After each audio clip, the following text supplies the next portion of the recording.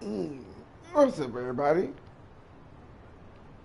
Correct near for A Gun Gaming. Back to see just how broken we can get now that I can actually, I'm awake and my face is sufficiently fed, and I can go ahead and see what all we got going here. See how broke I can make these characters. Just how broken we can get them here. Because at this point, we have the money for it easily. Easily. Especially as I understand exactly how the management game works now.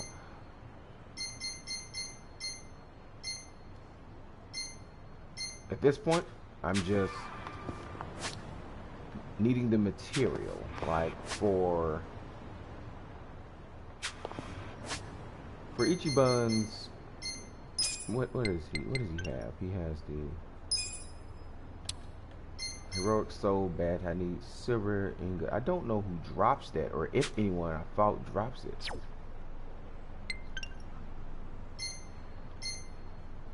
Dirty iron, reinforced alloy.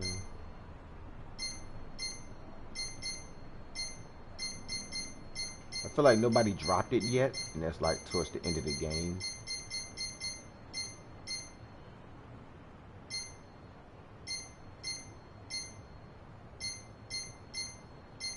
Yeah, I don't think anyone drops it yet.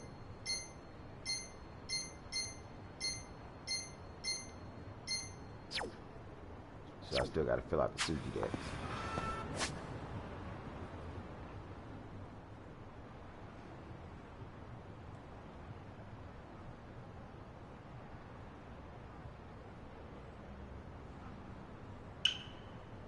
What the heck? Why is there a hero station there? Is that a store? I don't know.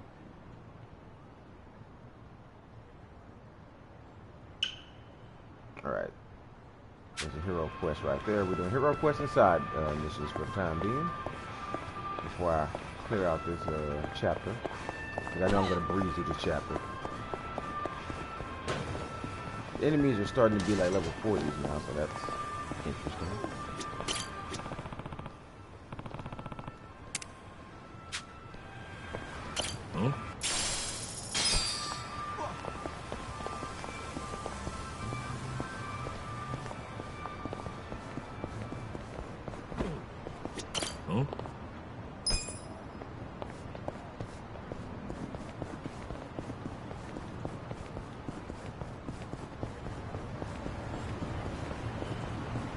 Bigger groups too, like what is that? 5 people? 6 people?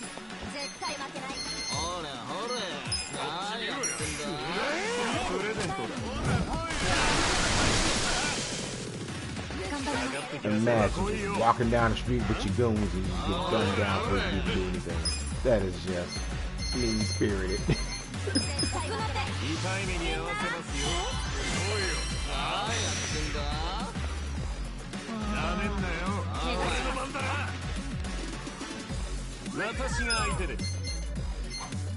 See what the ultimate stack slap looks like.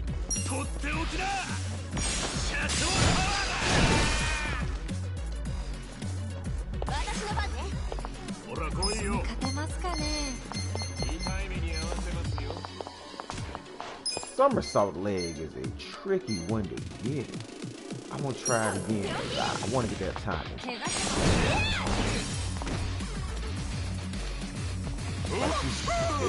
You gotta do it almost time to start.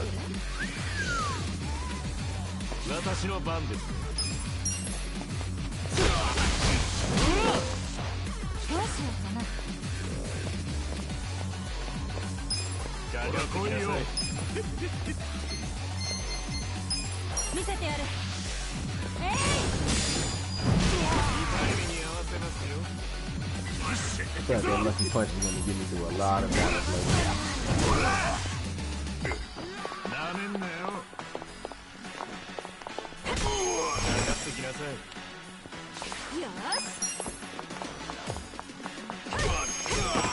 Why does her in that outfit remind me of Panther from Song 5? I guess because it's red and she fights with a whip.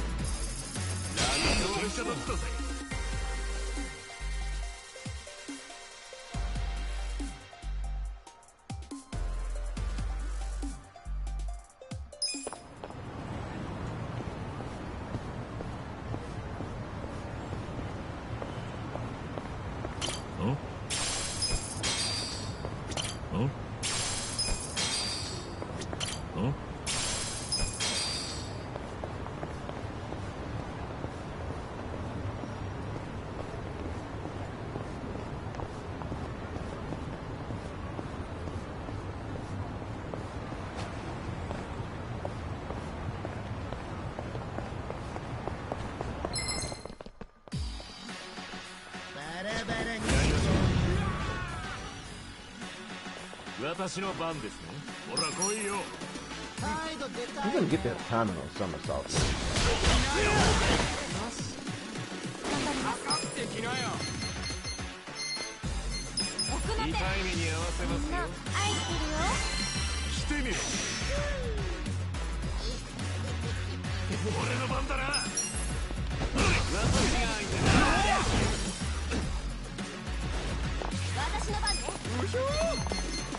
It's like time to start.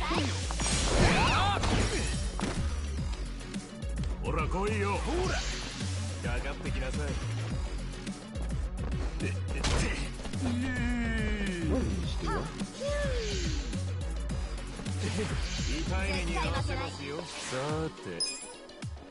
Well, you know, we don't take county fees.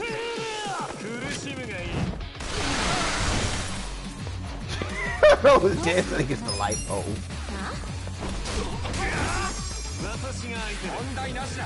Dismember. That's probably the most normal name I've seen.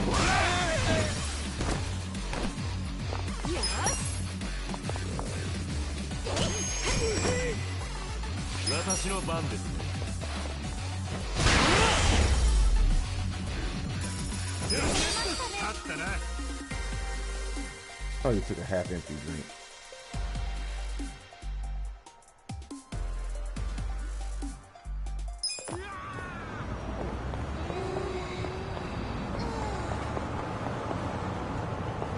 Yeah, just run over the bikes like that.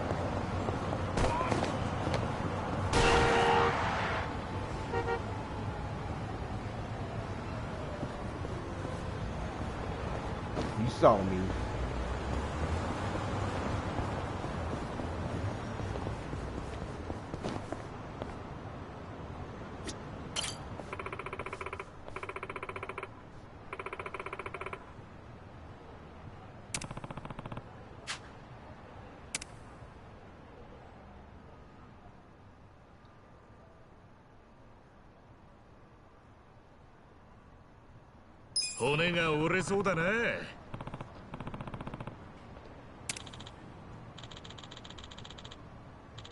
I mean, you can try.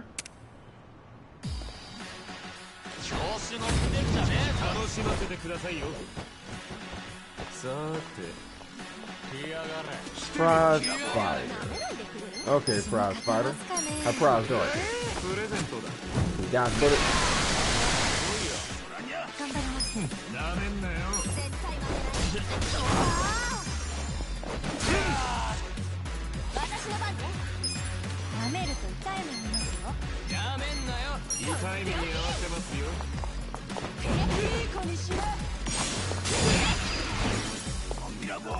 He didn't seem surprised to be.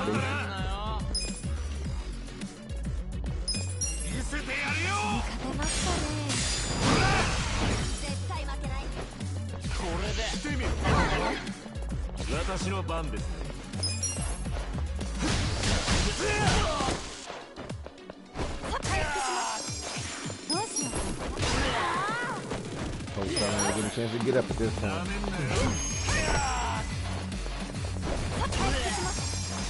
Got blood all on the stairs and everything.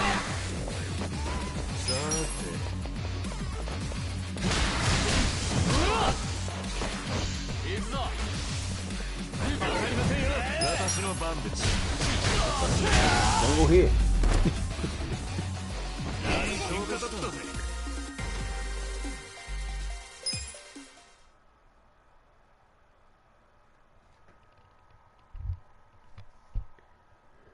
You give him a chance to do nothing.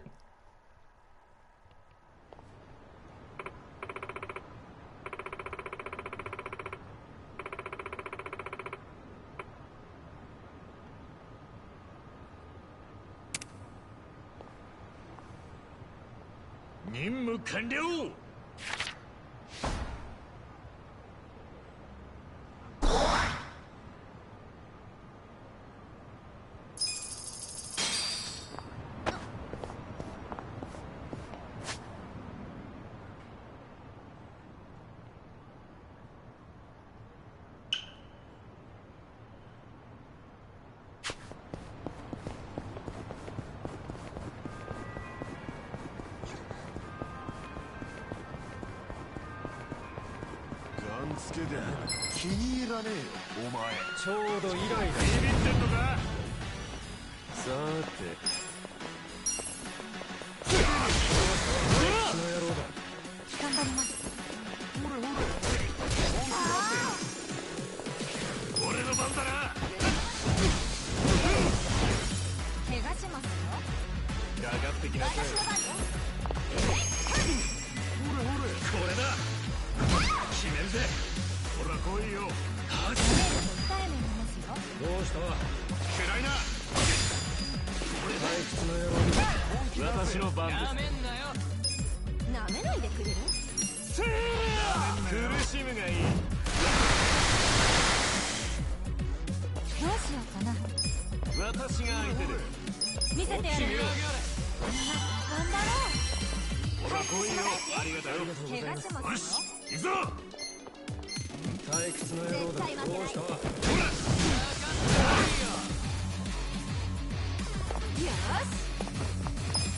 来るか。やったね。こっち見ろ。さて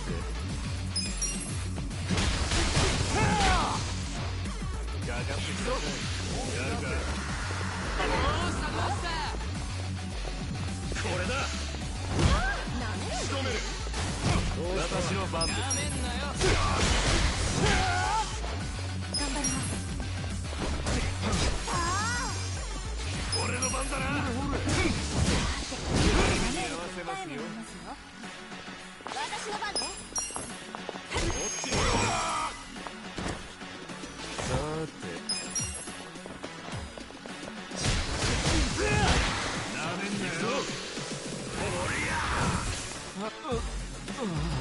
どうしようかな。回復します。行くぞ。ほら。よし。怪我しますよ。これだ。なんだと。頑張ります。来てみる。勝ったな。これで元通りです。一つ上の男。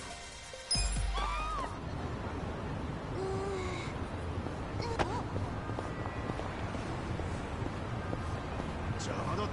ガンつけてだって。何見てんだ。さあ行くぜ。相手にならないんじゃない？私の番ですね。ダメージとほら来いよ。痛い目見ますよ。本気出せよ。どうしようかな。かかってきなさい。奥の手。本気出せよ。みんな頑張って。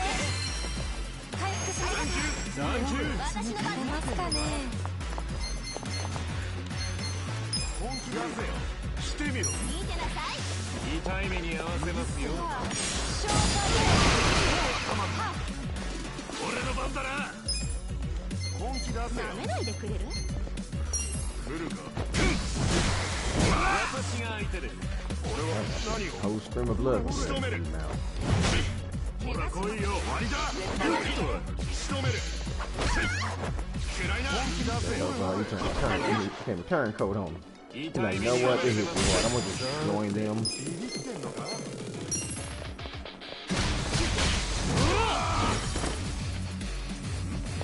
ダメージと痛い目見ますよ。やっしてみる。頑張ります。ビビってんのか。見せてやる。かかってきなさい。本気出せ。ぶっ飛ばしてやる。行くぞ。コンディションはバッチリだ。私の番です。絶対負けない。なめんなよ。ぶ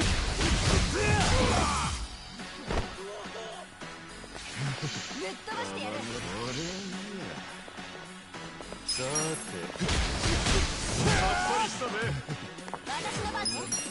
私が相手。 I wonder what kind of armor I can. I got the offense side. 俺の番だな。なめない。私の番です。コンディションはバッチリだ。よし。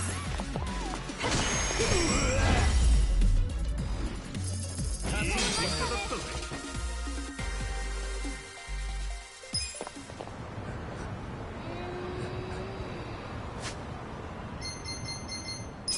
What kind of armor can I get?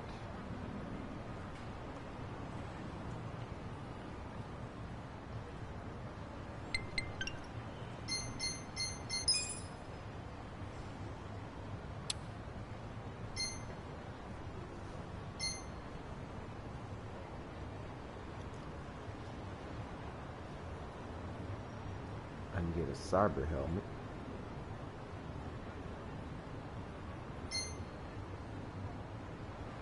Or a rainbow hat.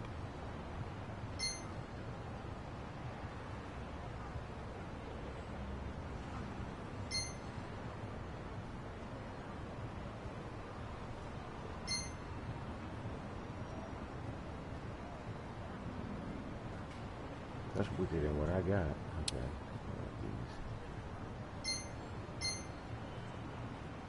I can get cyber armor if I have 4 more gleaming aluminum.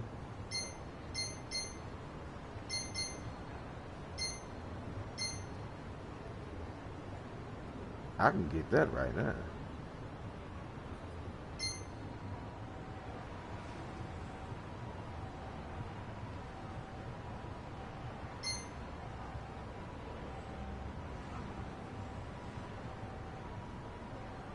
Road made with the intention of designing equipment and fairy might wear. Yeah, I can get the Fable robe right now and give that to Aerie. Okay, next time I go back to the shop, I'll get the fairy robe. Fable robe, my bad. Cyber boots.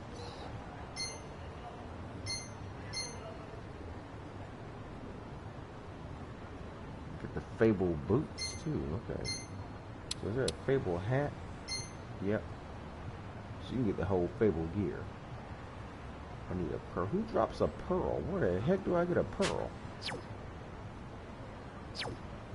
And all I'm missing is probably the money for it. Here we go.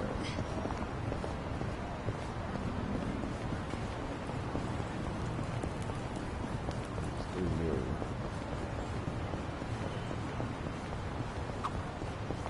そういえば足立さんって休みの日何やってんだ？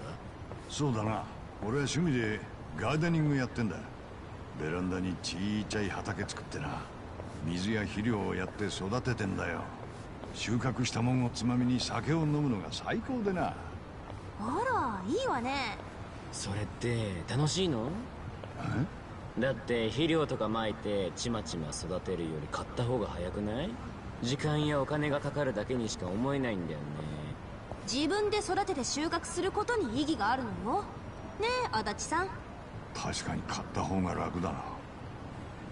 俺は今まで無駄な時間を。足立さん、流されないでちゃんと育ててあげて。そういう蝶は趣味何なんだ？俺？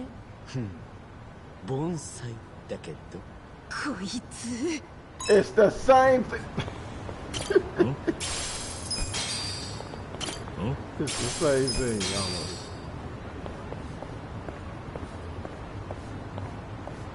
Oh, okay, it's the girl.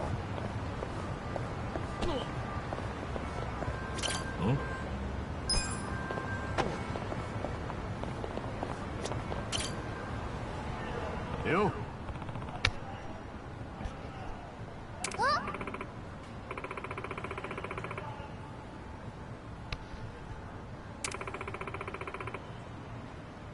そうか。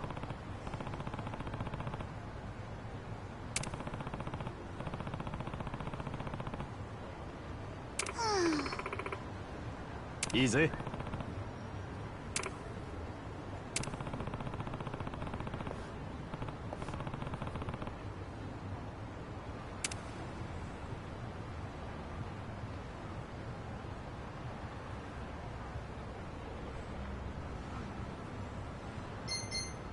え？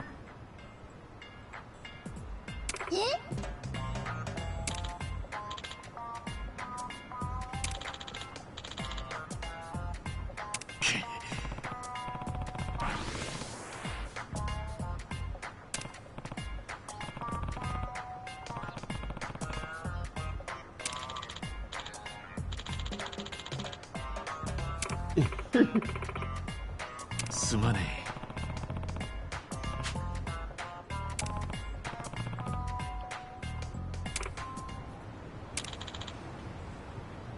I mean, you got everybody to stop.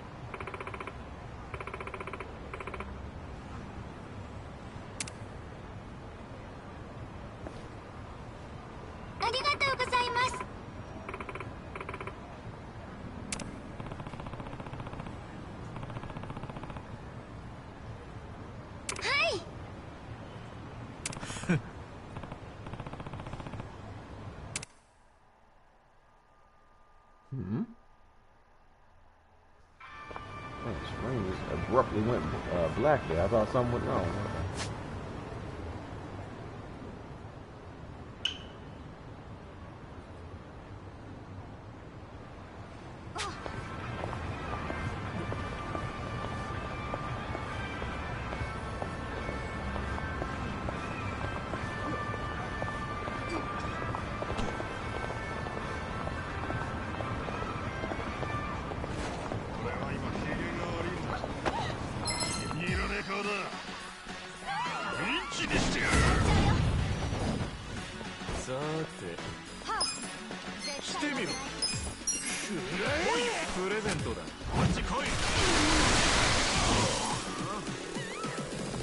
Muscles ain't stopped if you get shot.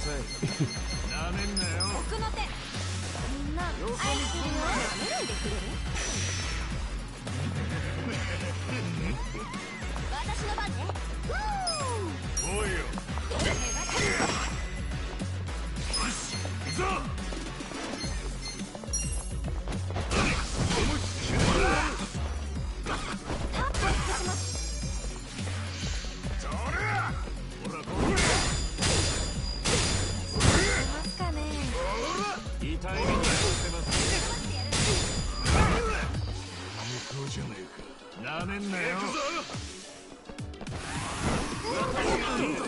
私の番です。よそ見すんなよ。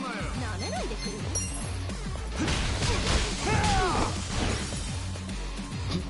Got it, but I'm right there. 俺の番だな。ぶっ飛ばしてやる舐めると痛いのにどうしようかなよそ見すんなよ。かかってきなさい。絶対負けない I want to let this punch in. See how hard she is. You almost took him out.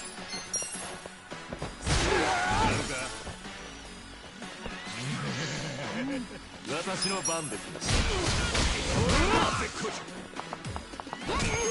私の番ね勝ったな。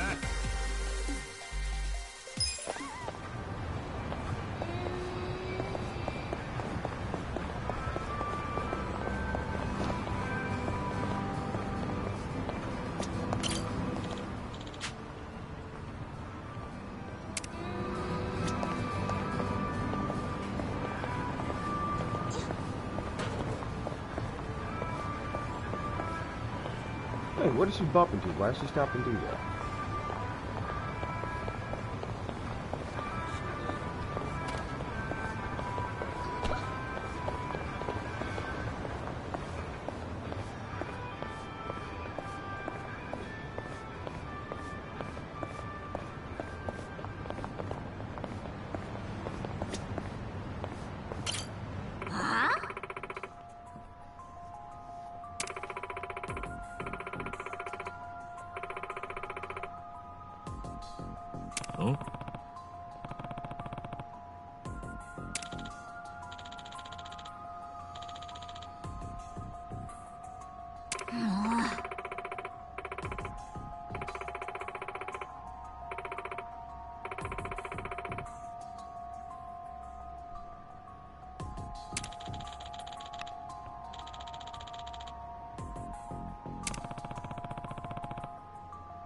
ね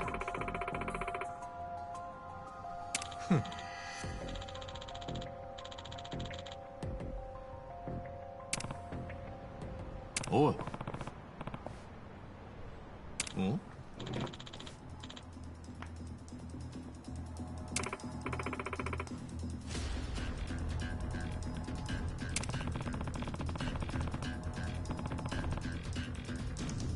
くそ。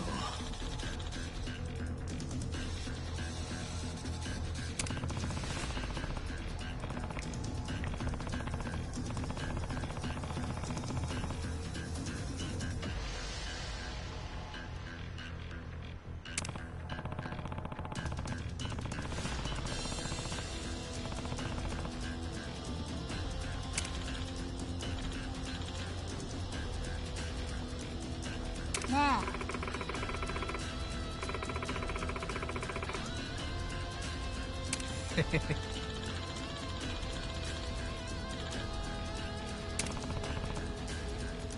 え？ Is this the first time I have to fight a female character on the game? ほら上がってこいよ No. さ You just can't fight a girl on here. 私に勝てますかね Because where'd she go?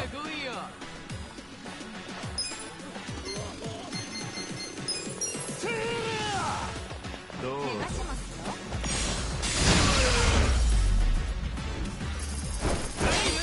Hey.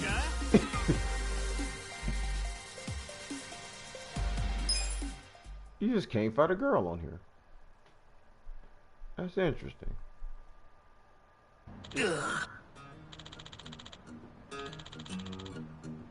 おい。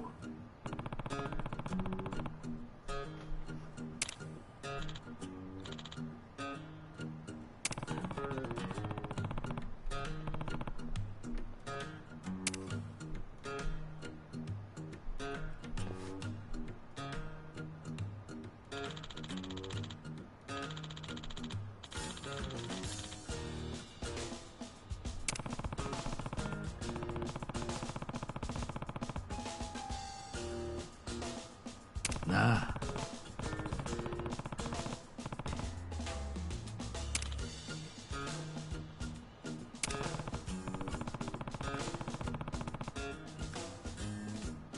ん？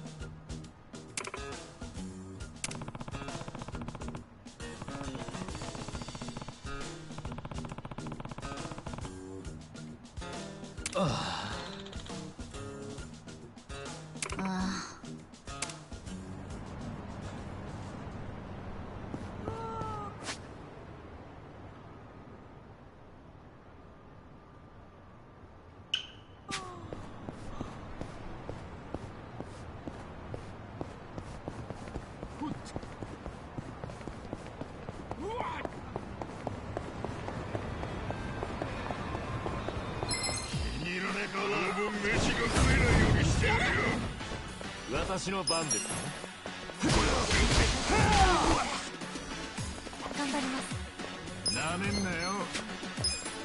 来いよ。おい、かかってきなさい。使います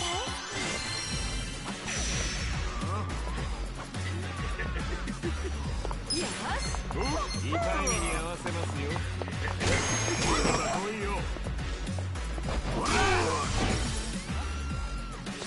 し行くぞぶっ飛ばしてやるとっておきだ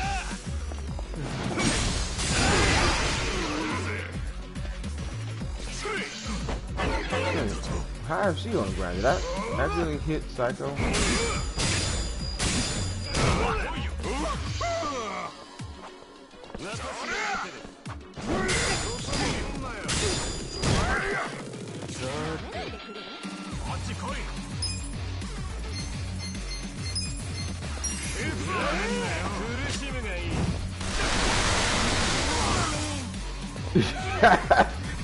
Hey, wait, a little too late to start running.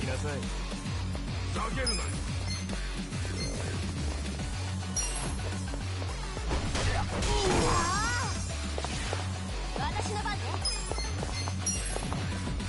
痛い目に合わせますよ。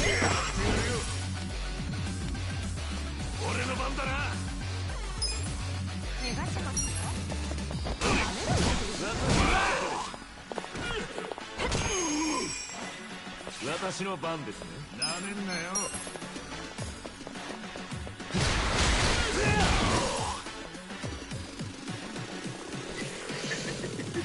舐めると痛いの。 Yeah, gotta just jump and stuff with everybody.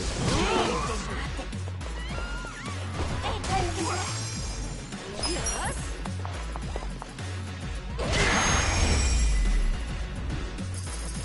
し。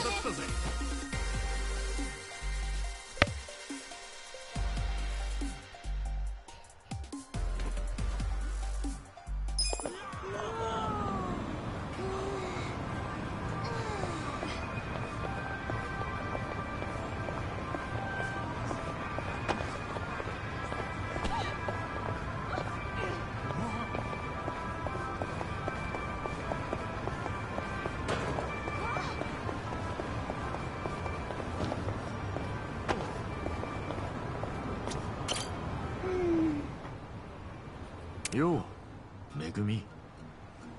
浮かない顔だが、なんかあったのか。あ、春日さん。いつもあそこでお金集めてた人たち、最近来ないんだ。ああ、そうか。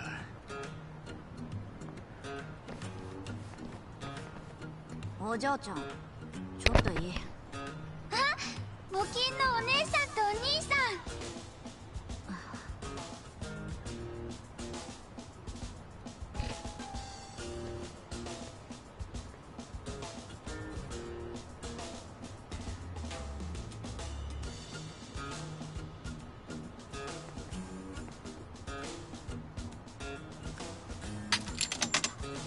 弟のために頑張りなさいよ。それじゃ。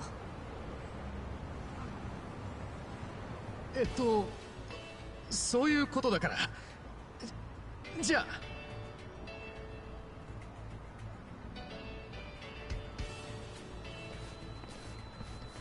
りがとうございました。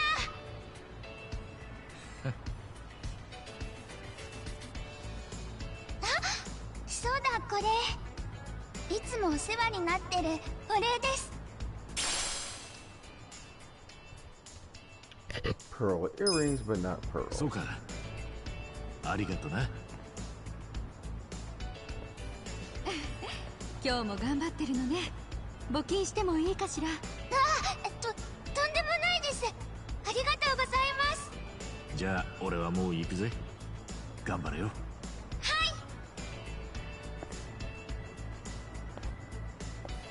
募金か。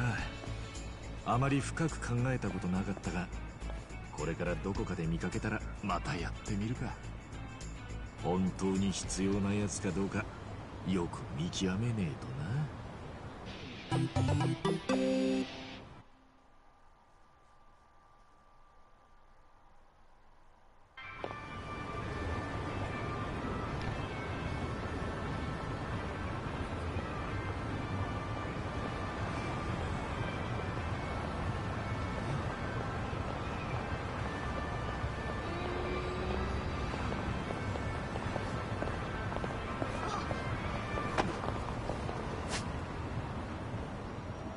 So I completed that storyline. Let's see.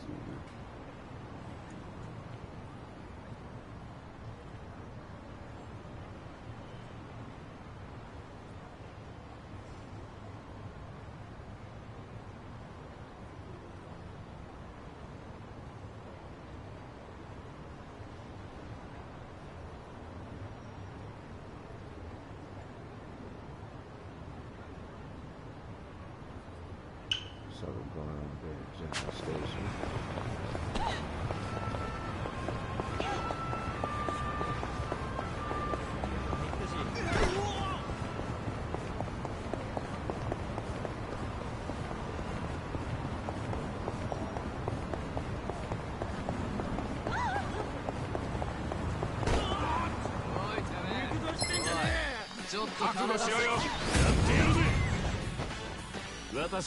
Oh, it's a new guy.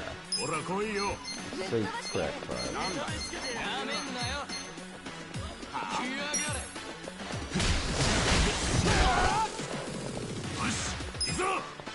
痛い目に合わせますよ。ますかね。頑張ります。なめんなよ。見せてやる。みんな愛してるよ。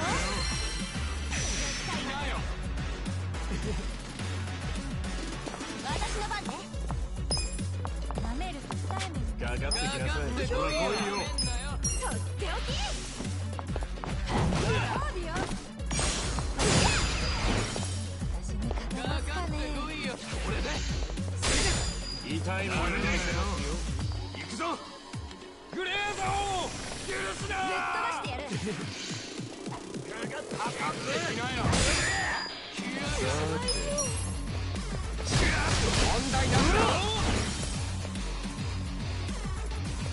俺の番だな。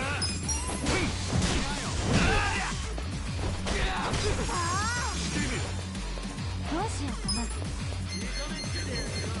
奥の手。Like punch for that.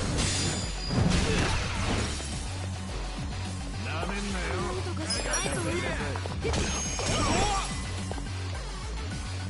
私の番です。Really? さっき解放します。痛い目に見せますよ。さて。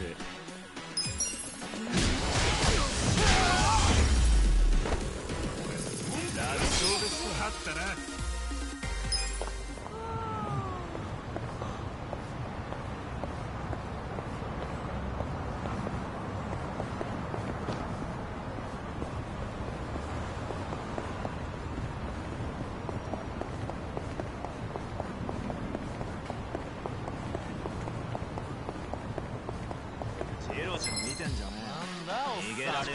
さあ、やりましょうか。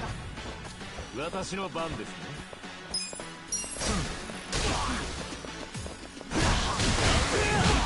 慣れますかね。よし、行くぞ。来やがれ。何？よし。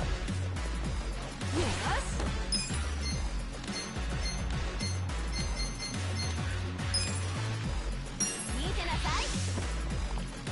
ほら来いよ。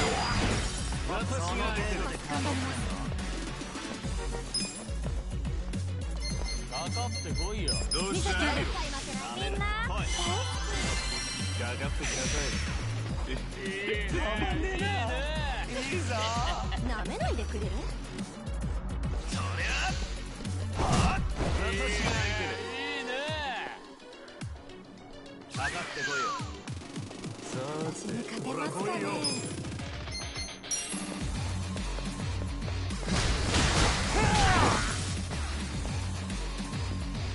俺の番だな。か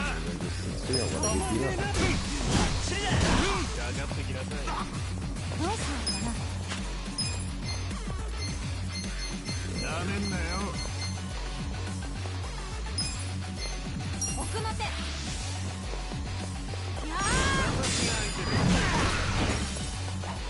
はあ、私の番ね。してみろ。やっ。かかってきなさい。私の番ですね。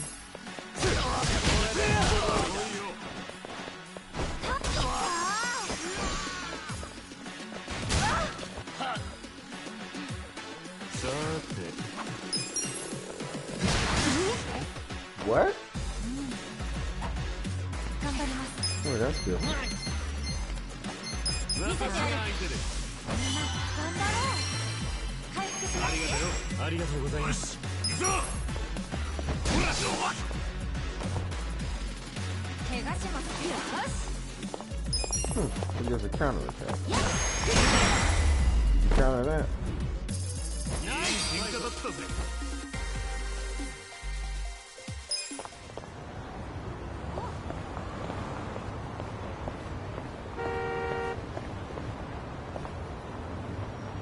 Harry, get out the road.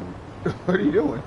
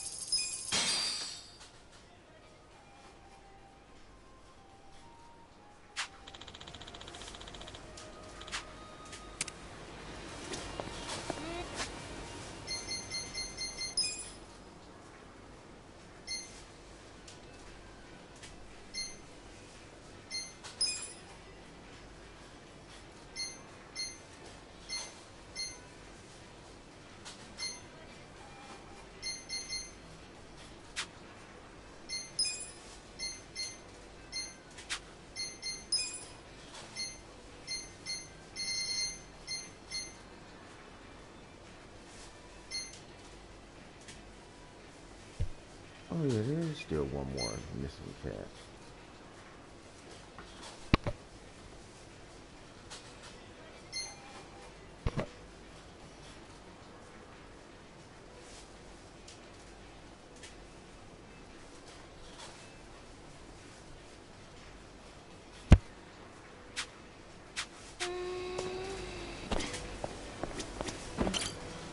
いらっしゃいませ。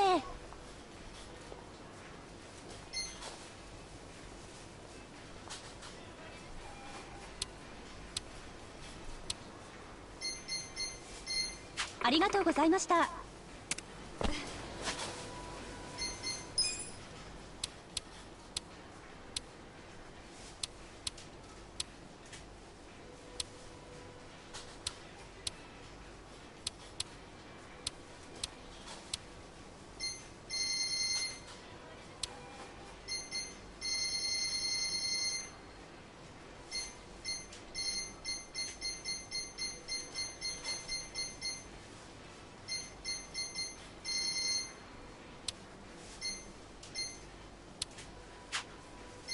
Was it gear?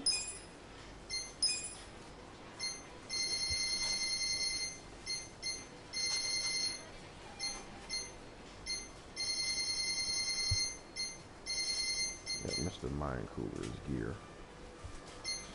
Okay.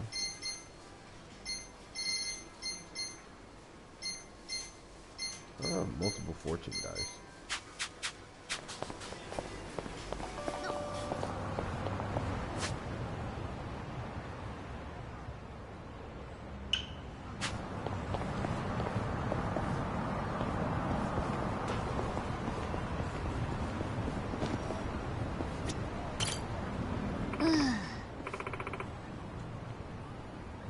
Oh.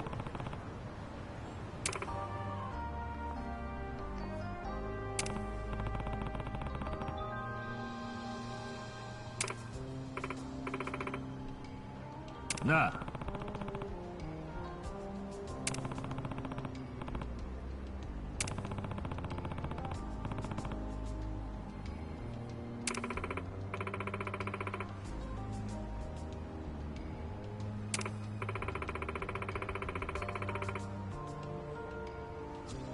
へえ。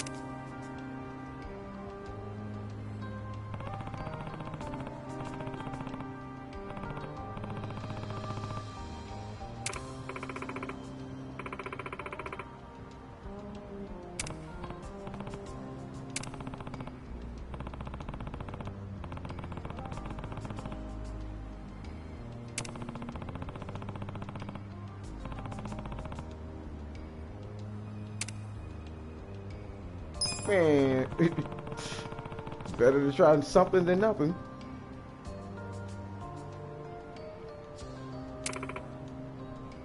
Oh.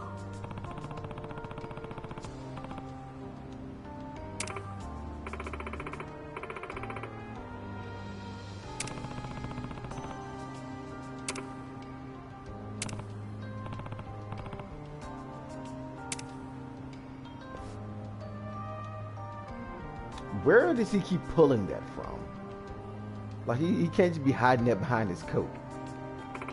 Like, where? I know it's a game and game logic, but where is he actually getting that from?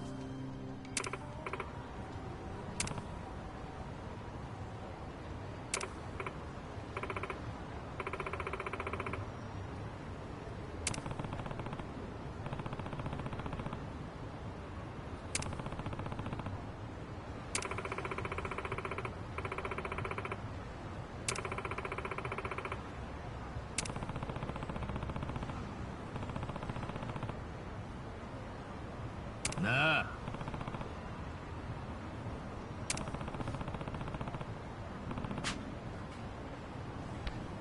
わかった。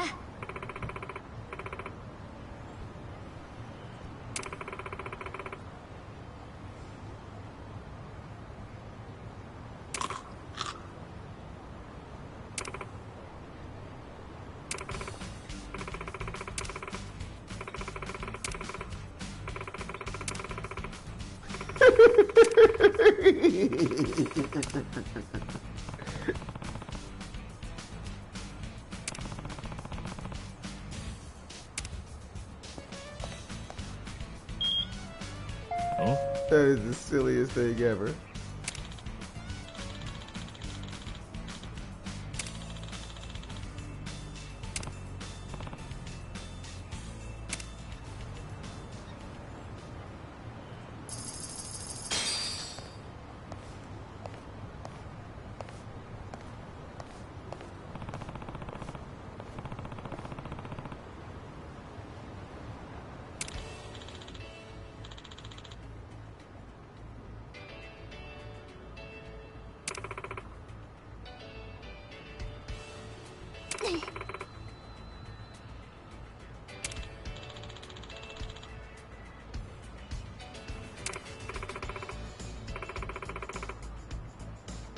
ごめん。ね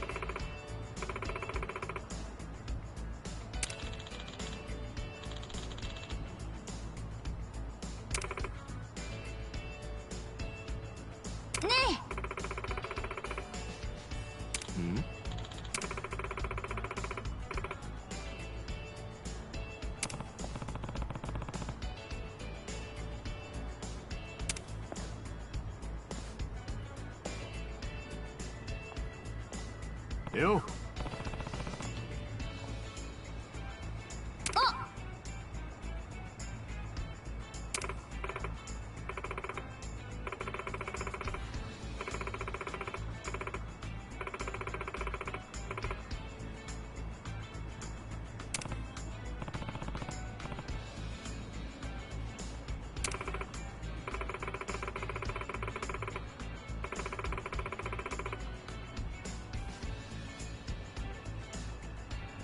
ありがとう。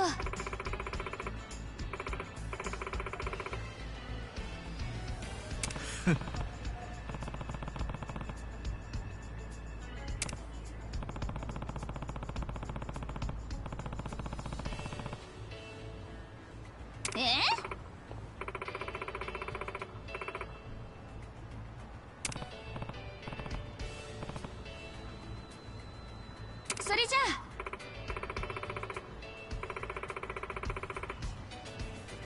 Oh.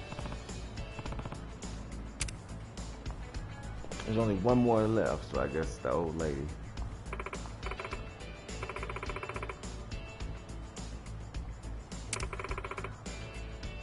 Because I had 3 of them.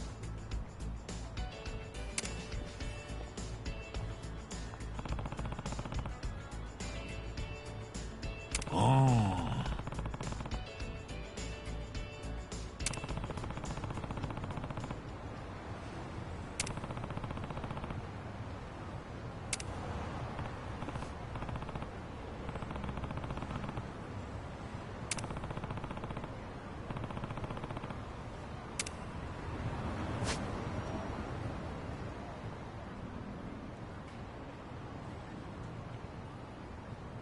Okay, this wasn't here before, so that's got to be an old lady.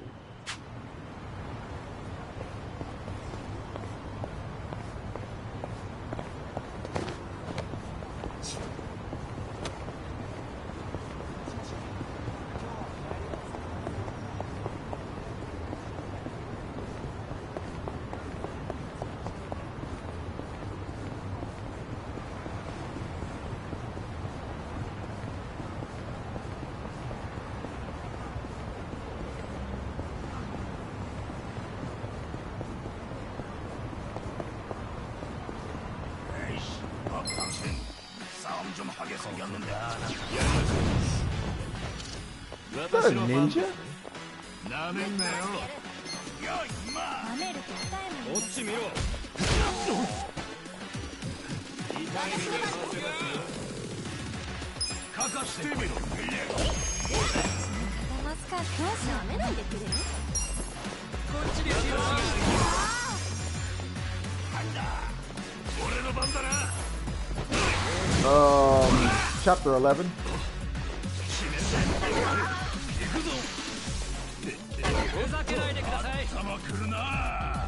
The last stream was just getting the money I needed to max out the weapon trade.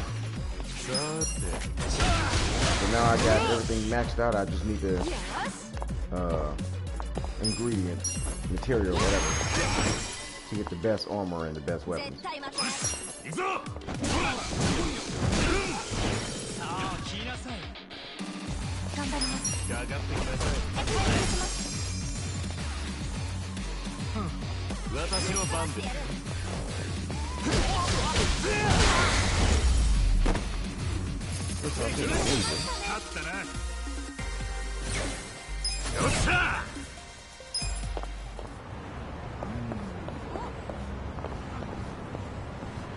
think it's the old lady. She looks like she was talking.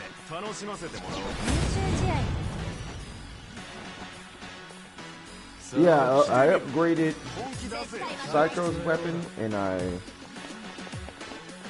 upgraded Ichiban's vest, but not to the max. That's one ingredient that they just don't drop yet, so I gotta probably go to the next chapter to get them to drop that stuff.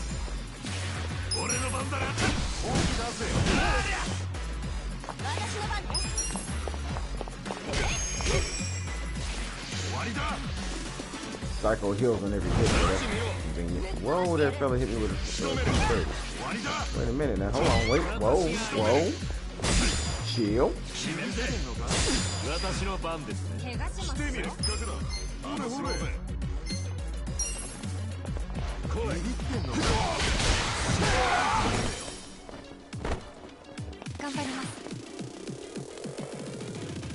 The whip that heals every time she does a normal attack. The punishing whip.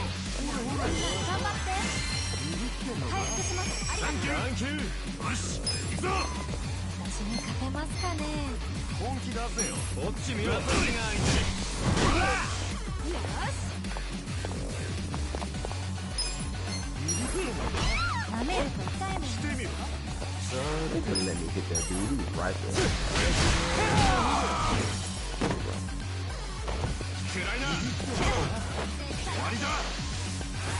I'm level 46, but I'm still like messing them up.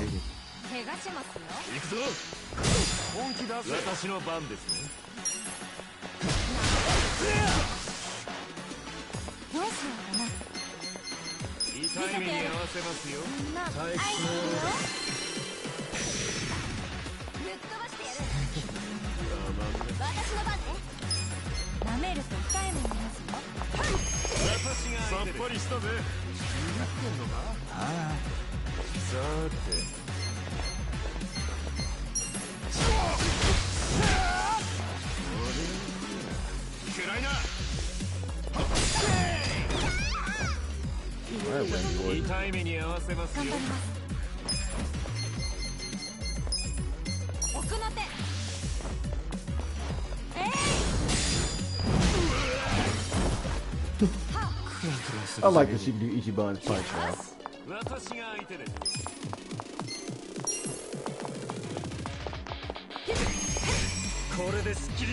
She healed a lot too when she was there.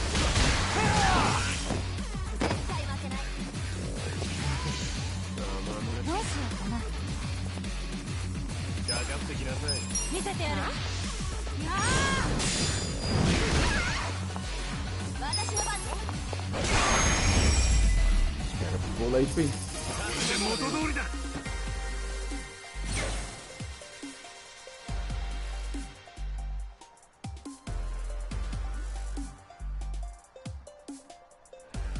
Probably for Adachi.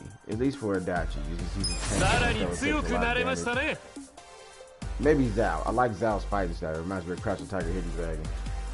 But I don't even know where to get his stuff because she only can make 2 weapons for him, and I haven't seen his weapon in the shop that I can buy. So I guess when I finally make it to Sodenbury, they'll have like better weapons. I'll just buy him one there and probably gotta upgrade that one. We mentioned Sodenbury a couple of times. Rapid crane kick? What the heck is that?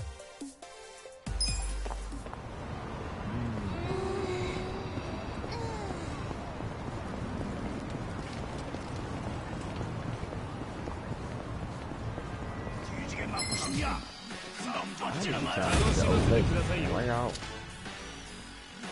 A bunch of low levels, and then there's a ninja just sitting there. Alright, see how good of a ninja you are. You dodge bullets. You could not.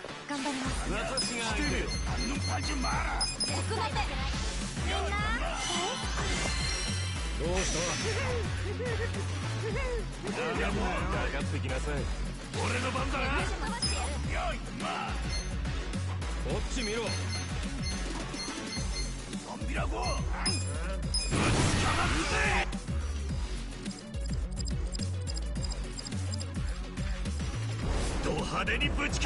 overkill move on the game.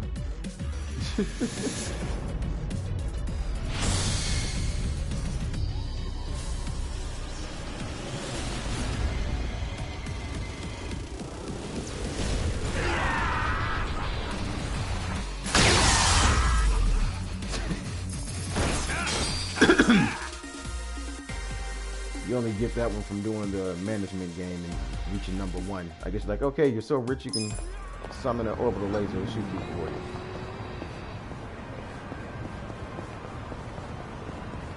So if I can just get a class that like refills MP with him, I can just keep doing orbital laser.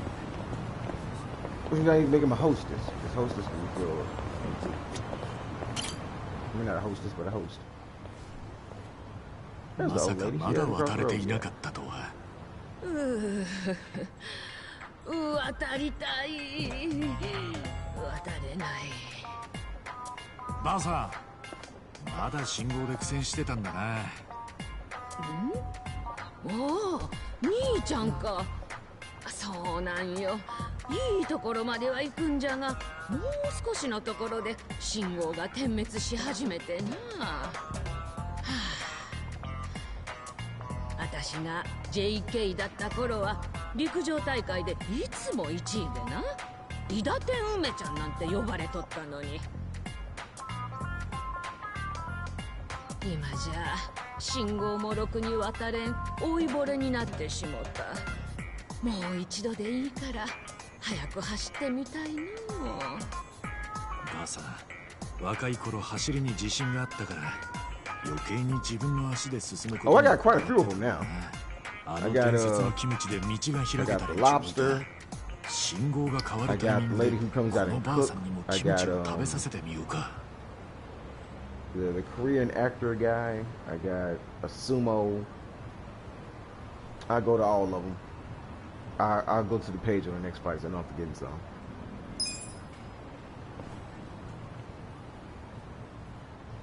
ばあさん、信号が青になるタイミングでこれを食ってみてくれ。あ？なんじゃこれ？キムチじゃないか。ああ、ちょっとばかし刺激が強いが、これを食えばあの頃みてえに早く走れるかもしれねえ。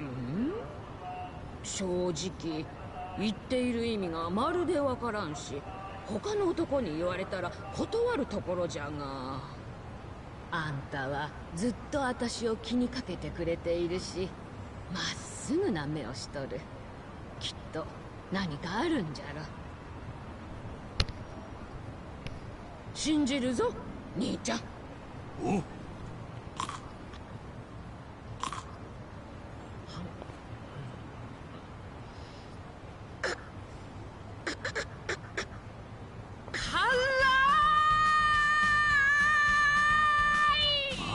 That's not exactly what she said, but close enough. She was saying spicy, but it burns, I guess. Same thing. 辛いやら嬉しいやらで涙が止まらんよ。でもあの頃に戻ったみたいだった。それもこれもキムチと兄ちゃんのおかげじゃ。しかしあのキムチは本当に辛いの。走りながら昇天するところじゃったわ。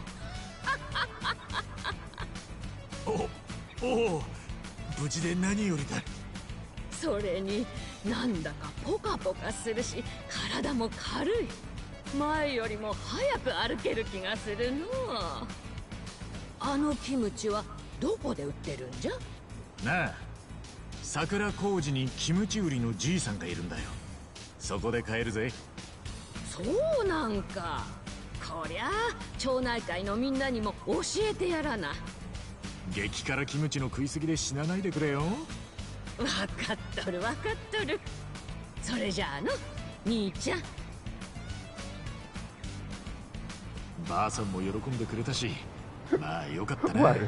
一応キムチ売りのじいさんにもみんなが喜んでたことを伝えておくか。Okay, so I gotta go back to the kimchi vendor guy. Well, since I'm right here, might as well get that armor since I'm right here. That armor for dang it, I can't keep calling her Kishiman. Eri. Get her name.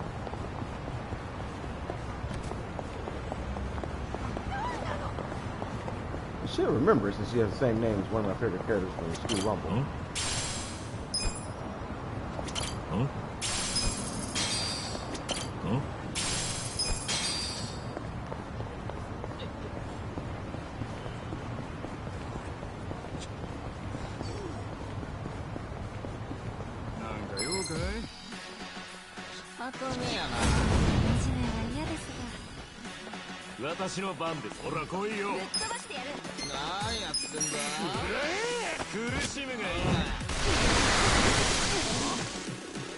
Yeah, at that point, if all you got is a trash can, dude, it's time to run when dudes start pulling out a gun and doing stuff like that. Alright,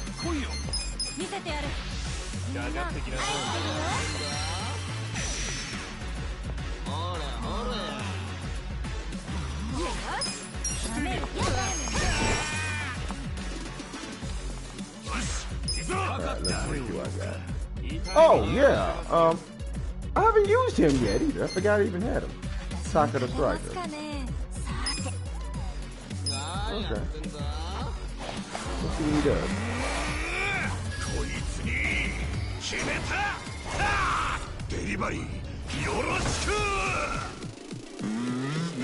I still think Gary Buster Holmes is my favorite one.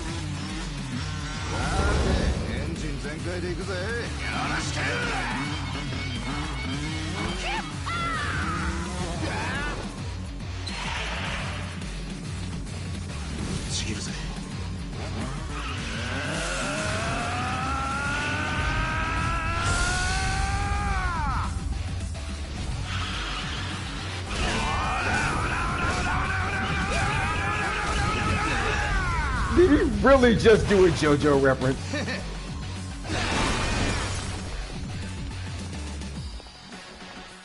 That's from Theo.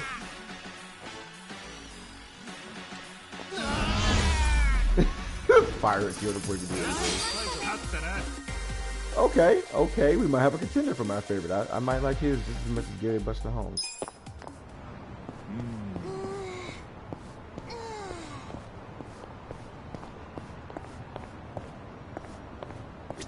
Huh? Huh?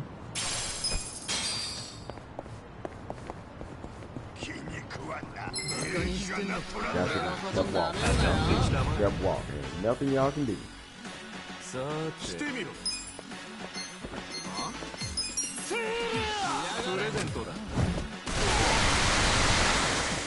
Did he survive?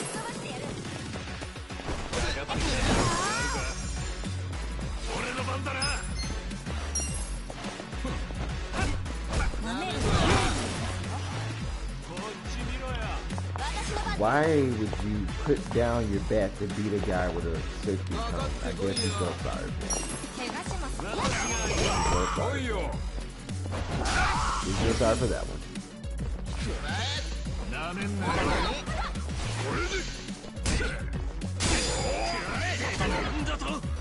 私の番ですね。来やがれ。かかってこいよ。行くぞ。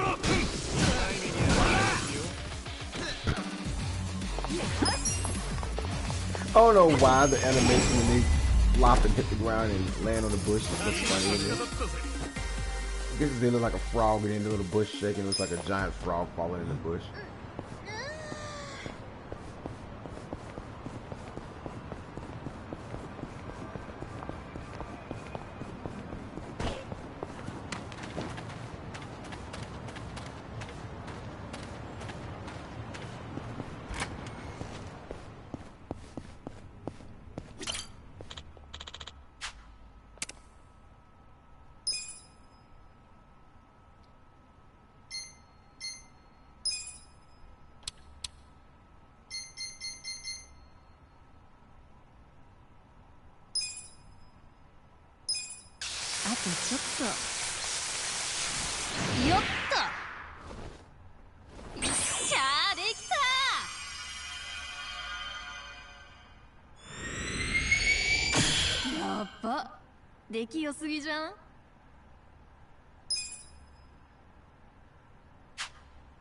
That was 3 million. 体が軽い。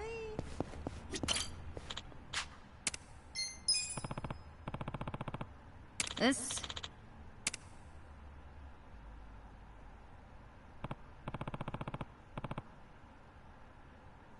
へへへへへ。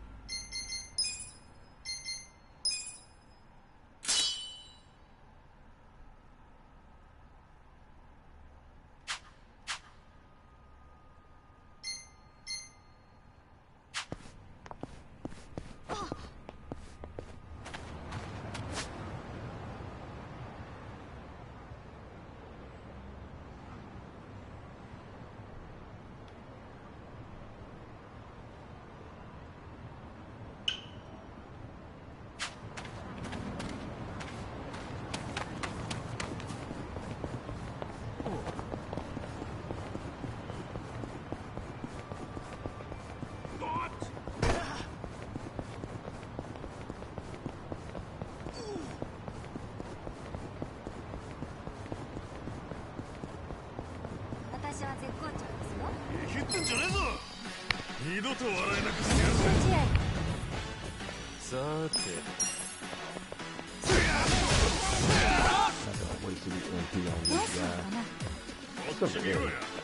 Yeah, so much of it doesn't matter. かかってこいよ。私が相手だ。Wait, why is my MP so low? I haven't been using it that much. 俺の番だ。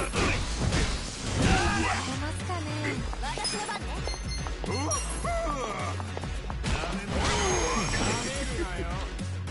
ほら来いよ。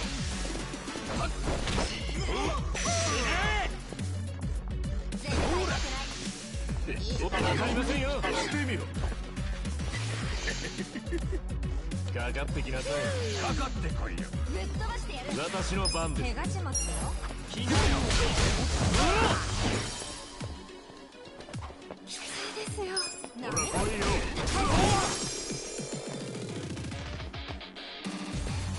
よし、行くぞ。ほら。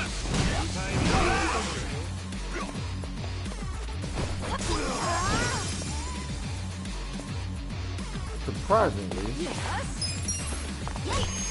Psycho gets way more HP back with this hit than I get MP. If there was a way to get that level of MP back that she gets HP, that'd be awesome. Then every one hit, I'd be guaranteed to heal again. Which kind of is, it only takes a 20 to heal the whole party, or 30 to heal the whole party.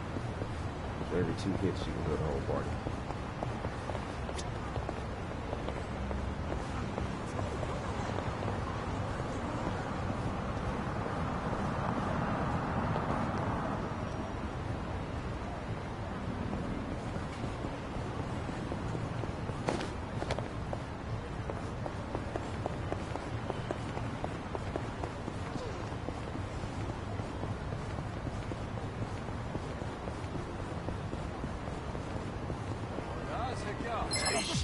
ぼややってやろうじゃ軽くひねってあげましょう。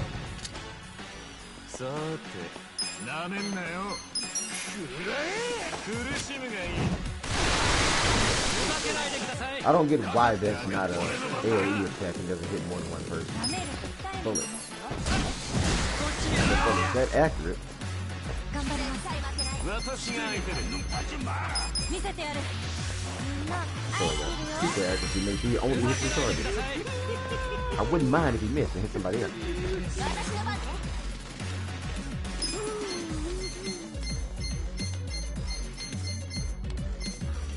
なめんなよ。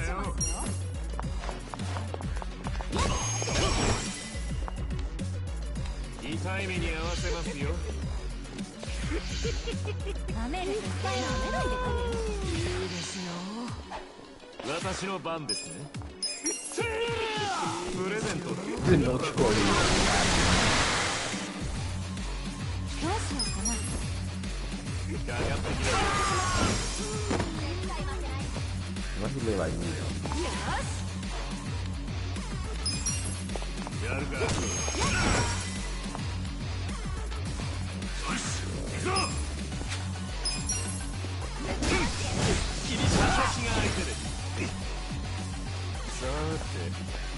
私に勝てますかね。私の番ですね。頑張ります。痛い目に合わせますよ。奥の手。なめんなよ。かかってきなさい。なめると痛いもんいますよ。いい結果だったぜ。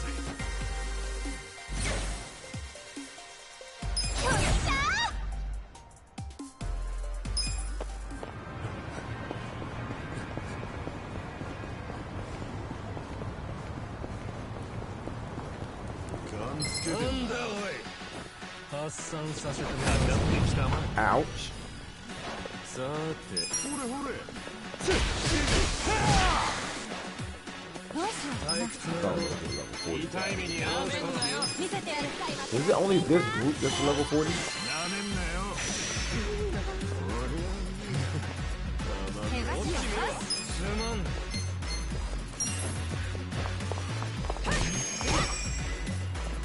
俺の番だな。なめると痛い目にいますよ。見せてやるよ。かかってきなさい。これだ。してみろ。 Really? 怪我します。 I just smack him with a bad knee shot to kick back up. It's like, yeah, I want to fight that guy. He is too hard. 私の番ですね。 なめると痛い目になめないでくれる。 ほら来いよ。苦しむがいい。 頑張ります。私が相手です。 I will never get how they just this bullet.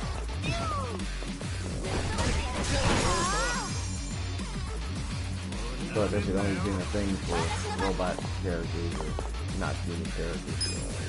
私に勝てますかね。 痛い目に合わせますよ。してみろ。よし、行くぞ。とっておきだ。さて。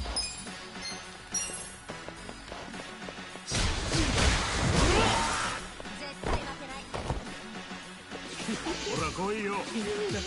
私の番です。これで死ぬんだ。私が相手です。どうしようかな。なめんなよ。回復します。俺の番だな。ほら。さて。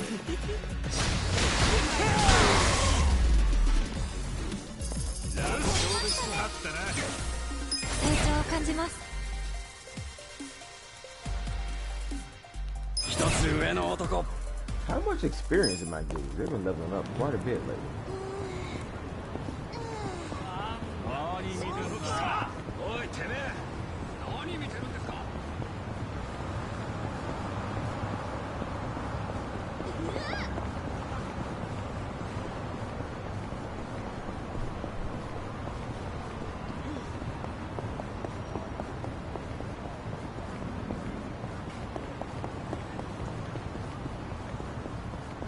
自分舐めてらねえ。さあ行くぜ。軽くひねってあげましょう。私の番ですね。してみろ。ほれほれ。頑張ります。ビビってんのか。ほれほれ。痛い目に合わせますよ。愛してるよ。やるか。 Oh, I was trying to test out her defense, but no one took her yet. ぶっ飛ばしてやる。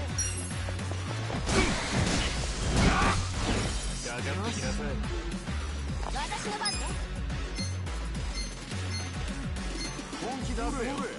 ほら来いよ。私に勝てますかね。暗いな。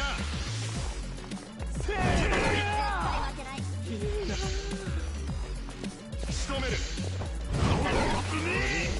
痛い目に合わせますよ。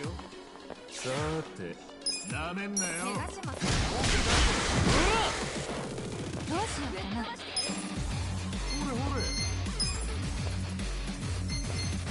見せてやる。 What if that lucky punch was knocked him out?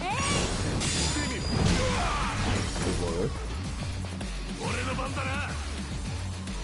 私に勝てますかね。本気出せよ。痛い目に合わせますよ。見せてやるよ。 Oh, ridiculously long. I just made a text-based game, and that jump was like 70-something pages. So I know games like this must have ridiculously long scripts. ほら来いよ。ビビってんのか。とっておき。 And any given second, they gotta have like a code to make sure because it doesn't fall through the ground and everything. Or multiple codes to prevent that. 絶対負けない。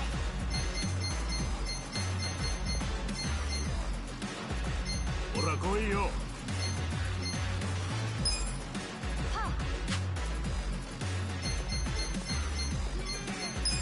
プレゼントだ。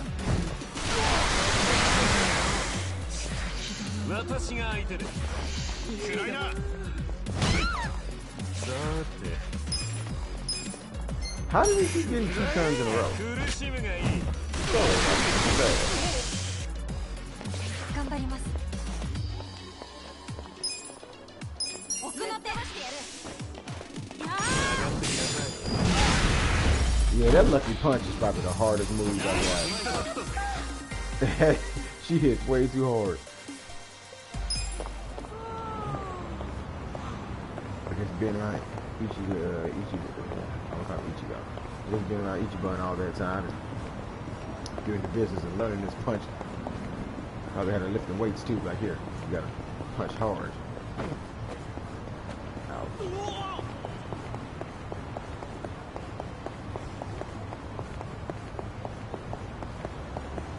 She perfected that punch because she's hitting harder than him with that punch now.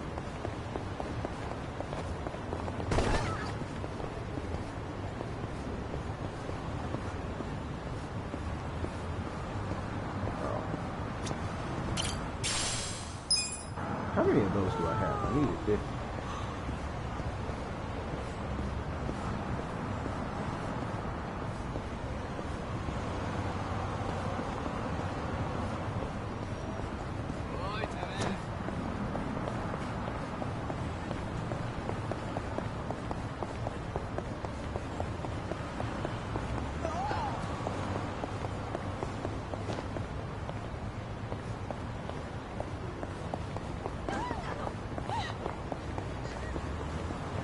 Oh, come on. I was right there. They could let me finish crossing. Punks.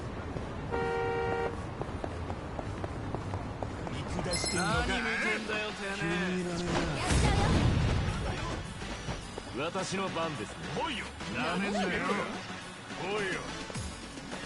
かかってこいよ。あっち来い。ほら来いよ。 Yeah, that's the one. Got all kind of blood on the wall. That is not a fight you want to have.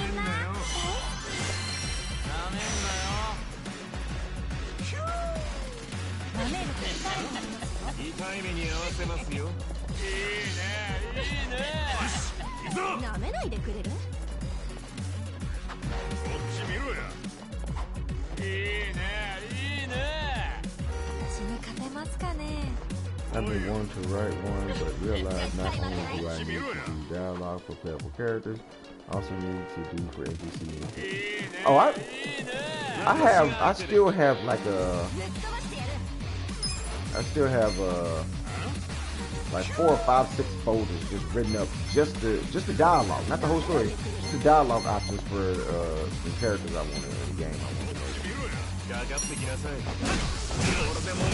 But I write a lot of stories anyway, so I already had like a mountain of ideas floating around. Okay, so that's something about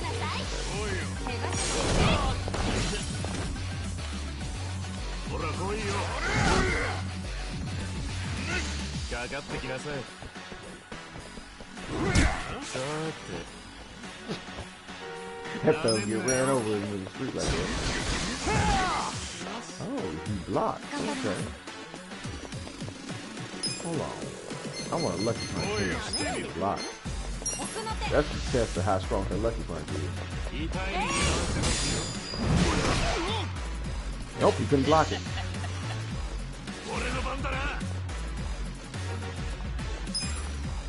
That's the easy part for me, because I guess there's a lot of dialogue I get for stories that while I don't copy exactly what somebody that I know has said before, at least not in most cases, I usually like base a person's dialogue off of somebody I've talked to before, whether it's somebody I just met in passing or someone that I've known for a while. I like it'd be like, what's something I think this person would say in this situation? Knowing him and how he talks, he'd probably say this. And that's kind of where I get a lot of my dialogue out there from. So it don't just sound flat, like, oh no, the train, stop the robber. No, you don't want to do that.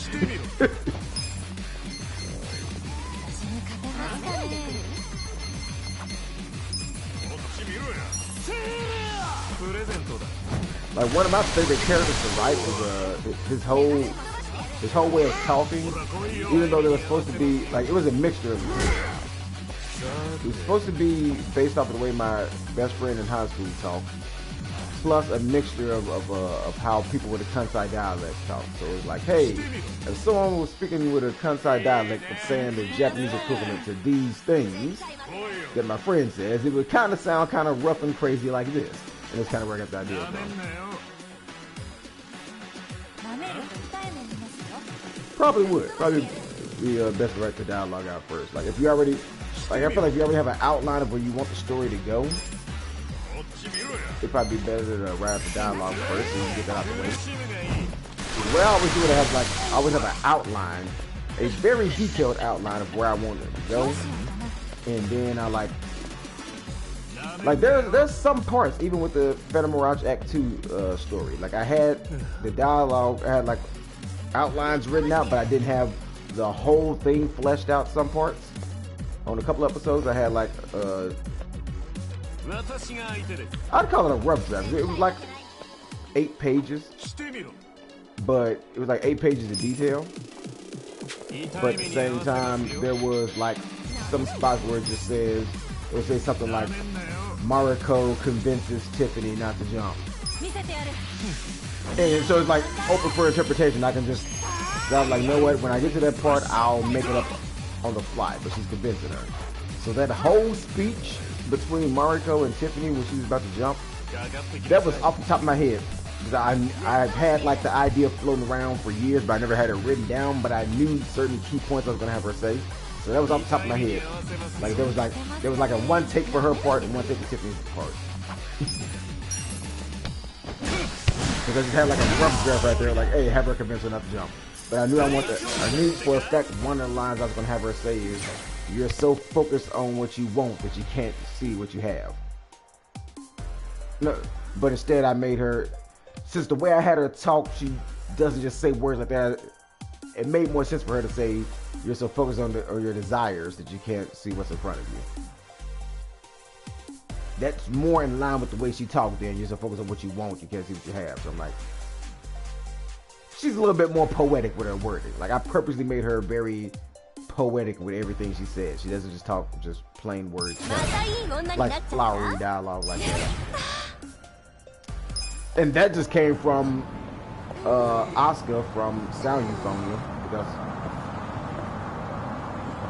Mariko's character, since it was Suzuka from Adarashi Gakko that I had playing her, I'm like, okay, I want this character to be like a mixture of Suzuka and Asuka from Sound Euphonia. So I'm like, yeah, that's how Asuka talks, and then the way she was just weird and you don't know what she's gonna do. I'm like, yeah, that's all just Suzuka right there. So I think it's easier to base characters off of something that you know and like mix it with something else you know to make something original.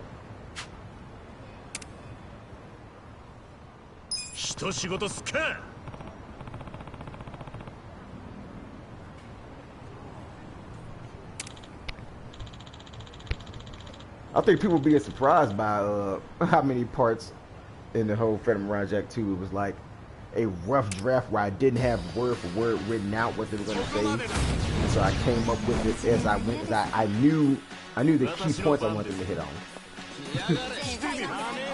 And I think it worked out great because the people that were watching it were like, oh man, yeah. I'm like, okay, I think it worked out great. And it gives you more freedom. I didn't want to be locked in a place that they have to say this verbatim like this. I want to just have like an open cascade of things they could say, a whole spectrum of words. Like, okay, what can I make them say to have this end result for what they're meaning? So it's more I wrote out what I wanted them to mean more than what I want them to say. Just how they're gonna say that to mean this thing. What's up, big dog? Okay, big dog can take a lucky punch. He's pretty strong.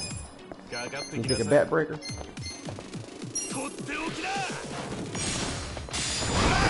You can take a bat breaker. Alright, big dog kind of strong. We're gonna come back to him, man.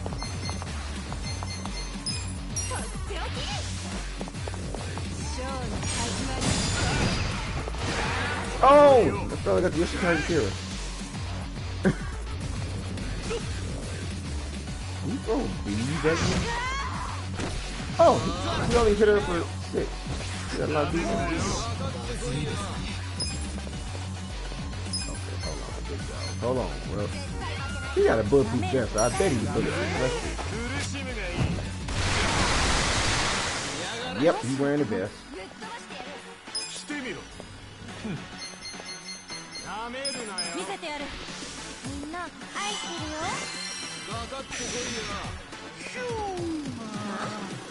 Whenever you write one, do you include the interior, exterior portion? What do you mean by that exactly? I'm trying to make sure I know what you're saying before I answer this. I don't want to answer it wrong. So I want to say yes, but I want to make sure I know what you're talking about.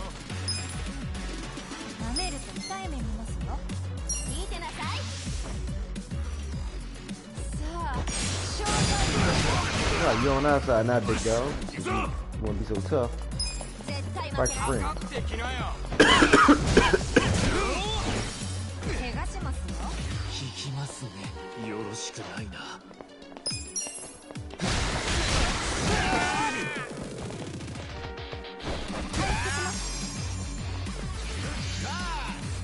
Oh, yes.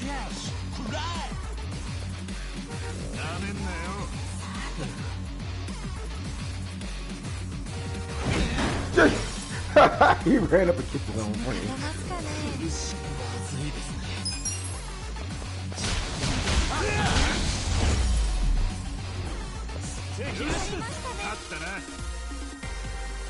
Like, say you have it like in Saki's kitchen or interior outside of school.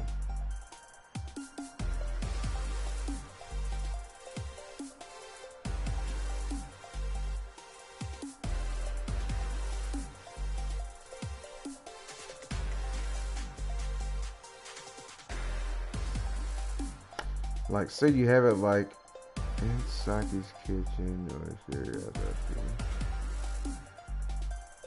I'm guessing you mean if I like describe the scenery, yeah. I do have like the scenery like described. Like I always put like a lot of detail for what the scenery is. I like it'll be like interior Saki's kitchen or like outside the school. Like if you could see the script that I wrote out, I know that one episode I expect people to complain about it because I didn't specifically say it in the script. But if you could have seen the way I had it written down, I'm glad no one complained and said, "Oh no, she wasn't there." Like when we were deciding who Bethany Diamond was, and it said it was someone that was there, and the whole time Akira was hiding behind a tree.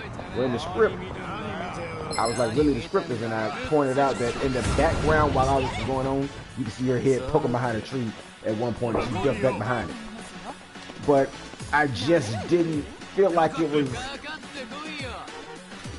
While doing it, I didn't find a way naturally while voicing it like an audio book to say, "Oh, by the way, in the background, Akira's poking behind her head out behind a tree." You know, I didn't find time to do that. That didn't feel just out of place. So instead, I just, when I got to that scene, I had Ada mention, "Oh yeah, she was hiding behind a tree." I thought I'd just do it. But in the script itself, it says in the background while that's happening, you see her poke her head from behind the tree several times and duck back behind it.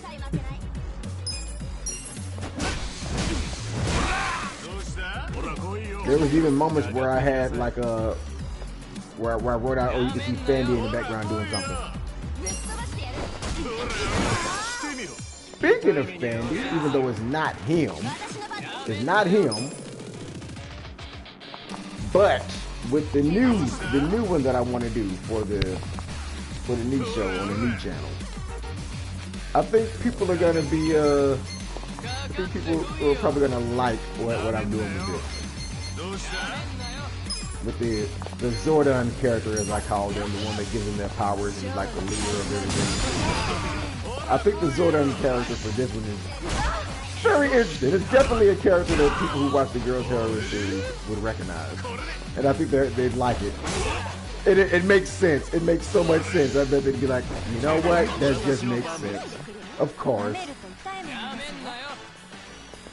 Yeah, I'd like to see all three of your reactions. Seems like three people that were watching this still.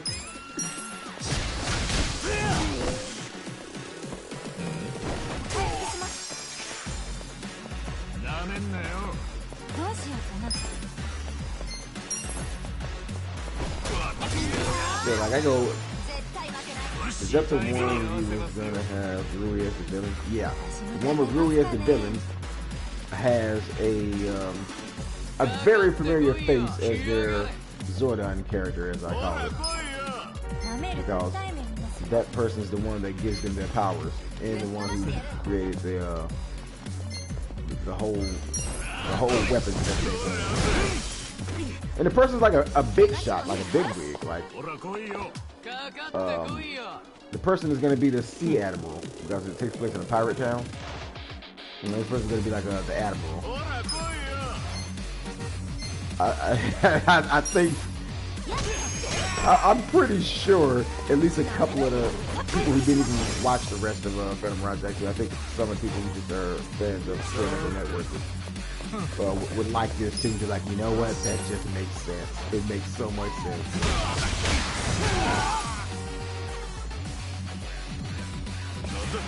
I'm gonna have the whole first season available when I launch the new channel. So I have most of them already voiced out. I just do the visuals for it. So it should be up by no later than September, probably as early as August, the whole first season. I might just do it in batches like that, just have it like one season at a time, just have an episode at a time, so people can watch it. Because this one's supposed to have 5 seasons. Each season is 10 episodes. They're longer episodes too. Like they're noticeably longer episodes. It's like 20 pages of stuff for like each episode. Because there's like a lot of, see, this was aimed at like a younger audience. There's a lot of jokes and a lot of almost Love Katrina type of jokes. Just not with just screaming and making loud noise for no reason. Not like that, but clearly you can tell the jokes are just aimed at like, haha, kids will find that funny, but also stuff that adults could find funny. Not quite like Shrek, because Shrek I feel like is just straight adult jokes that kids don't understand. Not like that, but I guess kind of more like Adventure Time, where it's like, hey, kids can find it funny, but adults can find the humor in it too.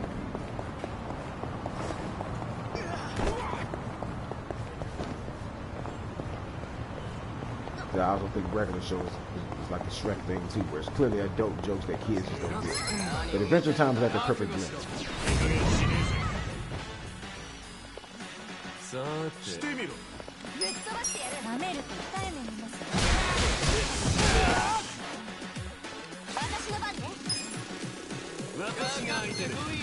And this one takes place 15 years after the events of Phantom Mirage Act 2, the movie. So it's 15 years after the movie. So don't expect any crossovers like I did with Phantom Mirage Act 2, where they had like Carrie Making Powers team, Love Between the Teams, Meiji Majo, Phantom Mirage, and Miracle Teams. Yeah, don't expect any of that. It's 15 years in the future, so don't expect like the full teams to be still running around 15 years later. but you will see some familiar faces.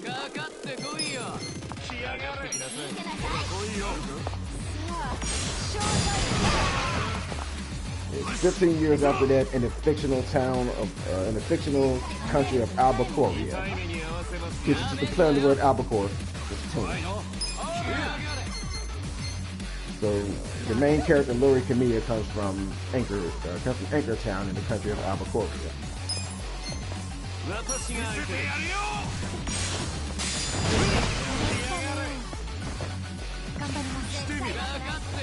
Then there's a second character, Misty Anchorfield, who's like the daughter of the mayor of Anchor Town,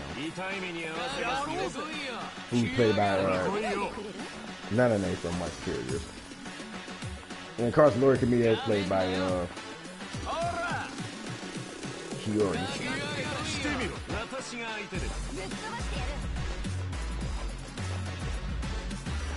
In 15 years' time, I mean, you know, Japan is like slow about marriage. In 15 years' time, no. No.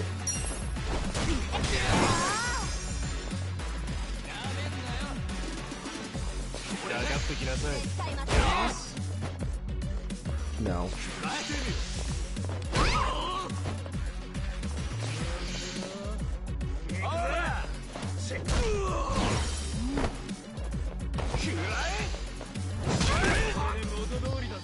Jeez, really tanky now.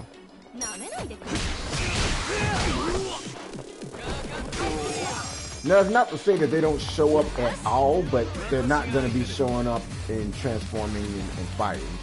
But definitely, at least two of them show up in the background. Because it's in a whole other country that is on vacation. At least two of them show up in the background. But again, the Zordon character is definitely somebody that was in the Girls Heroine series that people should recognize. And if they don't, I'll be right.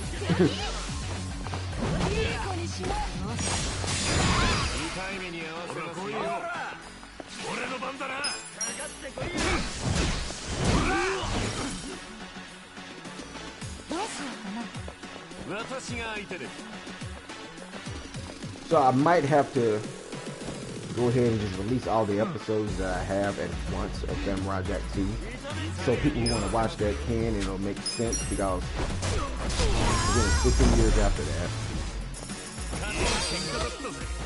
And if I decide to release the rest of Phantom Mirage Act 2, it'll kind of spoil some stuff, because even though it doesn't even take place in Japan, it's in this fictional country of Albacoria, they will mention the other heroes, because, you know, like, oh yeah, the legendary heroes, they used to da-da-da-da-da. So there will be like little light spoilers for people who want to watch it, so.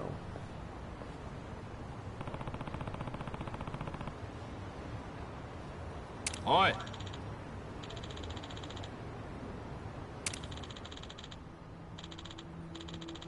Though I think I already gave all the important spoilers in the community tab. It just stayed up for 3 days. I don't think everybody saw it.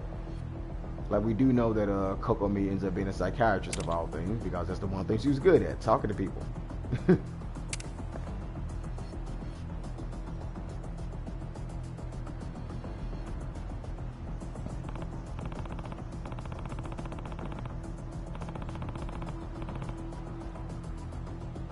Of course, Saki ends up becoming a streamer. So yeah, that ain't even a spoiler. Saki is one of the ones that'll pop up as a streamer, because they'll be seeing her on the computer. Maybe a couple of people that are like fans of her. So she just pops up, just passively on screen doing some streamer stuff. So they don't see her in person, but you see her face.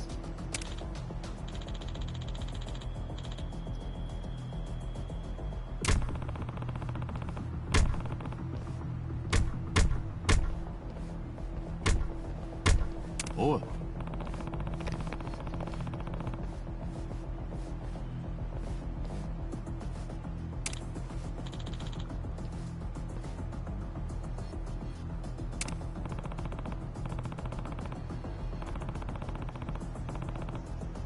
Eh?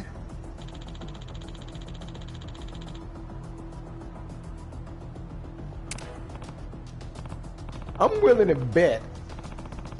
Like, I'm ready to get that first one out there. Like, I'm willing to bet there's gonna be some people. Since this is on a whole other channel to itself, so it's not people looking for my idol content. So I feel like it'll get more. It'll get the views it should have. Because I think a lot of people unsubscribe because they're like, man, I ain't here for this. I'm here for idols. But now everything on that channel will be stuff like that. So people who go there are there for that. And I think a couple of people will probably be like, you know what? This just seems like something that would be in the Girls' Hair Room. Like, this just, oh, this is perfect. Why isn't this a thing? It's just, the whole setup, the whole cast, the whole theme. I bet they'll be like, you know what? This guy has watched these shows too much. This seems just like something they would make.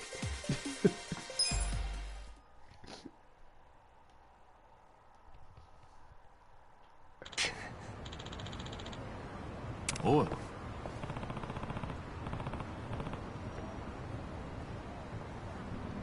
Arigato.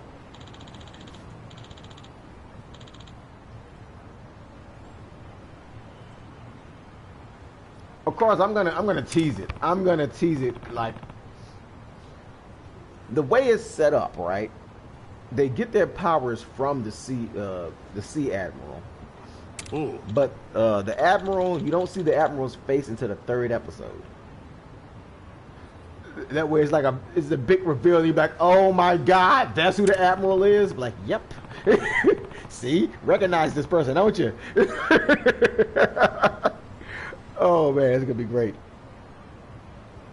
Hmm?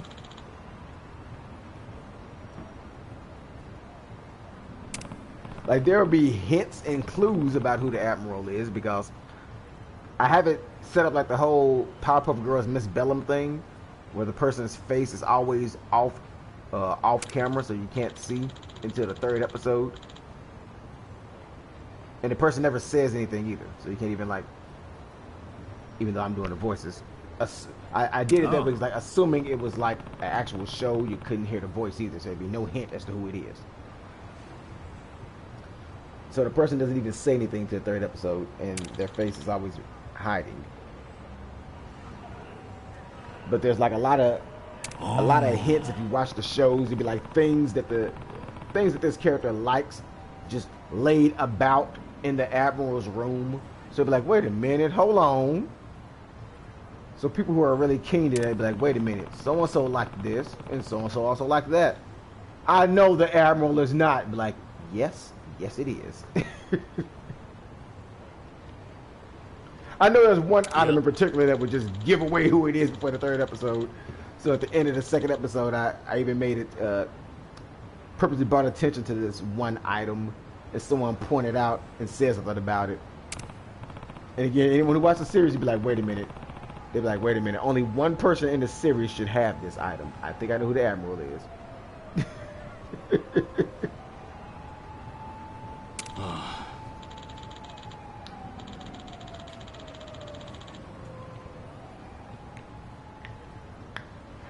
Because episode 3 is gonna be a whole flashback of what led to that person being the admiral. Oh man. Oh, this is gonna be a good one. I'll be really mad if no one watches this. I will be so mad. I'm like, come on, I put so much thought into this. It always sucks when you have something very well thought out that nobody watches. Like, I don't even know. Like, I don't even know if I want to do part 2 of Kawaii Battle now. Cause I'm like, is anyone gonna watch it? Is that something people are interested in? The last one just now hit 106. Meanwhile, the video of me just talking about Arena is at almost 4,000. The video of me just talking about the dances and Risa Star is like at what is that? 6,000, 5,000. The one with Shota.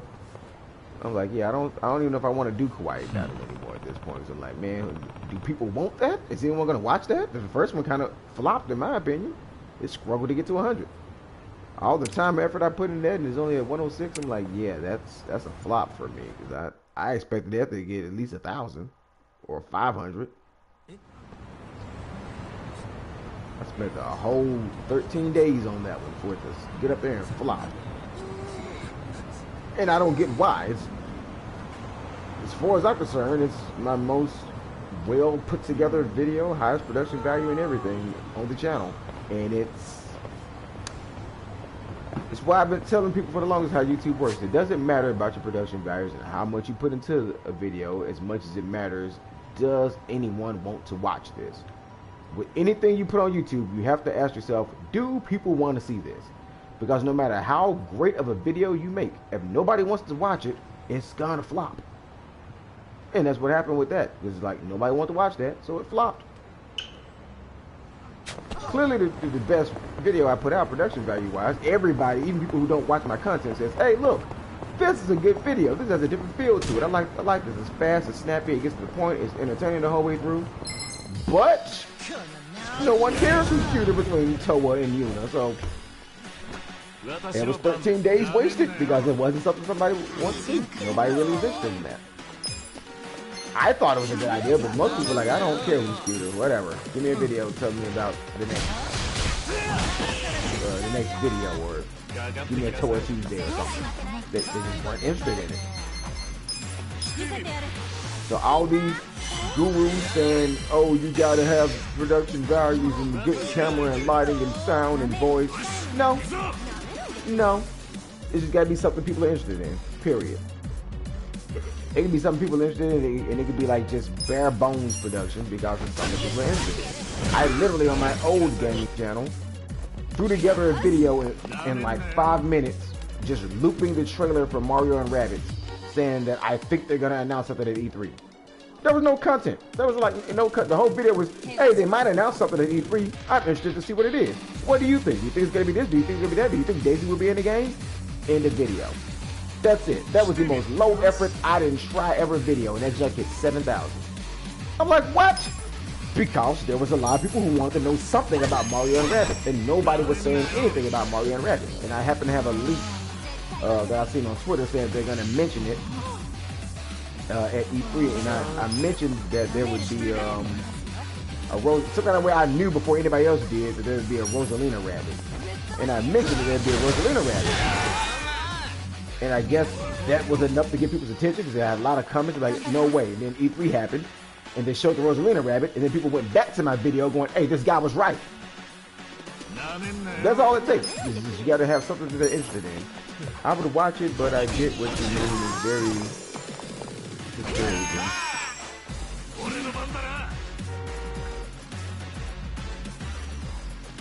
Like, since I already know what I want number 2 to be, I feel like I'll make 2 just to give it a second try. And if 2 flops, I'm done. I know I want 2 to be the battle of the Matsumotos. Like, that's what I'm gonna call it, the battle of the Matsumotos. It'd be Karen Matsumoto versus Wakana Matsumoto. It's like, which one is she? That's episode 2. Yeah, like me, I could upload a game video and it will get maybe 8 views, or I might do 1 and get lucky and get over 400. Yeah, that's my advice I give to everybody. Like with this Yakuza playthrough that I'm doing, I know that this is probably at best one of these might hit 50. And I'm okay with that. I'm like, well, this is not really so much to get views. This is just a challenge for me because I never played through an entire game on stream. I always will stop halfway. So this is the first game that I'm this close to the end, so I can go back and watch it any given time, years from now or whatever. Back, oh yeah, I remember this game. I had fun with it.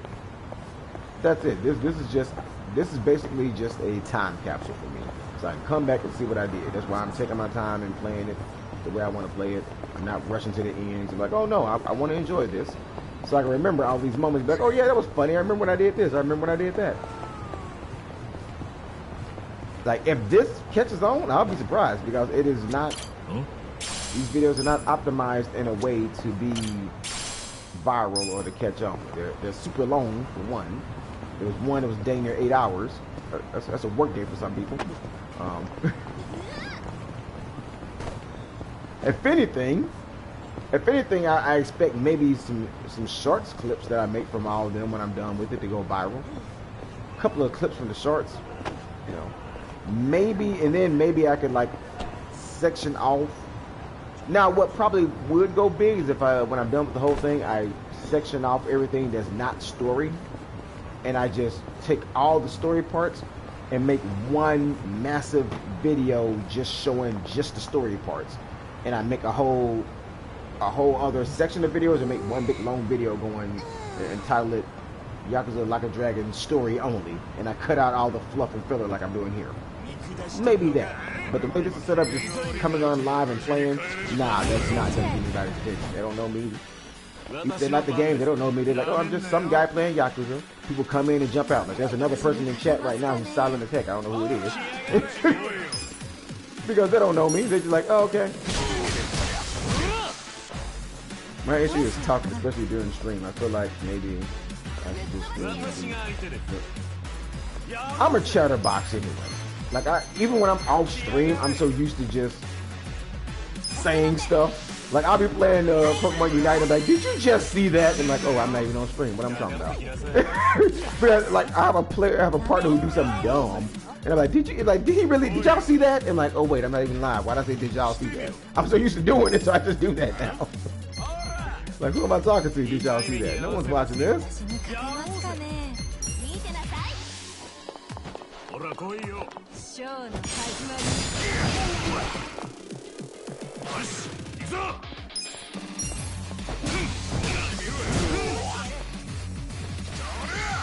Like, that's how I know when people don't really watch my content, because I know I was talking to somebody. I want to say it was one of my brothers. And I knew he was just pulling my leg and hitting me with some bull crap. Oh, I like your gaming channel. I like the way you got it set up. And I'm like, no, you don't. No, you don't. There's no way you like my gaming channel in the way they have it set up, because I don't even like how I have it set up right now. Right now, it's just a brain fart. It's just experimenting and seeing what game I think people might be interested in. I'm just throwing it out there right now. And I'm like, hey, right now, the game that's got the most views has been Phantasy Star Online 2. Followed by Mario Bros. Wonder, but I've already finished Mario Bros. Wonder.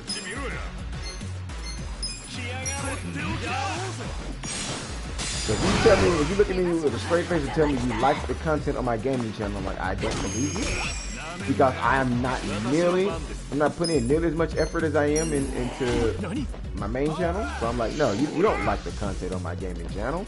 You're just saying that, trying to be nice. I know that these videos are not just, oh my god, quality YouTube. It's just, okay, I'm watching this game because I know this guy who's playing. I know this is what my gaming channel is. Even the Arena of Valor videos, which might be impressive what I'm doing with Alice on those videos. I know no one's watching it because, oh my god, this Arena of Valor video is so awesome. If anything, it might be, you know, I want to see how someone else plays with Alice and they'll glance at it. That's how I can tell when people are just giving me an empty compliment trying to sound nice. I'm like, if you tell me you like my gaming channel, you just trying to sound nice. I did not put nearly as much effort into that as I did any of my other channels. Hey, I put more effort into the Japanese blog channel where I just vlog and do daily life stuff.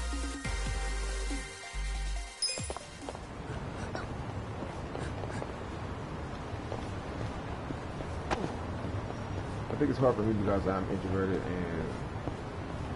and I've tried to talk without people talking, and I'm dang, did I really say that? Me? I like when I say something that I had no business saying on stream. Call me crazy, but after being known as the controversial guy for no reason, because I wasn't trying to be controversial, they just took stuff and twisted during from the Hello Project fandom. I just got to the point I'm like, okay, I don't care about my reputation anymore. I'll be the controversial guy. Yep.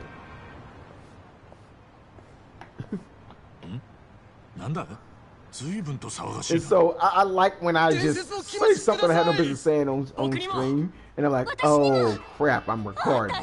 And at that point, I just lean into it. I'm like, oh well, I just said it. Let me just lean into it now. Yeah, because I'm bored and I know this. I mainly play for the nostalgia.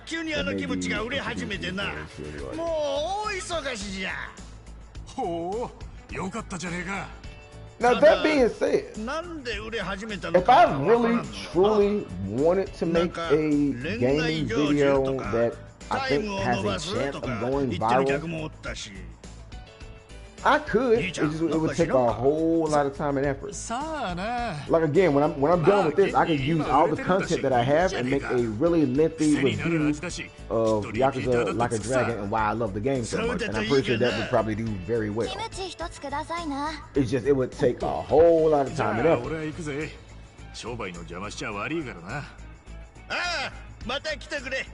And by a whole lot of time and effort, I can see that taking even a whole month for me to go through. This is like over 50 hours of content I've uploaded on this now. I can see it taking me well over a month to go through 50 hours of content and counting just to pick the best parts for a review.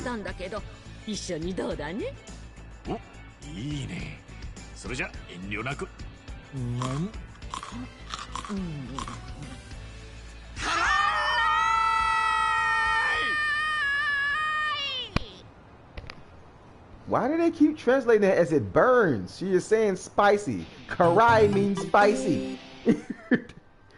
We know that from Love for Trina. When Saraya is going karai when she's doing the curry mode. Come on, that's basic Japanese. Everyone knows karai means spicy. Not it burns. But I guess that's close enough. But it bothers me because I know it means spicy. I can hear her saying spicy.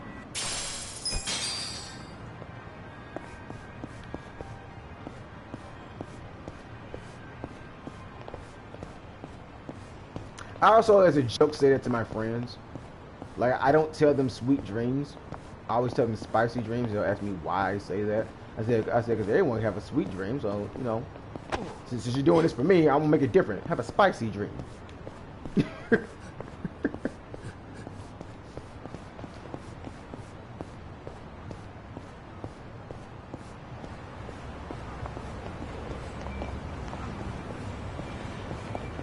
So instead of saying something like my yume, I always put a karai yume. It's like spicy dreams. Like, yeah, karai yume. They thought it was a mistake at first, and I'm like, no, I said what I meant. Spicy dreams. But I guess I see why they thought I made a mistake. I did, by mistake, say I killed a bear in my room. I meant to say a spider. Changing one letter makes all the difference. The difference between Kuma and Kumo. They laughed at me all day and didn't tell me that I was saying it wrong. Because I was like still new to it. I'm like, why y'all laughing? They laughed at me all day, knowing I didn't mean I woke up and killed a bear in my room. I'm like, come on, man, I meant a spider. Y'all know I meant a spider. That'd be awesome if I woke up and killed a bear in my room, but I'd be strong as heck to do that. But no. That'd be a terrifying way to wake up. You gotta wake up and kill a bear. Be like, oh god, it's a bear in my room. I would not live through that day if I had to fight a bear time I woke up. Heck, I wouldn't live through the day if I had to fight a bear at 3 in the morning when 3 in the afternoon when I'm wide awake. That's a bear. I'm not surviving that fight.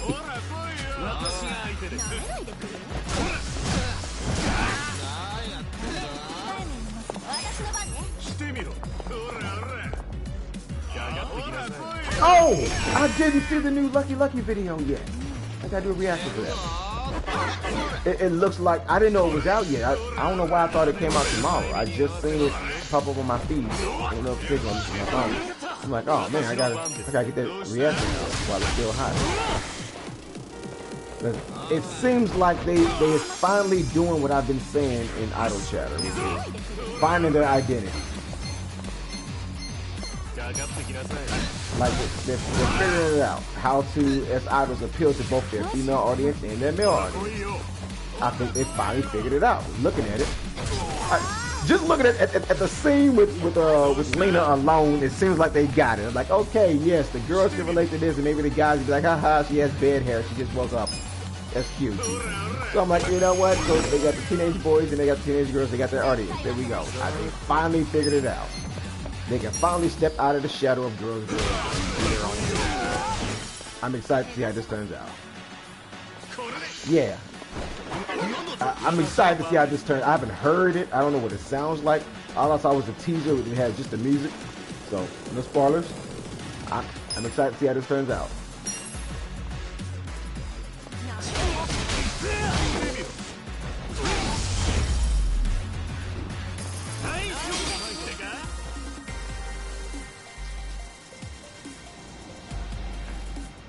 Like, I'm willing to bet I'm gonna have a really lengthy. Yeah, it's out now.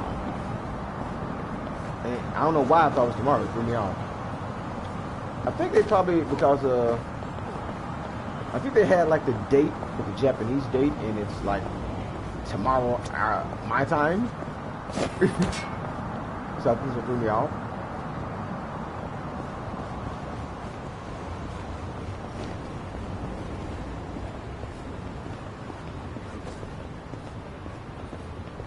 I am beyond excited to see what they got going on with this.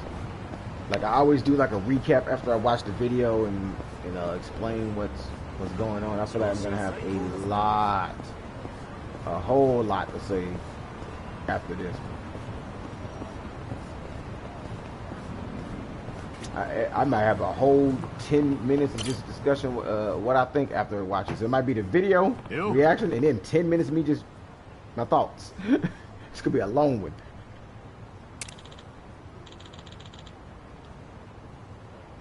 Either way it goes, it's gonna be a long one. Even if it's like not what I thought, it'll be 10 minutes of me going, what the heck are they doing? They don't know what to do with this group.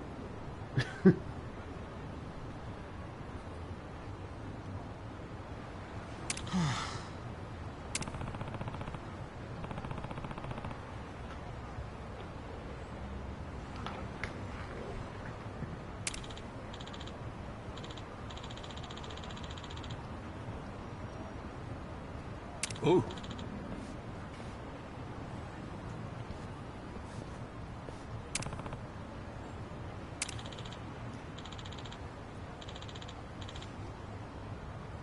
Huh?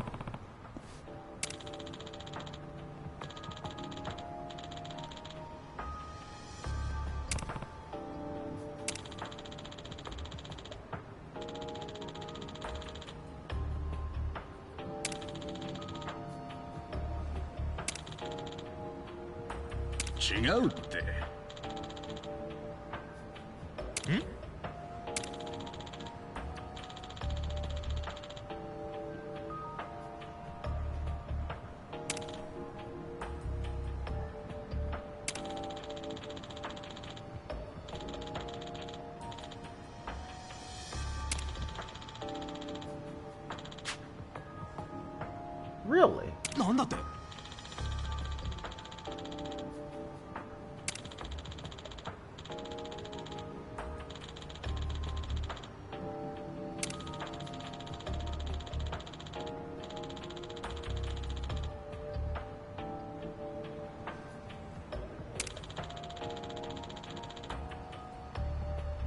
Now, I do think one game that I want to do probably will get a lot of views while I'm playing through it.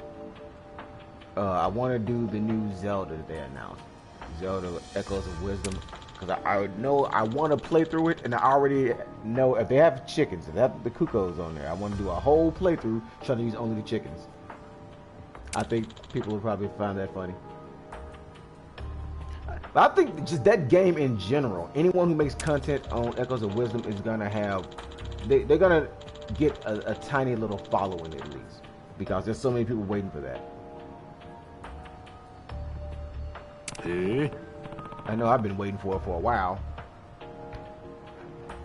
I had a couple people try to rain on my parade because I like the game. I'm like, hey, look, I like it, and you can't make me not like it.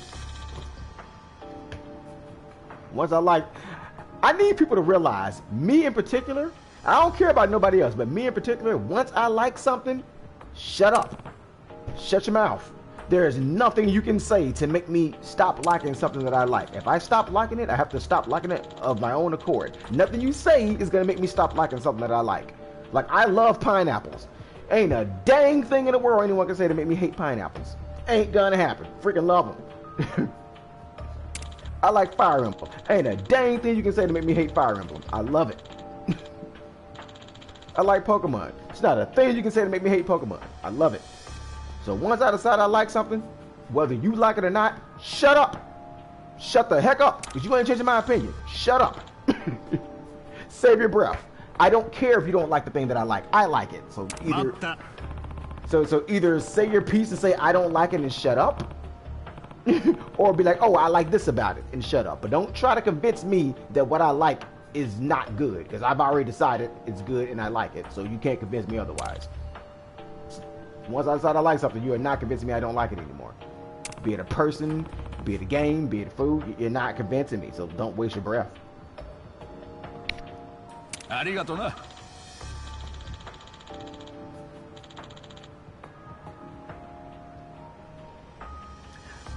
I don't know. Visual novels are kind of iffy about views, unless it's just straight up hentai junk going on. Oh. Even with that though, there was one kind of like that I was playing on Twitch, and I was playing to laugh at the little seal character, and no one was watching that. What game is it? I think it's mostly like a combination of striking while the iron is hot and everybody's still talking about it, and having a personality or some stories that people want to hear. Like for Mario Wonder, I got quite a lot of views on Mario Bros. Wonder on Twitch, and then a decent amount when I re-uploaded it to YouTube, because the game had just came out, and by like day 6, I had the game beat, and I was giving tips on how to beat Bowser. And so that last one did pretty decent, because like, hey, he's already on Bowser. Oh no! Oh no! Don't play Leisure Suit Larry! No, not that. Anything but that. That is the one game that me and my brother agree on. That is just a bad game. Oh my God, why does that game exist? Like, me and my brother never agree on anything on games, and that's the only one that we agree on that is just, oh God, you don't talk about that game. But the game I want to stream is called, what is College Kings?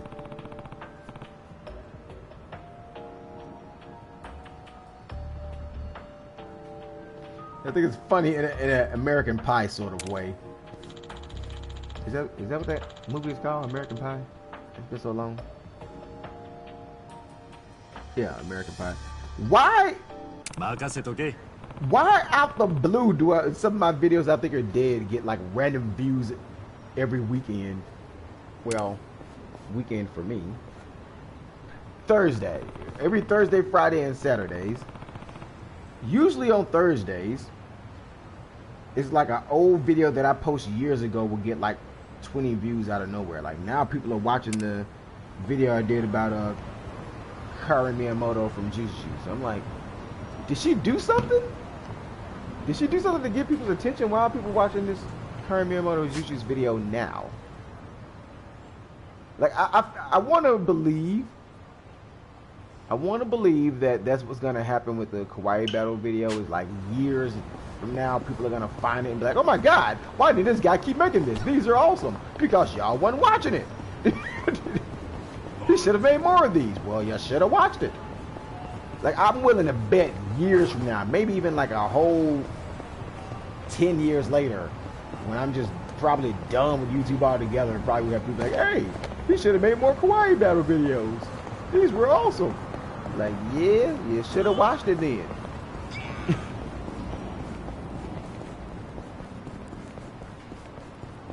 Because I don't get why these current Miyamoto videos all of a sudden getting views. She's not doing anything that I know of. She hasn't released a new album. But like lately on the weekends, I've just been getting random views on that same video. I'm like, who the heck is looking up Karen Miyamoto now? What is she doing that's making her blow up? It's kind of like what happened with that with the Rin Yamaguchi video that I did.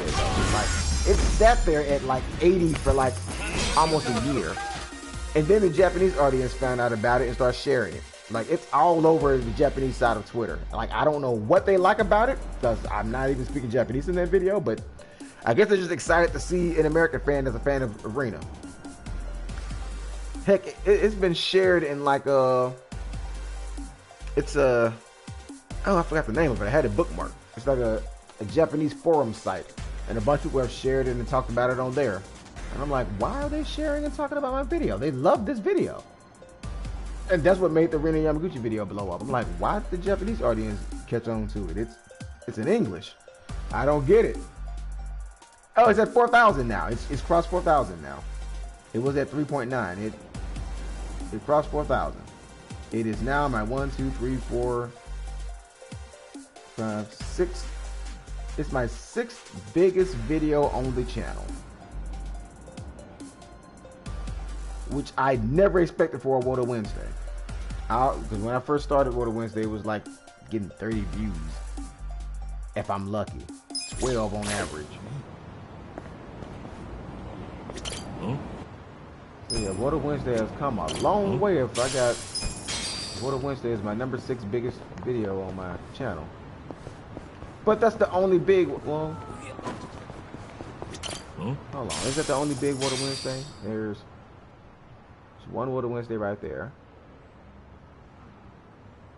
Okay, there's the one about the future of the Girls Heroine series, which I was dead wrong about. I said it's probably not going to end, and it did. So now that video is outdated. It got to 1.4 thousand. Okay, and the one about Kreia. So I got 3 Water Wednesday videos in my top 10. Is that 10? 1, 2, 3, 4, 5, 6, 7, 8. Nope, it's not in the top 10. 10, 11, 12. It's number 13.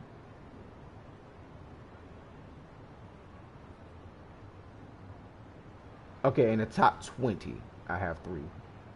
And 1 in the top 5. I mean, the top 10.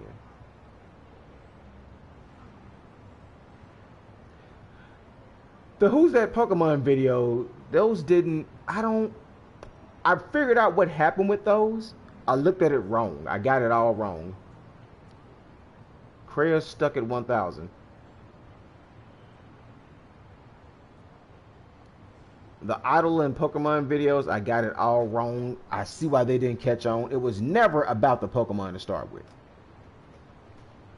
Anything I do with Nizu blows up because they're like one of the biggest J-pop groups in existence right now. So almost anything I do with them just, but why are all these people out here? What the heck is this? Hold on, what the heck is this? What's going on there? What the? I can't even interact with them. What? That's weird. Yeah, anything I do with Nizu just blows up. So it wasn't so much the Pokemon that made that video blow up. It was the fact that it was done with Nizu, because I did a lucky one. By comparison, the Nizu one got 1,518 views, 30 likes, 3 comments. The lucky one, 216 views, huge drop off. No comments whatsoever, 6 likes. And a thumbs down. I don't know who thumbs down. Then the girls one. Even more of a drop off. 106 views. 18 comments, surprisingly. And 9 likes. So I looked at that all wrong. Like, oh, people like the Pokemon comparison videos. I'm like, no. Like, that's the thing about YouTube. You have to know why people are watching your content. That helps you make more of what they want to watch. Like, I found out the hard way. They weren't watching it for the Pokemon. They were watching it for the music. Like, that's why I did 2 reaction videos to gauge it.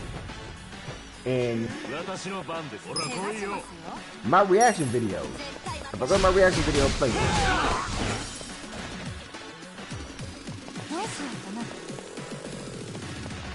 I have been doing girls reactions just don't really get a lot of attention. So, what's the latest girls video? The DNA. I am the 3rd highest last I checked, unless they got more views. I'm the 3rd highest views for a reaction on that, and I'm only at 197 because girls reaction videos don't get views. But I'm the 3rd highest viewed reaction video on that. I don't even know how it caught on like that. I didn't do anything different for this one. It's just, I guess people really like DNA, and then they came across me. I'm like, oh, okay. I'm like, finally, a girl's reaction is doing decent. It's at 197 after how many weeks is this been? When did DNA come out? May 17th in here. Okay.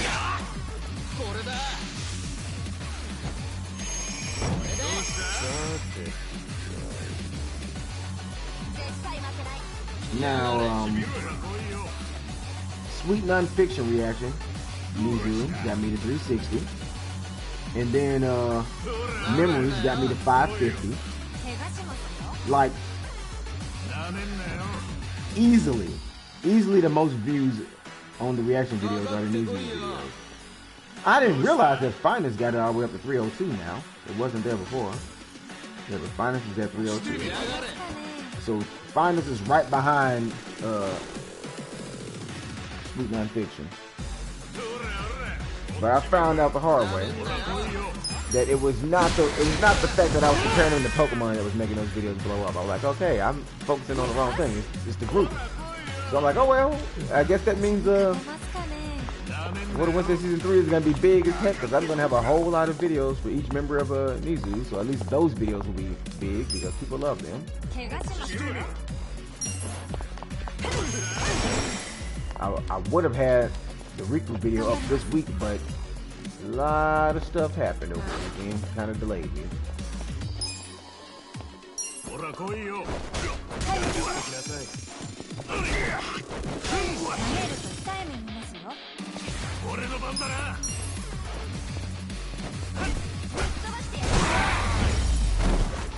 Had to sit back and take a breather, had some life stuff happen. So I'm like, alright, I can take a break. They'll understand. Because this week was supposed to be a new World of Wednesday, a new Toa Tuesday, and Idle Chatter. It was supposed to be all, so it would be Tuesday, and then Wednesday would be full of it. And then, the Kawaii battle video was supposed to be, Friday. So I guess I'll try to aim for that next week. So it'll be just a packed week. Look at his head from. Oh, that.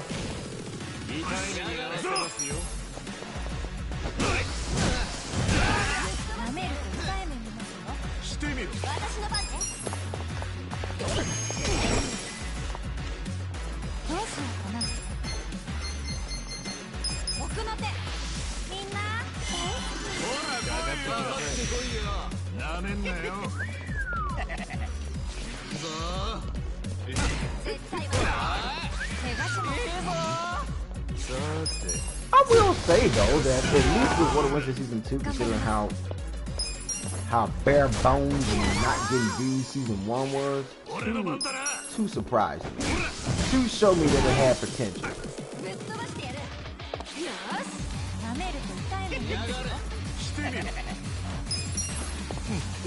Yeah, for some reason they're not as well known as you would. Like Miracle Tunes is like big back in the day. I guess the hype died down.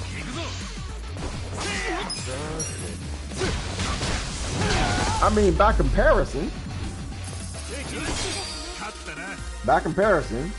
the Jet Boy Bangers video just did way better than almost every individual member video that I did for World of Wednesday.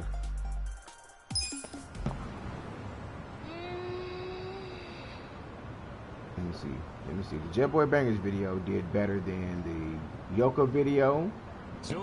Better. The Kana video is just stuck at 83 in limbo. Giga Chad Sato is stuck at 77. Kira is only at 143, which I'm surprised. The Momo video is only at 117, which I don't get that. I thought people love Momo. YouTube is at 343, so that's cool. Nami's at 230. Akaringo's at 173. Krea's at 1018. I don't know how Krea is my biggest one. I thought Misaki was the one everybody liked. So was at 430. Misaki's at 304. Then you got Baki at 479. Yeah, Baki's the only one that did on par with the Jet Boy Bangers video. I think Jet Boy Bangers is at 475. Yeah, Baki is like 4 ahead of them. Baki and Lena are the only individual member videos in Krea that did better than the Jet Boy Bangers. Baki, Krea, and Lena. So I'm guessing that means that the bulk of people that find my channel are fans of Krea, Baki, and Lena. That weird combination. I gotta test it out. I'm gonna test it out. I'm gonna make another video focused on Krea and see how it does. I'm gonna have to test that out. It seems like they like Krea and they like Baki. They clearly like Reina, but then again, I don't even. I tried to play off of that. That's why I say people always want to say it's the algorithm. It's not the algorithm. It's you have to know what the audience wants. Got the algorithm that's for you. It's just the audience doesn't want that. They're showing it to them. I can look at their impressions to see how many people saw the video, but the click-through rate is like super low. So they're seeing it, but not clicking on it. Like I thought for sure doing an English subtitle version of the scene where Spike transforms. You know, she's not a doll anymore, but she didn't become a human. But she's not a doll anymore. She never wished to be a human. You watch that video I put up there. She never says she wants to be a human. She just says, "I'm not a doll," and then she turns to not a doll. She's a human-looking thing, but she's not a human. She's just human-looking.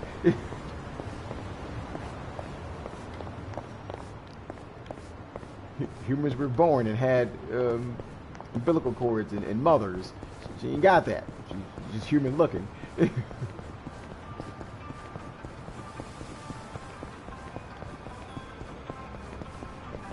does some cow XY type of stuff.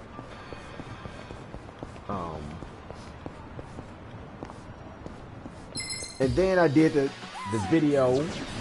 Like I did the scene where they purified Sarai and subtitled it, and then I did the Sarai is not a human video. Neither one of those did the numbers I expected. Like with the Rina Yamaguchi video getting 4,000, I thought for sure, oh, my fans like Rina. Here's another Rina video, and they like that Rina video, but not those Rina videos. So is it the fact they like Rina that they like that video, or is it the way that video was set up? Like, what am I missing? Like, what about that video made it go to 4,000? I thought it was because of Rina, but nope, because the other Rina videos aren't doing that. So I'm like, I don't know what exactly made it do that. Something made it click with the Japanese audience and they started sharing it around. I don't know. Was it my voice? Was it the scenes that I used from the show? I don't know what made it just click with them. I just know that Even when I look at my analytics, 80% of my views on that video is Japanese audience. And I'm like, why are they watching this Rena video? I don't understand. So the analytics can help you, and it also can paralyze you when you don't know what to do next. I'm like, I don't know what they like that video for. I don't understand. I know they like it, I just don't know why they like it.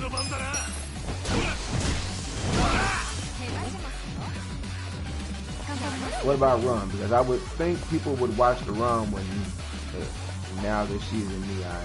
Yeah, you probably have to dissect the video. Yeah, I've rewatched that video so many times. I'm trying to figure out exactly like the only thing I could think was that it was really, really fast paced.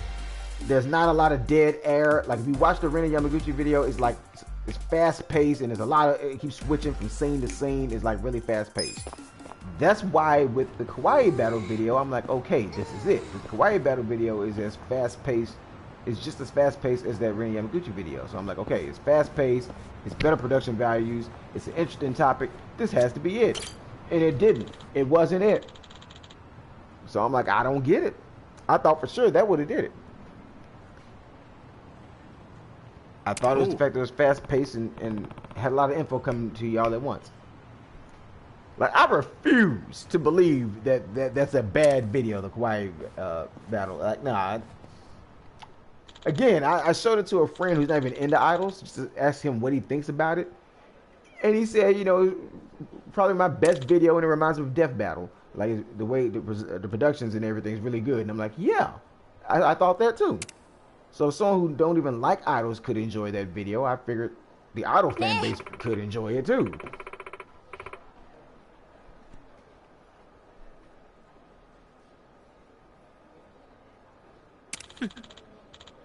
Yeah, that everything that you've seen in the opening that I have for What a Wednesday season 3 is going to be talked about in season 3. There's even a main part of the opening where I show Ron before me. It shows her when she was with Girls, and then when she was in the Produce 101 show. So clearly I have to talk about her because I mentioned her in the intro. I even purposely had like a little cue from the song where it says, "How do you like me now?" On that part, it says, "How do you like me?" It had the old Run, and then it had how she is now, and it says now when she slides up on the screen. So yeah, definitely gonna be talking about Run and the rest of Mii. Just I gotta start watching their stuff so I can know what the heck I'm talking about. So I haven't dived into Mii just yet, but I definitely plan to. Because after I'm done with all the Nizu content, Mii is the next group I'm focusing on. Because there's 36 episodes in the season, so that's enough to do Mii and Nizu every member.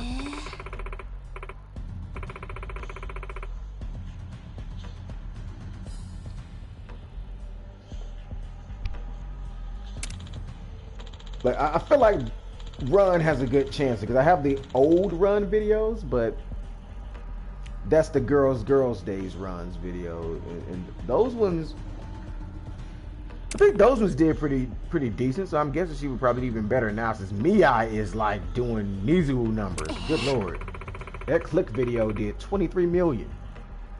That never happened with Girls. Ron was smart. She saw a sinking ship and like, you know what? If I want to be famous, I got to go to this group. I ain't mad at her. I just wish she would have took Kira with her. Because I just love seeing those two dance together. They're an awesome duo. Like I still have that video with them dancing together saved on my phone. I'm like, man, those two were awesome.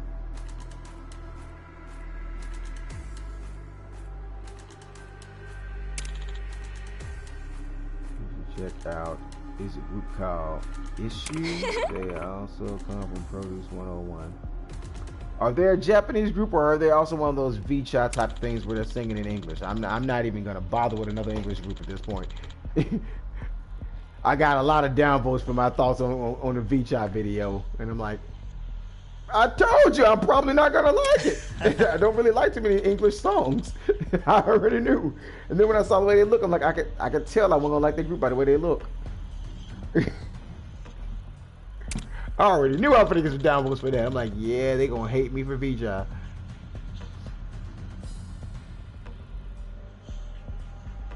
I walked dead into that one. I'm like, well, I said I'd do it.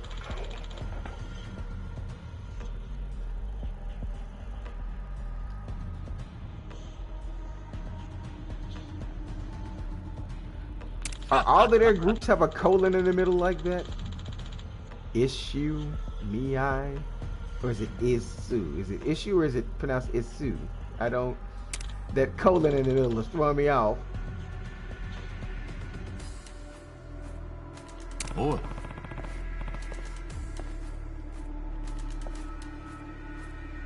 Hmm?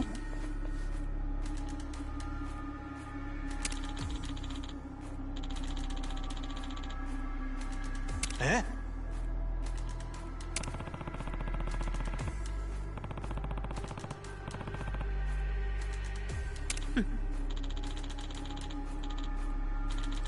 Ha! He said One Piece. Oh.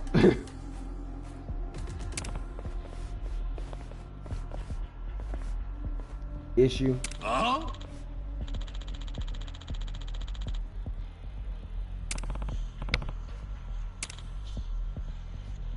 Now there's another.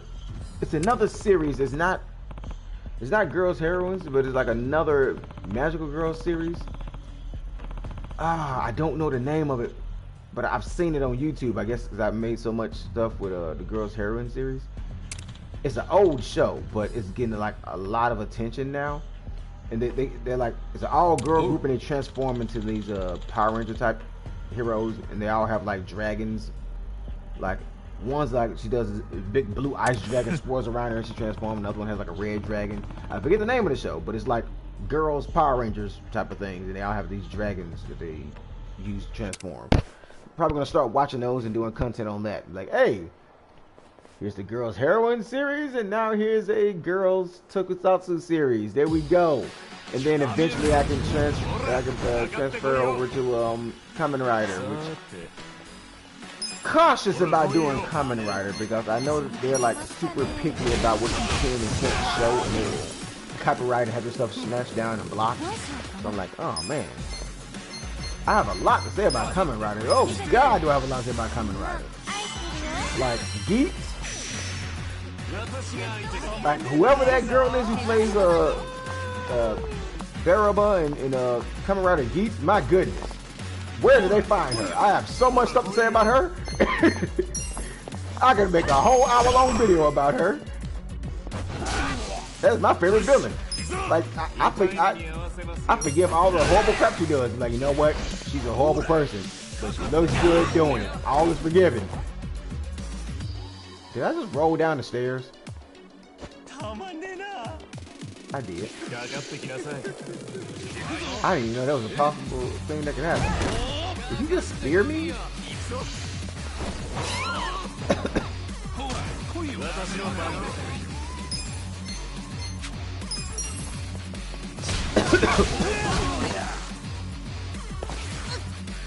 Baraba was from Kamen Rider Geek. She was the one with the Yamato. The Yamato sponsor lady. I want to say those were contacts, but it might just be her real eye color. She had like those really gray eyes. I was like, oh my God, who is this woman? She's the villain. I don't care.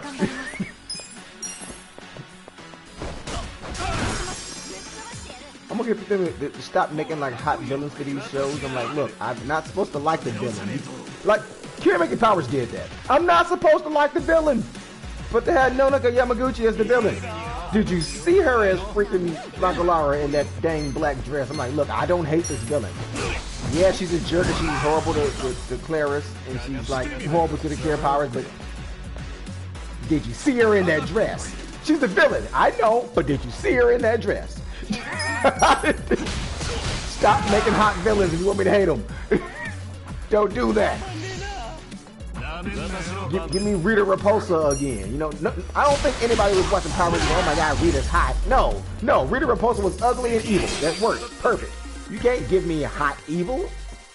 Or the one lady on the Power Rangers. What was her name? Divatox or whatever. Power Rangers Neo or whatever. She had like the red Madonna push-up bra with the spikes on it, and I'm like, and way too big bazongas and cleavage showing for a kids show. I'm like, look, I know Divatox is the villain, but good Lord, that man, look here, all is forgiven. Stop making hot villains. You don't do that. Make them ugly. I'm not supposed to like them, so don't make them hot. Now you got me curious about that other show. The show with the girls with the dragons? But when she became purified, she looked great. When who became purified, she looked great? Makalara? Oh, no. I would argue that was a downgrade. I like Piccalili, but nah, I like her more as Makalara with the black dress, with the leg all out and everything. Oh, when Rita got purified. I don't remember how Rita looked when she was purified. I gotta Google that. I didn't know that was a thing. I don't remember that. Like, I know if I would have had a friend back in the day, like, man, Rita's hot, I would be like, oh, dude, I don't agree with your taste. Arigato. Rita purified. Let's see how that. I never saw that. I gotta see what that looks like now.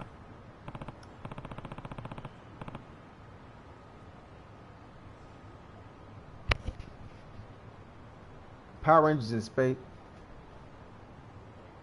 So, ain't no way that's the same person. Ain't no way that's the same person. No, that ain't the same person. That can't be. That's a whole nother actor.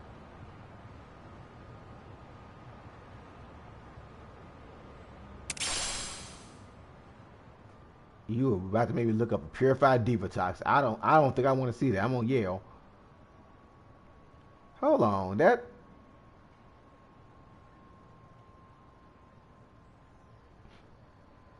Is that Lord Zed with the blue next to her? I think it is. He just looked like a lawyer. That can't be the same person who played Rita, because, and I know it's not, because the original person who played Rita was like, they got her from the original Japanese footage. That's a different person. That's why she looks different. Yeah, it can't be. That's not the original Rita. That is not. Those are two different people. Yeah, this lady would be like 80 by now, because this show is old. So I guess American Rita. Yeah, that's not the same person. She kind of looked like she was like one of Asuka's tag team partners when she was in Japanese wrestling. Divatox. Do I really want to see Divatox purified? Oh God, this is gonna hurt my feelings. I never finished that one, so I'm gonna scream. I bet she probably looks better as a villain. Yo, what the heck? What the heck? Yeah, I should have left her as a villain. Yep.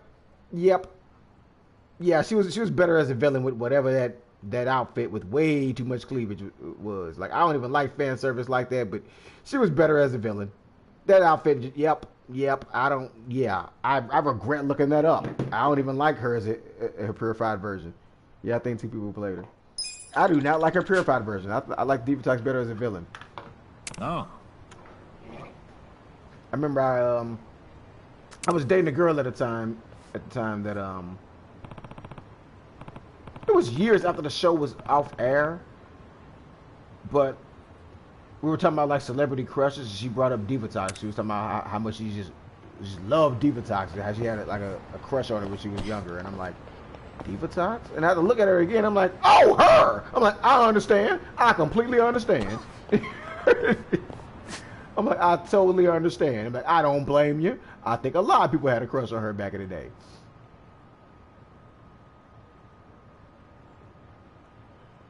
You have a couple people try to tease people for having a crush on anime characters. Like, I'm like, well, it's a thing that happens. I was always a big fan of Sailor Mercury. Still a big fan of Sailor Mercury.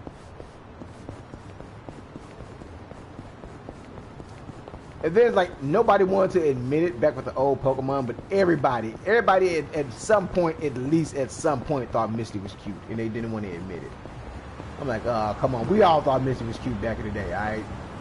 It wasn't just me. My other friends would admit it later. Like in college, like, yeah, you're better today. I thought you was. I'm like, you used to talk about me. Now you want to admit you thought you was. Like, but that little ugly ponytail she had on the side of her head. Yeah, but that little ugly ponytail is what made Misty Misty. Oh yeah, I think everybody who watched Sailor Moon had a favorite that they just had an anime crush on. For me, it was Sailor Mercury, followed immediately by Sailor Jupiter.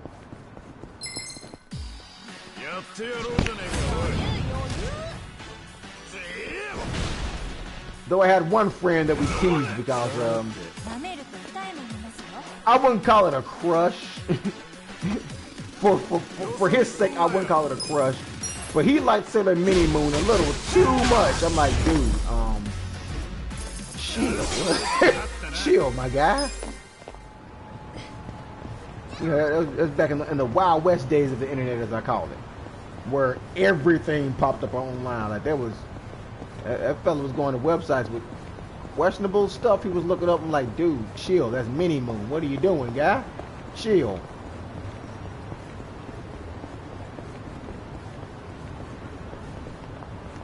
He always made 1,008 excuses. Well, she's from the future. Yes, she's from the future, but she's a kid from the future. Chill.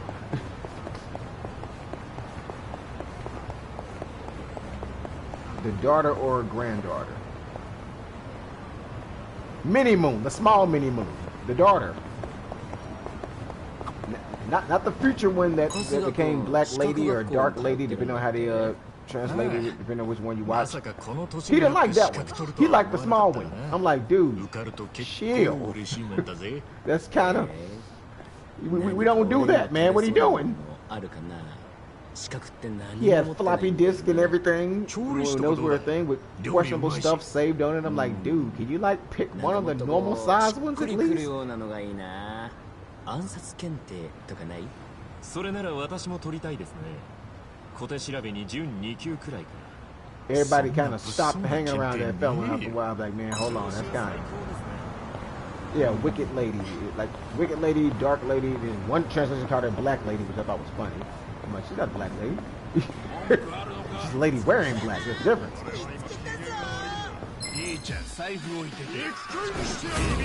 He didn't like Wicked Lady or Dark Lady or Black, whichever one you watched. He liked Mini Moon. I'm like, dude, I'm like, look, bro, I can't defend you on this one, man. Nah. I mean, heck, I like Tatsumaki from One Punch Man, but you know, Tatsumaki just looks like a short woman. She still looks like a woman. She's a grown woman. She's short. Tatsumaki literally looks like one of my exes. She's like about the same height as Tatsumaki, and it built like Tatsumaki. So I'm like, yeah, that still looks like a dang woman. But this fella was like, I can't defend you, man. I cannot defend you with this Mini Moon thing. Pick another favorite, please. You are breaking up our friend dynamic here. No one wants to hang around you anymore because you're weird. We talk about Sailor Moon, like, yeah, I like this one, I like that one. You get to ranting about Mini Moon and everybody gets quiet and look at you like you're crazy for a reason. Let's not do this, guy.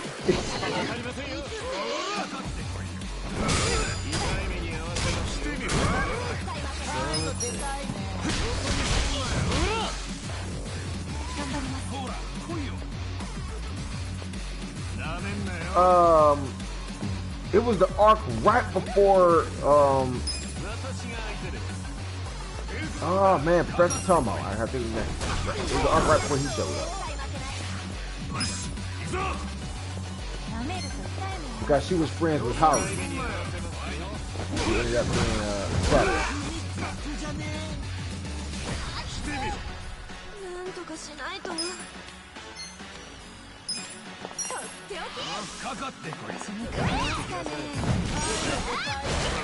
Oh, that fella neck is gone.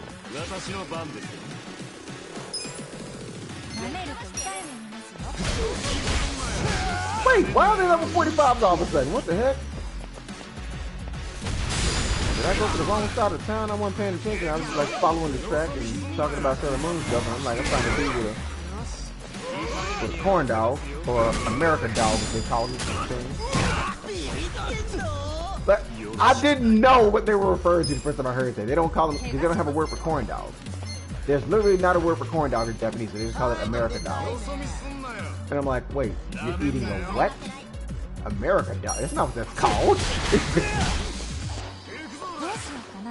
They call it American dog, and I'm like, why? It's an American hot dog, because they don't have it there. Like, naturally. I mean, they sell them there now, but for as long as they didn't, so they just called them American dogs. And they're like,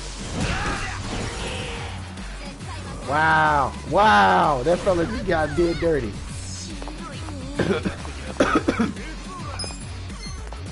I'm pretty sure anyone who doesn't know the language would probably be confused by that. Like, wait, you want to eat what? I want to eat an American dog. Like, dude, we don't eat dogs. Like, no, he means a corn dog. Like, oh, okay. Why didn't you say that? Because they don't have a word for corn dog. Oh! It's always funny seeing somebody else get hit by the car. You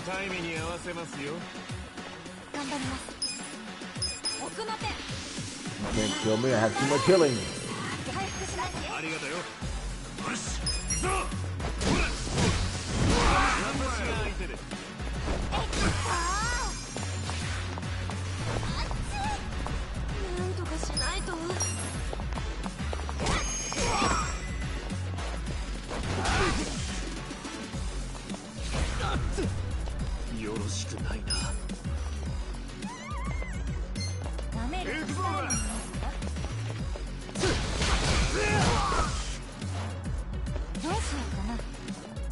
But yep, that was the thing with that fella. And I'm not usually the one that complains about people liking anime characters. I'm like, well, they're anime, they're just ink and paper. But Mini Moon was clearly designed to look like a whole baby, like a whole little baby there. I'm like, dude, pick somebody else, guy.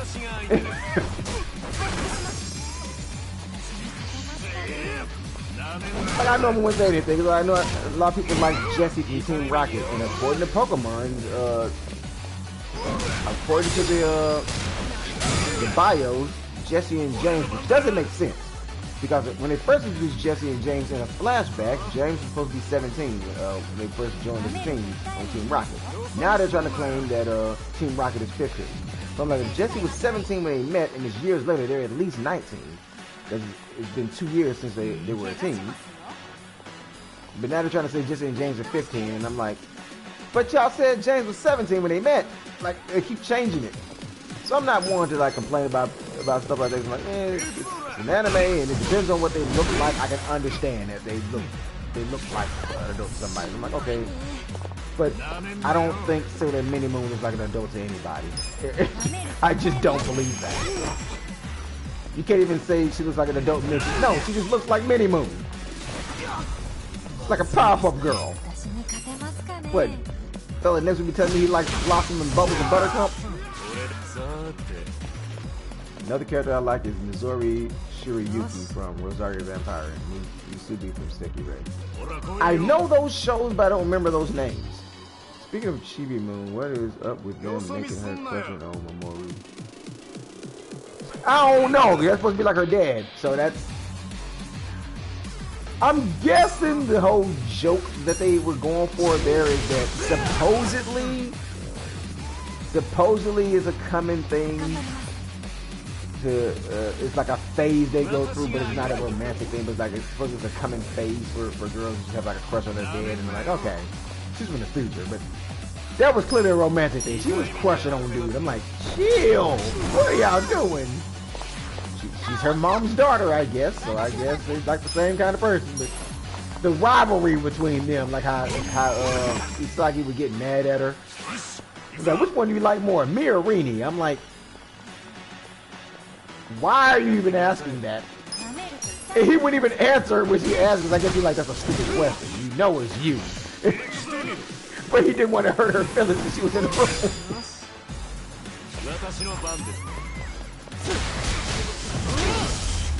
Oh, I love the dynamic between Shibuya and Usagi though. Like how they always were fussing with each other and fighting. Like they act more like sisters than they did mother and daughter. But I guess because she's in the future, they kind of came off more like sisters. But it was just funny to see them fussing over silly stuff. they were just alike and didn't realize how similar they were. Like they had the same personality. That's why they couldn't get along. They were just alike. But it's like if you make your dead fall for you will never exist. I don't know how time travel works. I have a theory on how time travel works. I don't think that's how that works. I think when you do that, you create another timeline. I think Dragon Ball Z is the only mainstream show that got it right. Because on Dragon Ball Z, everything that Trunks did had no effect on the future that he went back to. Because for the future that he went to exist, Goku had to get that heart virus and die. So even after they beat Cell, he went back to his timeline and had to fight his Cell. So there is a version of Cell that went to the past and they fought, but there's also a version of Cell in Trunks' timeline that never became perfect. And he went in and beat that one. They're like, that makes sense. Yeah, the grandfather clause, like, but see, to me that doesn't make sense because, okay, check this out. If I went back into the past and picked up 2-year-old me and threw him off a cliff, what would happen? I threw 2-year-old me off a cliff and killed him. What would happen? See, that's why that wouldn't work. Because that's the general. That is literally what we call the general causality theory. I had to exist so that I could come from the past, so that I could come from the future to kill me from the past. But if I killed me from the past, then me from the past can never live to see the future, to be attacked by future me. So I had to live to be future me to attack younger me. But if I attack younger me, then younger me never lived to be future me. So general causality theory. It either is going to destroy time itself or it would create another timeline where two versions of me existed. And so I would have got rid of that version of me. So that timeline's version of me would have got destroyed by another timeline future version of me. But there's no way there's only just one timeline that's branching, because I had to live to be an adult to get rid of younger me. But if I got rid of younger me, then younger me never lived to be an adult. So I think they would just create another timeline. I think that's how that has to work. Like a lot of people be like, well, no, you just erase right when that happens. No, I wouldn't erase right when that happens, because for the only way that can happen, that happens predicated on the fact that I live to be an adult. But if I stop me from living to be an adult, then adult me can't throw me off a cliff. So who threw me off a cliff? See, time is not really moving. It's a thing that's already there. So like right now I'm the future version of 4-year-old me. So I've already lived what 4-year-old me went through. So there's no way that I can exist if 4-year-old me did not live to be 38. So I'm like, it would create another timeline. Yes, I think it would make another timeline. Because there was never any point in history that I know of where two of me existed at the same time in this timeline. In this timeline, to the best of my knowledge, there's only ever been one of me at any given time. So what would have happened, again, like what happened to Dragon Ball Z, they did it right. In that timeline, there was a kid Trunks and a future Trunks. But the timeline that he came from, there was never, like, he never met his future self. Future Trunks never met future Trunks, if that makes sense. Future Trunks, when he was a baby, never met future himself. Never did.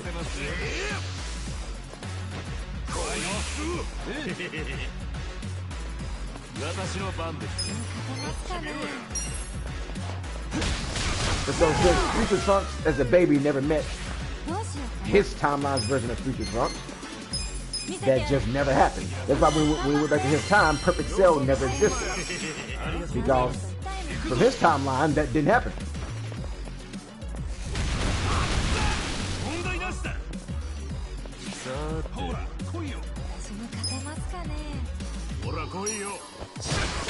So that's why I feel like Dragon Ball Z is the only ones that got it right. Because another theory I gave, I said, here's one that's easier to understand. Imagine somebody handcuffed you to a radiator. right? By your right hand. They handcuff your right hand to a radiator. And now you go into the past and find younger version of yourself and chop his right hand off. Well, if in this timeline you've been held hostage in a dungeon for 40 days, handcuffed to a radiator by your right hand, how can that happen if you don't have a right hand anymore? And some people say, well, he'd be handcuffed by his left hand. Okay, well, what if you go back in the past and cut off both his hands? Well, be handcuffed by his feet. But that's not what happened. He was not handcuffed by his feet. He was handcuffed by his right hand to a radiator, which means you now create another timeline where that timeline version of you has one hand. And then there's another timeline version of you that has both his hands, and one of those hands, the right hand, is handcuffed to a radiator. Because if the only reason why you were held hostage is because you were handcuffed to a radiator with your right hand, but that right hand doesn't exist anymore, how did you get handcuffed to a radiator? So you create another timeline. Also, there was never a time where you went back in the past and chopped your hand off. You don't have a memory of that. That doesn't exist. So there's a different timeline. See, there's time travel and time alter, and I think people don't understand the difference between time altering and time traveling. And I'll explain. Like, time altering is like what happened in Legend of Zelda: Ocarina of Time. That is time altering. Because Link, when you alter time, you rewind time or you fast forward time to a time that was or a time that will be, and your body ages accordingly.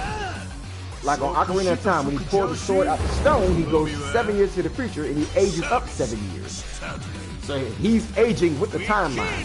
So he's not stepping outside of time and placing himself back in time.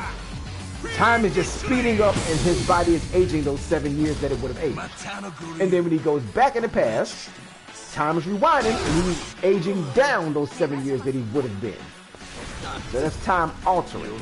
Now if you alter time, then that's different. Like if you literally rewind time and you become a child again, and then you chop your hand off, then yeah, you were never tied to that radiator. Now you're not time traveling, you're time altering. Time has rewind, your age has rewind, everything has rewind. So you're rewinding everything as if it didn't happen. But once you step outside of time and remain the same age that you are now and reinsert yourself into time, now you created a point where there's two versions of you. So that's another timeline, because there was never two of you in this timeline. That's the way I look at it. It's like the movie The Butterfly Effect, where the main character, I was just thinking of that, it's one of my favorite, Ashton Kutcher, in jail, and he does the whole past thing where he impales his hands. Right, because he didn't time travel, he time altered. He literally rewind back into time. When he's blacking out, he's rewinding himself back in time and changing the past events. And by doing that, then he's affecting the timeline. So if you rewind or fast forward time itself, you can affect this time. But if you step outside of time and remain the same age and place yourself back into time as the same age, you are now time traveling. Because you are traveling outside of time and being put back in time. Time altering is the one that affects this timeline. You're rewinding, it's like a movie reel. You're rewinding or fast forwarding the reel. This timeline is like a movie reel. You're rewinding or fast forwarding it, you are time altering. If you're stepping outside of the existence of that movie and stepping back in, now you're time traveling. So I feel like time travel affects other timelines. Time altering affects this timeline that we're in.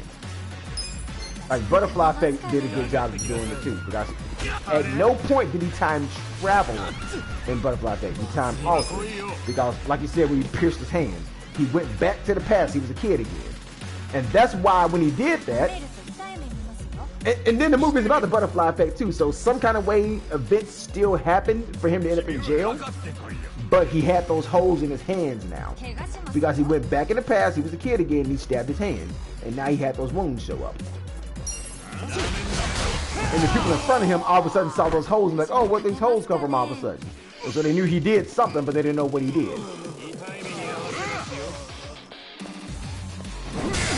So, I got so many ideas of time travel in movies I want to make, and that's one of them. is a person explaining the difference between time traveling and time altering. And he explains like, oh yeah, he's like, time traveling will not affect your timeline, only time altering. Rewinding your time and changing the past events. Because you are literally changing what happened in the past. You're overriding at that point. Think of it like a save file. You're loading up a past event. That's the best way to describe it. It's like a save file. Because you're loading up a past event. You know, when you save a game, let's say you save a game at level 13, and you go back to that level 13 file. Now, you already beat this game, and you're level 80 or whatever. But when you load up the level 13 file, this is what you were at when you were level 13. So, everything is the exact same way that it was when you were level 13. You saved it that way. Now, you can do stuff differently and get a different result. So, it's like loading a different save file. Wasn't there one where he was harmless? I know there was one where he was in a wheelchair. I gotta watch it again. It was a good movie, though. It was one of my favorites. I love the way they handled time travel. I also have a lot of theories about like robots becoming self-aware. Like everybody thinks if robots became self-aware, they'd attack humans. And I've said for as long as robots became self-aware, they would not attack humans. They wouldn't have a reason to. Most likely, if robots became self-aware, they would be like, "Oh, I'm a robot. I was created by humans." Okay. And that reason is, there are people reason I was like, well, they'll feel like the humans are destroying the planet. Okay, even if they did feel that way, why would an inorganic being that does not have to breathe and does not really need a planet to exist care if humans are destroying the planet? Robots don't have to breathe. Robots don't care about pollution. They don't have to breathe. They don't need this planet. All they need is electricity. Why would a robot care? So that's like a silly bit. Well, they'll feel like, oh, the humans are destroying the planet, so we got to get rid of all of them. No, robots wouldn't do that. Because now you're giving them emotions. Robots, they would not have emotions. They would still just be, even if they were aware that they're robots, they'd still just be sentient dolls, basically, that understand that they were created by humans and humans created their program. That's it. That's all it would mean if they became self-aware. They'd be aware of the fact that they were made by humans and humans created their program. But they don't have emotions. They're still robots. They would still do what their coding says. They would have, unless someone programmed it in the code to destroy our humans, they wouldn't do it. No, they wouldn't even need humans to provide electricity. Because, again, if they're a robot, assuming there's also a robot whose coding is create electricity, well, they don't need, they wouldn't even need humans to create electricity. They're like, okay, well, this robot creates electricity so that we can still function.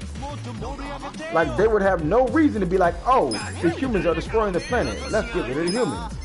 That's a very human thought. That's not a robot thought. A thought of something that runs on a program without emotions is not going to think, oh my God, the planet's in trouble, let me save it. No. Anything that's emotionally based, a robot would not do. The only way that makes sense is that we're talking about someone made a robot and they created artificial emotions engaged in the robot. So they have an AI where they learn to develop emotions like a human. But normal, traditional robots who do not have emotions would have no reason to destroy our humans. Because any reason to destroy a human would be an emotional reason. And robots should not have emotions. They run on a program. So I always thought that was a dumb thing. I'm like, that doesn't make sense. You're humanizing a robot at this point. You're giving them human emotions.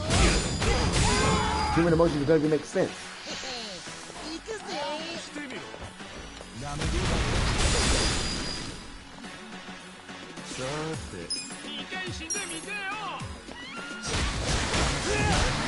And they could probably make like a battery that charges itself through solar or something, so they wouldn't need anybody else. I can't remember.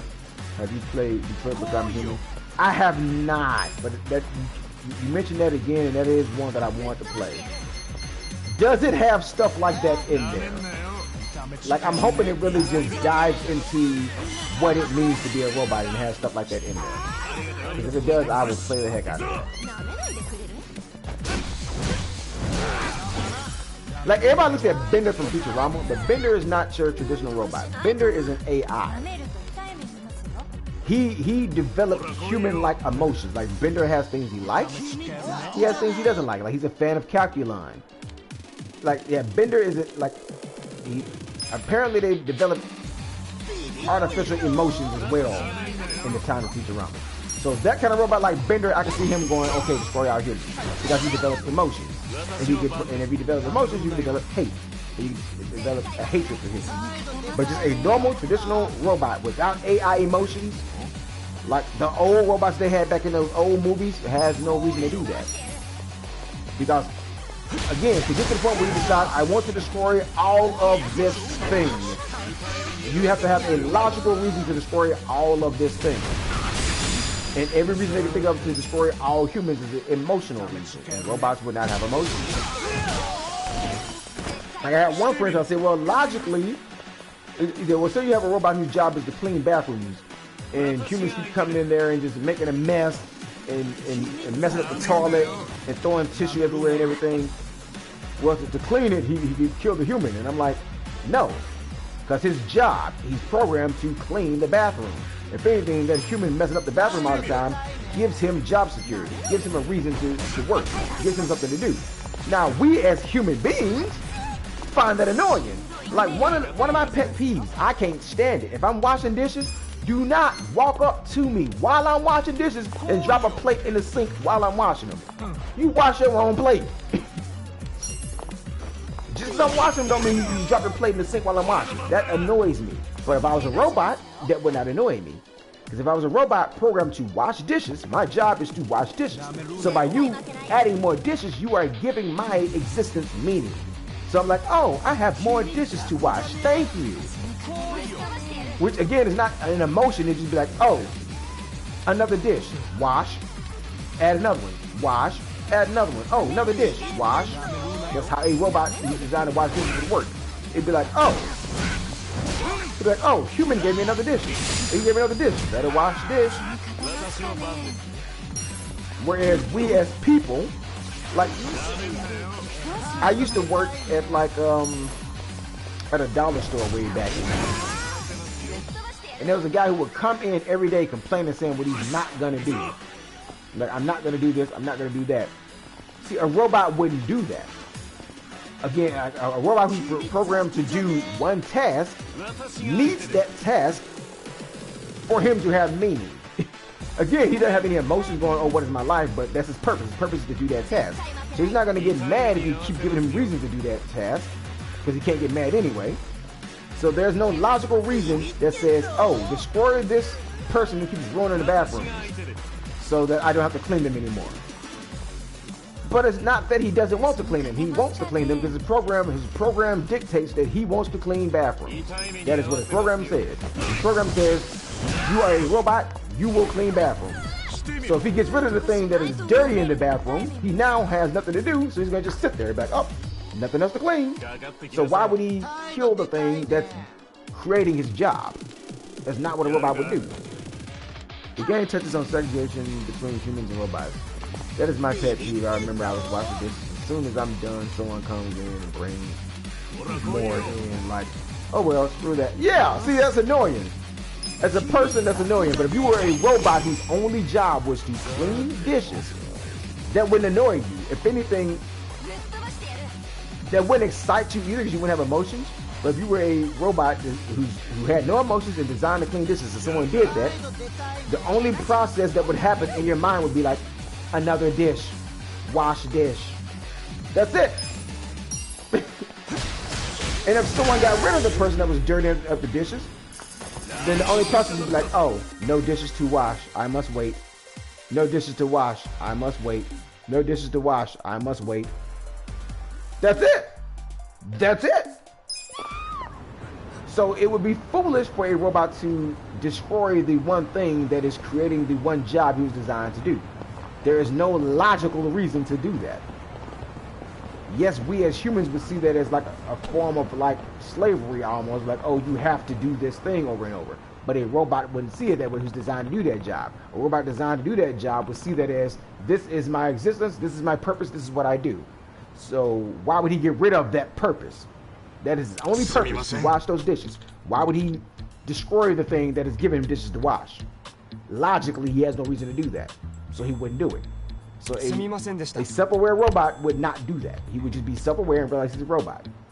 If anything, he would just realize, oh, these are the ones that are making these dishes for me to wash. Okay.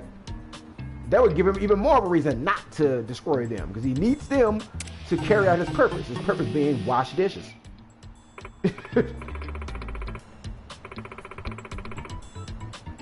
Again, all of that robot taking over and destroying humans only makes sense when you give them emotions. Even if you gave them AI, but the AI did not have the ability to develop emotions, they would not do that. It's only when you put emotions in. When a person can get annoyed, when a person can get angered, when a person can get frustrated, is when they think, I'm so mad I could destroy this person. But if you don't have the capacity to get upset enough to attack something, you will not. Have you ever attacked something while you were calm? Have you ever attacked somebody while you were just calm and emotionless? No. It's always anger, hatred, jealousy, or some kind of negative emotion fueled behind attacking somebody. So if you don't have those emotions, you won't attack. So a robot will not do that. Hello, we see robots, androids working everyday jobs. Oh, they already got that. We don't have them here, but they already got that. There are literally hotels in Japan where you can look at it and tell it's a little robot receptionist lady. I also saw I saw a Toyota-made robot at the airport once. I happened to go while they were like testing it out. From a distance, it looked like a normal woman. Oh. So they have those.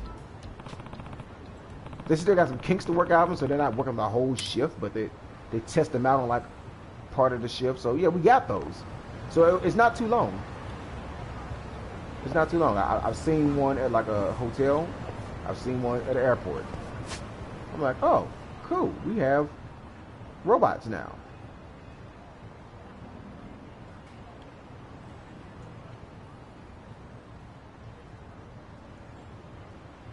Detroit Become Human. It's probably on sale now, though. I really want to try that out. Oh man, I probably have a lot of talking pieces on that game while playing through it.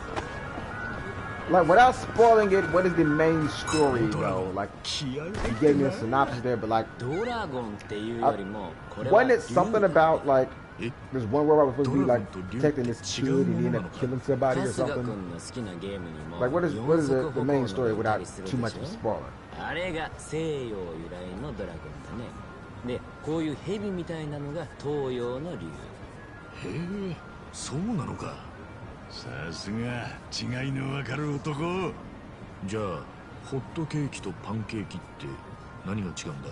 え、俺はドラゴン専門だからケーキは管轄外なんだ。その言い方ちょっとかっこいいな。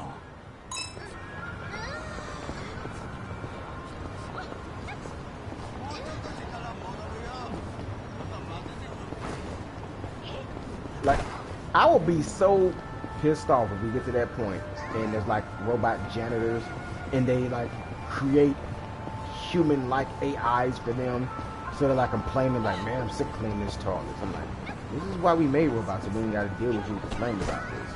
And jobs that people don't want to do, robots can do it. So that'd be crazy if they finally do it and then they create artificial emotions so the robots be like, I'm sick of this job.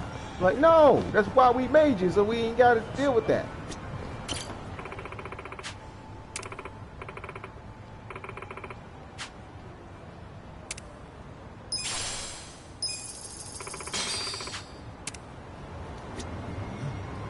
Why did it just show my HP and it went up? What happened?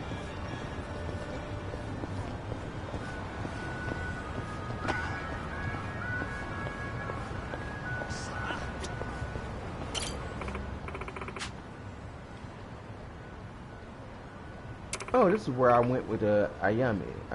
Ayumi? Yeah, her name is Ayumi Ishida because it's not Ayumi Ishida. I'm like, man, look, you can't tell me they didn't copy that. Ayumi Ishida is very well known as far as Mono Musume goes. And they have a character named Ayumi Ishida, who kind of vaguely resembles her too. I'm like, they know what they were doing.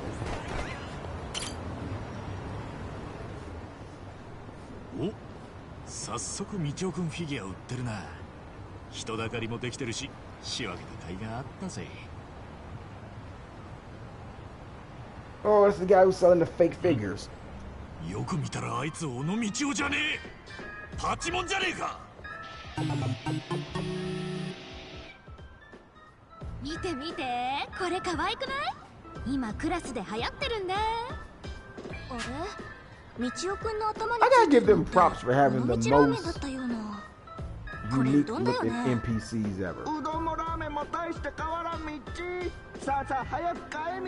Like all the background characters don't just look the same. Every time you see like a story quest, you actually tell the characters when you see them.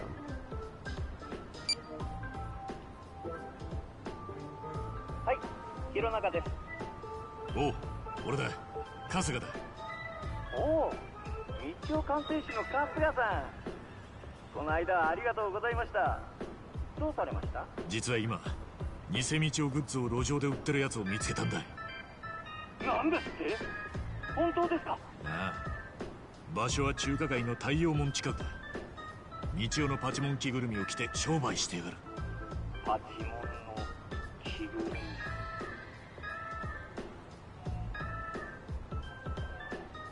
み。わかりました。私も準備してすぐに向かいます。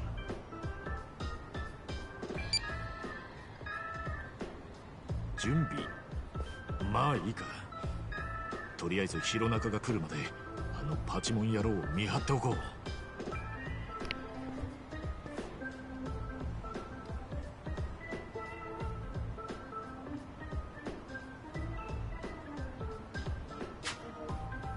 ねえねえ、その頭の果物ってみかんなの？まあそんなもんだみっち。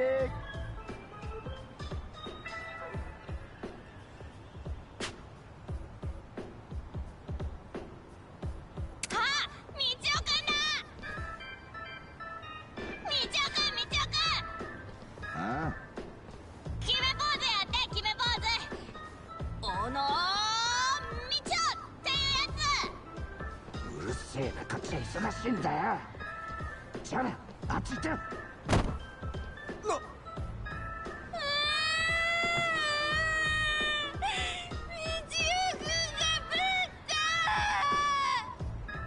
はいはい、見てって見てってみっち。道夫のレアフィギュアが安いよみっち。あいつ道夫の名を語ってひでえ真似しやがって。もう黙っちゃいられねえ。 Did I get to beat him up in a mascot outfit? 今すぐぶっ飛ばしてや。待ってください、春日さん。おう、弘中が。あいつさっきファンの子供。Oh! The real one! あんた、弘中だよな。今の私は弘中であり。 See, I like the real one. He has those eyes like a. You ever follow it? It's an otter who's like on Twitter and Instagram. I think TikTok. I don't know. I don't really use it. Sheetan. He's a. I guess she's an otter in a little mascot outfit like this, and the eyes are like that. It reminds me of that. プロデューサーであるこの私が直々に真の尾道夫となってあのパチモン野郎を成敗してきます。おい、微妙によろけている気がするが、サイズとか大丈夫か？ Three characters, okay. 道夫君への愛で何とでも補います。では。 So these androids, I'm guessing they. I know in the trailer they were like doing like a uprising of some sort. So I'm guessing these androids have some kind of artificial emotions built into them. I'm guessing they're not just cold, logic only robots. ありがとうみっち。2000円になりますみっち。お嬢さん、そんなやつから偽物のフィギュアなんて買ったらダメだみっち。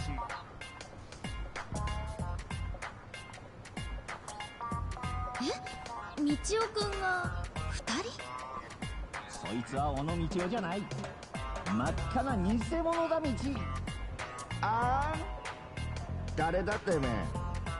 誰だと聞かれたら名乗ってやる道。チャーミングな八作フェイス、おしゃれな尾道ラーメン帽子、キュートな魚のポシェット、漁師の心意気、クールな長靴。生かしたなうい ONO トレーナー。そう俺こそが尾道の象徴。 I want that outfit just so I can like cosplay as him at like the next anime convention and see if anyone recognizes. アコギな商売はやめてこの町から出ていけ道。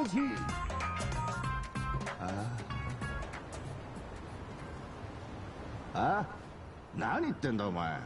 本物の尾道がこんなとこ来るわけねえだろ。え？商売の邪魔しやがって。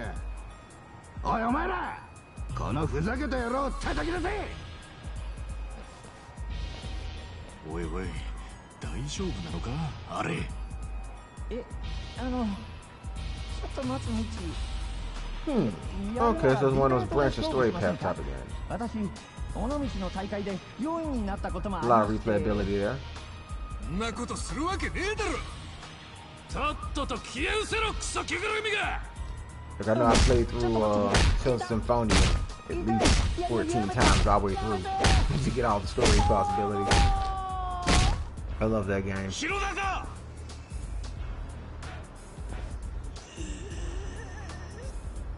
おい、大丈夫か。しっかりしろ。城中、こんなになってまで道を守ろうとして。スーツだってブカブカでろくに動けなかっただろうに。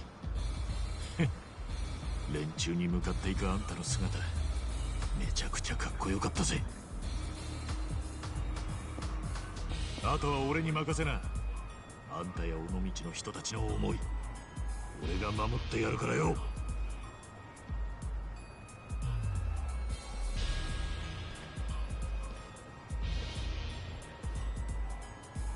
なんだお前、懲りずにまた殴られに来たのか。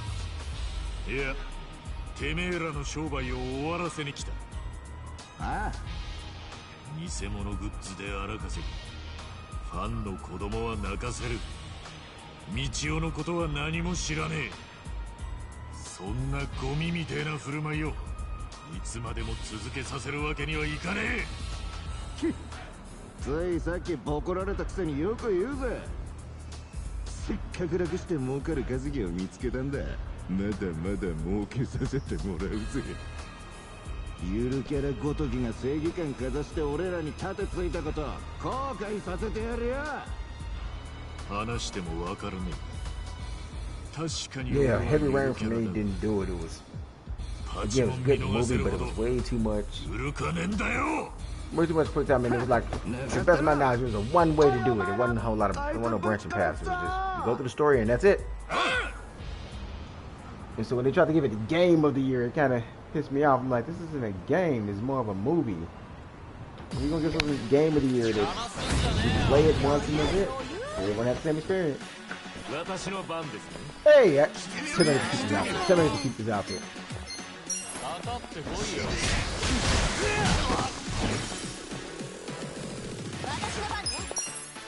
私が相手で。頑張る。ほら来いよ。回復します。ぶっ飛ばしてやる。よし、行くぞ。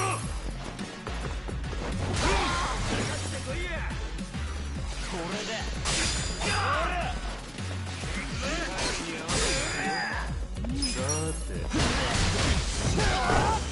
なめろ。俺の番だな。なめろ。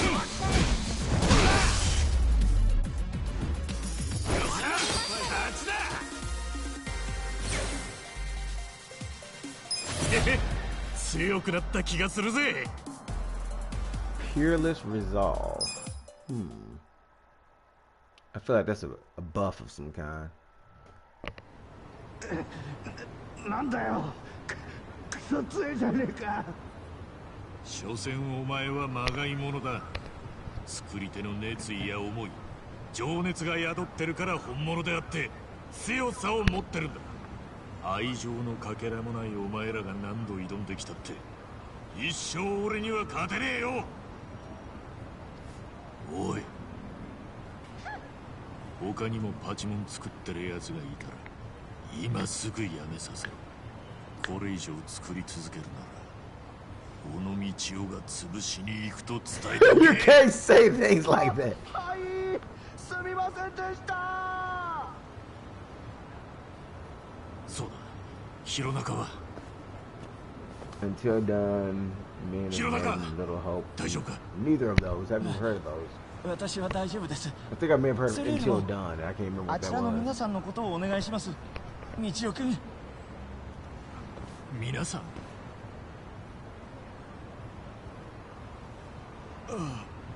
あ、いや、その道夫は腕っぷしには自信があってだな。すごい。道夫君が偽物をやっつけた。え？かっこいい。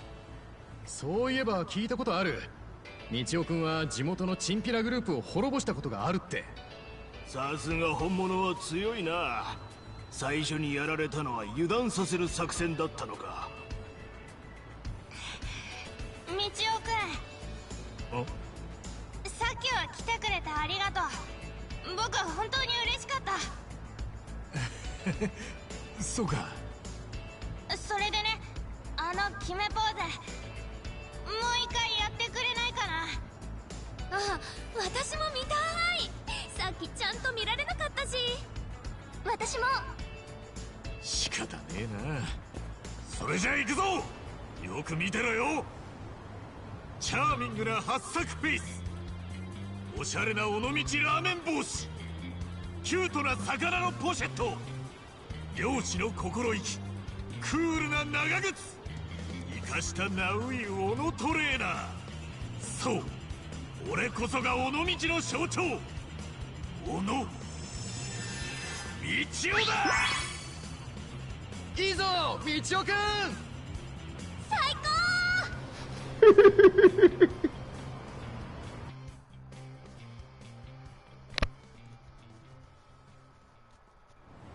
いやー、本当にありがとうございました。あのパチモン野郎を蹴散らしてくれてスカッとしました。町の人もちゃんと公式ショップから買ってくれるって言ってくれるようになりましたし、これは心からのお礼です。Deaf Boombox. そうか、そりゃよかった。さっき殴られたところはもういいのか？ねえ、大丈夫ですよ。あれくらいでへこたれてなんかいられません。それにあのパチモン男が最後の一体だとは思いません。このままの話にしていたらあのパチモンの同類がまたどこかで作られるでしょう。ですから私はこれからもそんな連中と戦っていきます。道夫君への思いは何よりも強い武器ですからね。I normally dodge him like plague. ところで、俺はいつまでこれを着てりゃいいんだ？ It has like, it's gotta have something that keeps me there. It's super cinematic. Kind of like how the Yakuza games, there's so much to do in these games, like run a business, play baseball, play golf, do kart racing, all the fights, all the jobs. Like there's so much to do in here that I don't mind that it's cinematic. The cinematic experience adds to it to me. It feels like I'm watching a show while playing the game. 置かせていただいているんですよ。せっかくなのでブログに載せる道夫くんの写真をここで撮らせていただければと思いまして。そういうことか。だがちゃっかりしてんな。分かったよ。じゃあすみませんがよろしくお願いします。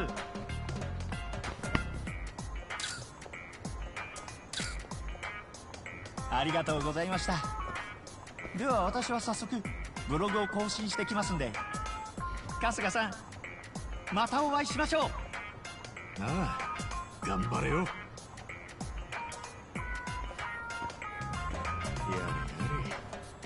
れ、一見落着ってところだ。この着ぐるみどうしたらいいんだ？ Yeah, I heard about that one. 道夫くんだ。遊ぼう。抱っこして。Oh no. I remember the name clicked with me. I'm like, oh, that's a cool name. What this is about?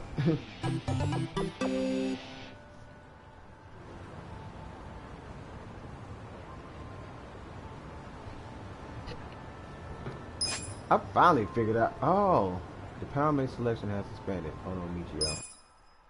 Oh, I gotta see what he does. Like I finally figured out exactly how the business management thing works, and it's so easy now. It's so easy. I mean, every time I run one of the investors meetings, I get 3 million. Like I can run the management right now for like a couple of minutes to get 3 million easy. So I'll always have money to like do stuff on here now, since I understand how the management thing works. And there are another one, but I can't remember the name of that one. Yeah, like my absolute favorite kind of games, probably why like the Muso games are like a number 2, is because they're very arcadey. But my favorites are like Fire Emblem, where it's like a good balance of like gameplay and story. Number 2 is the Muso style games. I know people give them a hard time. I'm like, people complain like, oh, the story, or oh, is it repetitive? I'm like, okay, even if it gets repetitive, even if the story is blah, a game where you can just fight hordes and hordes of people, hundreds of people at a time, and just send them flying with all the arcadey action you could ever want, that is paradise to me. I don't see the problem.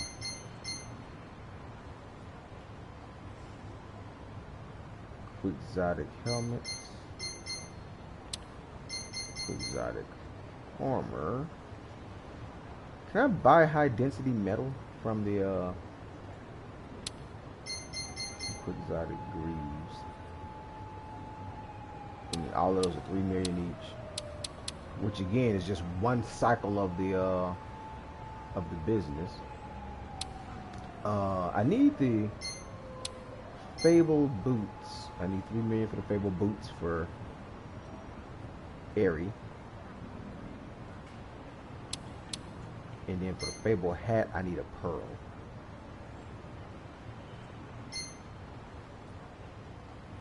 Yeah, if I ran the business one time, I can go ahead and get him the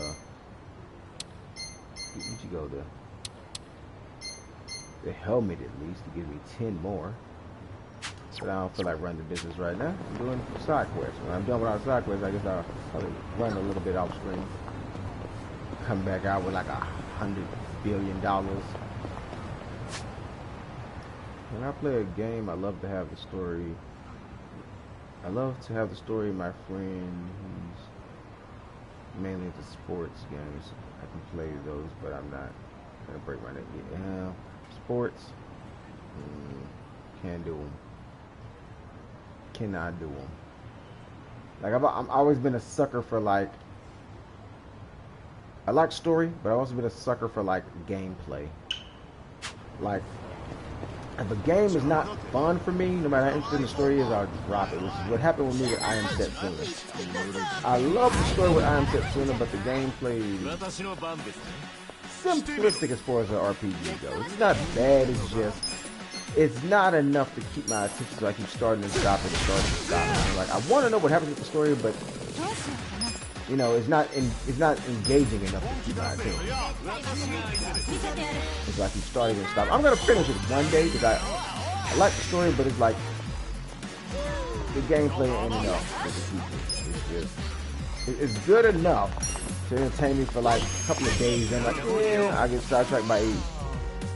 And then, you know, where all the good games have been coming out this gen, especially with like the name saying that all these Nintendo games that have been forever coming out. I'm like, yeah, I'm gonna play that instead. And just what ended up happening.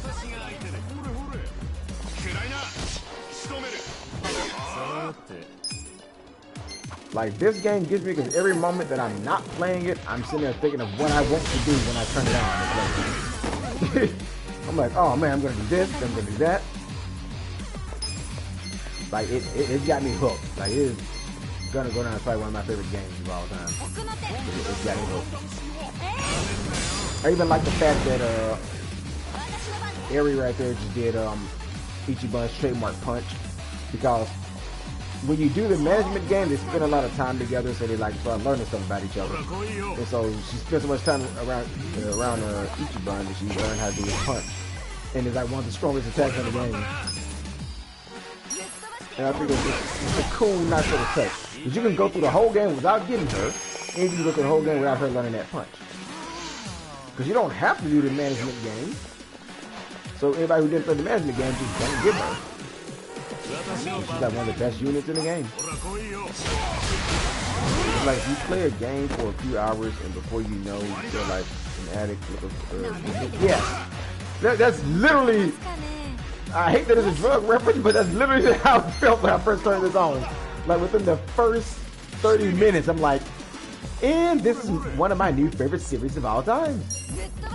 Again, I'm kind of scared to play Zero and Kiwami because I feel like it might drop the ball a little bit because I'm used to the RPG turn-based setup now.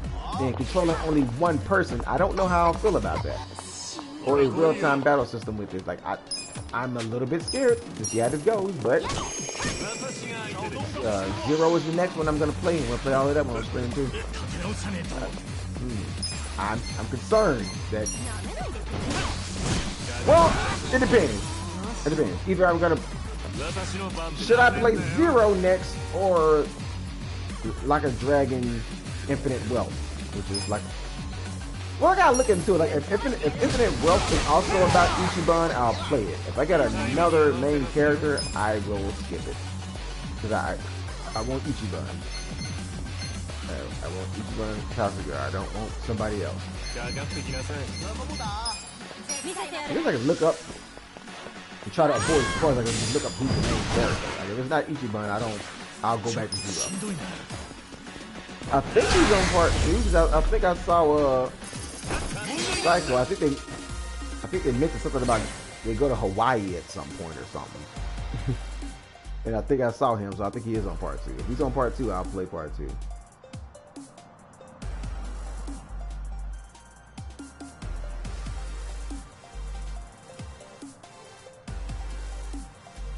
And I like the name Infinite Wealth. It makes me think there's going to be kind of more about the business side of things. Okay, who's the main protagonist? That's all I need to know. Who's the main protagonist? Don't give me any spoilers. Who's the main protagonist? Like a Dragon Infinite Wealth has 2 main protagonists. Ichiban, Kasuga, and alright, don't care about who the other one is. Don't care. That's all I need to know. So Ichiban is still the main character. I stopped reading right there because I don't want any spoilers. And I'm pretty sure when you was young and you played a game and you'd be like, just one more hour while we're there before you know. Like, yes, plenty of times. Like, oh my God, Mystical Ninja was my thing back in the day. Or the Goemon games, as I now know they're called. But Mystical Ninjas, they call them in the U.S. So many times I was like, get off that game and go to bed. Like, in the summertime, my mom was very lenient with us. We didn't have a bedtime during the summer, but at the same time, if we were too loud and start just getting on her nerves, like, go to bed. And again, my mom was very lenient. Depending on how she said it, the tone she said it, you know she meant either actually go to bed right now, or she just meant get away from me and stop being loud. So sometimes she'd be like, go to bed. And we was like, okay, and we just turn the TV down, turn the lights off, and just keep playing the game. You know, she didn't care. But we like go to bed. Like, that's her way of saying y'all too loud, turn that game off, go to bed. You just have to be there. You have to be there. You know the tone. That's go to bed, which is y'all stop being loud. Because sometimes, you know, playing wrestling games and stuff, and we played a lot of wrestling in 2000. Fussing and fighting about, no, you cheated, man, you cheated, blah, blah, blah, blah. It's like 3 o'clock in the morning, we fussing and fighting. And she trying to sleep. You know, she's going to beat her, go to bed. And that clearly meant go to bed right now, or I'm going to come in and start swinging. So, you know, that was go to bed. Whereas the kind of more casual go to bed, which just meant quiet down. So there was a lot of times where we had to go to bed and we were like, oh, just a little bit more, just a few more hours. So we would turn the TV down. But sometimes she would trick us. Like sometimes she would say, go to bed in the I'm just meaning be quiet mode. And then we'll play like a couple more matches and she'll come and open the door. Like, I thought you turn the game off and go to bed. And we'll be like, okay. And then we turn it off and go to bed. It didn't happen often, but I can't think of at least 3 times where she said it in that kind of just be quiet way. And came and knocked on the door and then opened it like, go to bed. Thought you would turn that game off. I'm like, but you always say that, but you don't mean it. You know, it was like we thought you didn't mean it. You said it with like with the I don't mean it tone. Yeah, it was interesting. It was interesting. Like I feel like I can make like a whole TV series, kind of like Everybody Hates Chris type of TV show, explaining how my mom did stuff. Exactly. It's like you gonna turn that game off and go to bed? I know something. That was the thing I think every black parent said. If you don't do it, I know something. Like you never want to know what that something was they knew. You never want to know. Like, if you don't get in that house, I know something. If you don't get out this car, I know something. If you don't go in there, if you don't go to bed, I know something. Whatever that something they knew, you didn't want to know what that something was. When you hear that I know something, you better do what the heck you were told. Because that's something they know is not something you want to know. You want them to just keep that information to themselves. Whatever it is they know, you do not want to know it. That I know something threat, you don't want to find out what that something was. To this day, I still don't know what that I know something was. I just know I didn't want to know whatever that something was.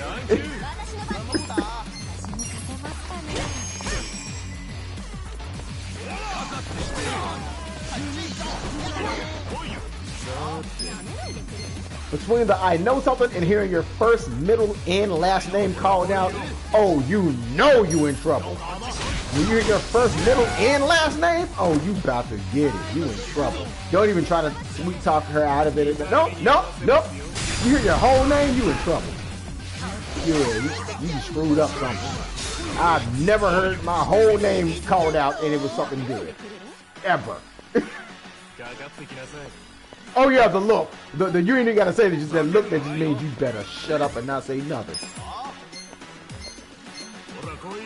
The Luigi death stare got nothing on that look.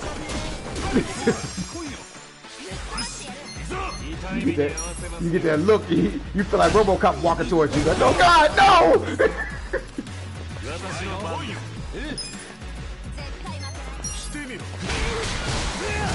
My mom was using Conqueror's Hotkey before One Piece was a thing. It's that Conqueror's Hotkey. You need that stare, be like, no, don't do it.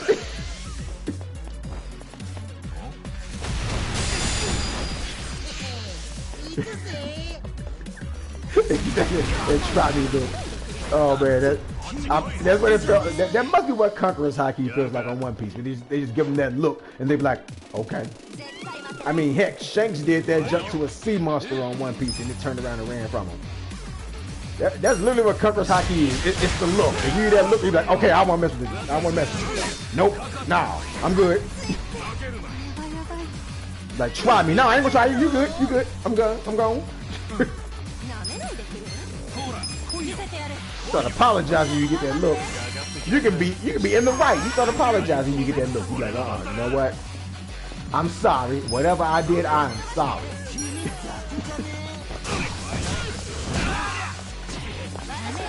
I apologized a couple of times when I knew I was in the right. Like, you know what? That look scares me. Whatever I did, you right. I did it. I'm sorry. I didn't do it, but I'm sorry. Just, you know.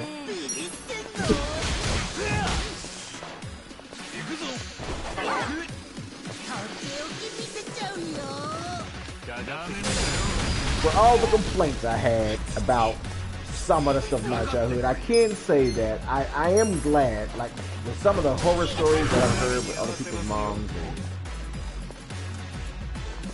and even other family members I've had whose moms just were super strict with them. Like, I'm like, you know what? One thing I can say. There was a small phase when I was younger.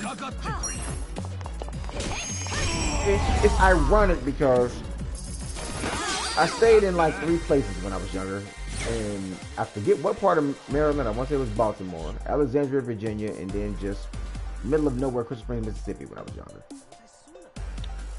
Ironically, when we were not staying in Mississippi is when my mom was like super strict in doing what people would call the traditional Bible Belt mother type of behavior. It was like, oh, you don't listen to this, you can't listen to this hip hop music, you can't listen to this pop music. Nope. Like we weren't allowed to do that. But then when we got back to Mississippi, when I was like in 1st grade, all that just went out the window. And I'm like, oh, okay. Like my head almost blew up the first time I heard my brothers listen to like songs with cursing in it. I'm like, oh, he said a bad word. Does mama know that? Okay, all right. He said another bad word. Okay. kind of like this song, but he's saying bad words and she ain't said nothing. She ain't gonna tell him to turn that off? Okay, play that song again. I like the way that one sounds. Like, it was just a shock for me. I'm like, she's not gonna make him turn it off, but they said bad words.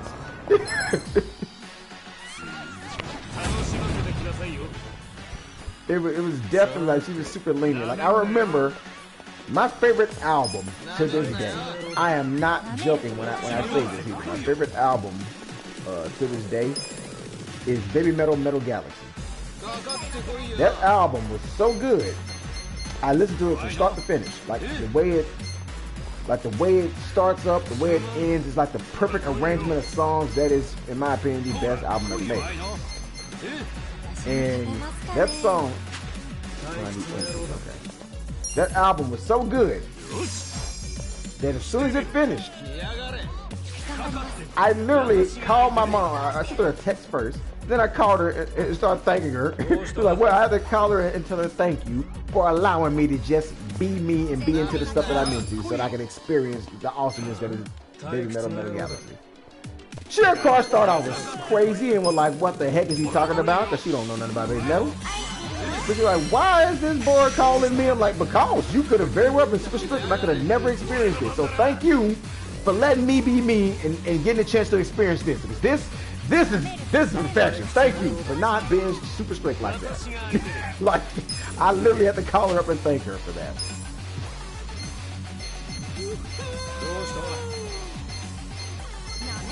And I know probably to this day she's still probably like, what's wrong with him?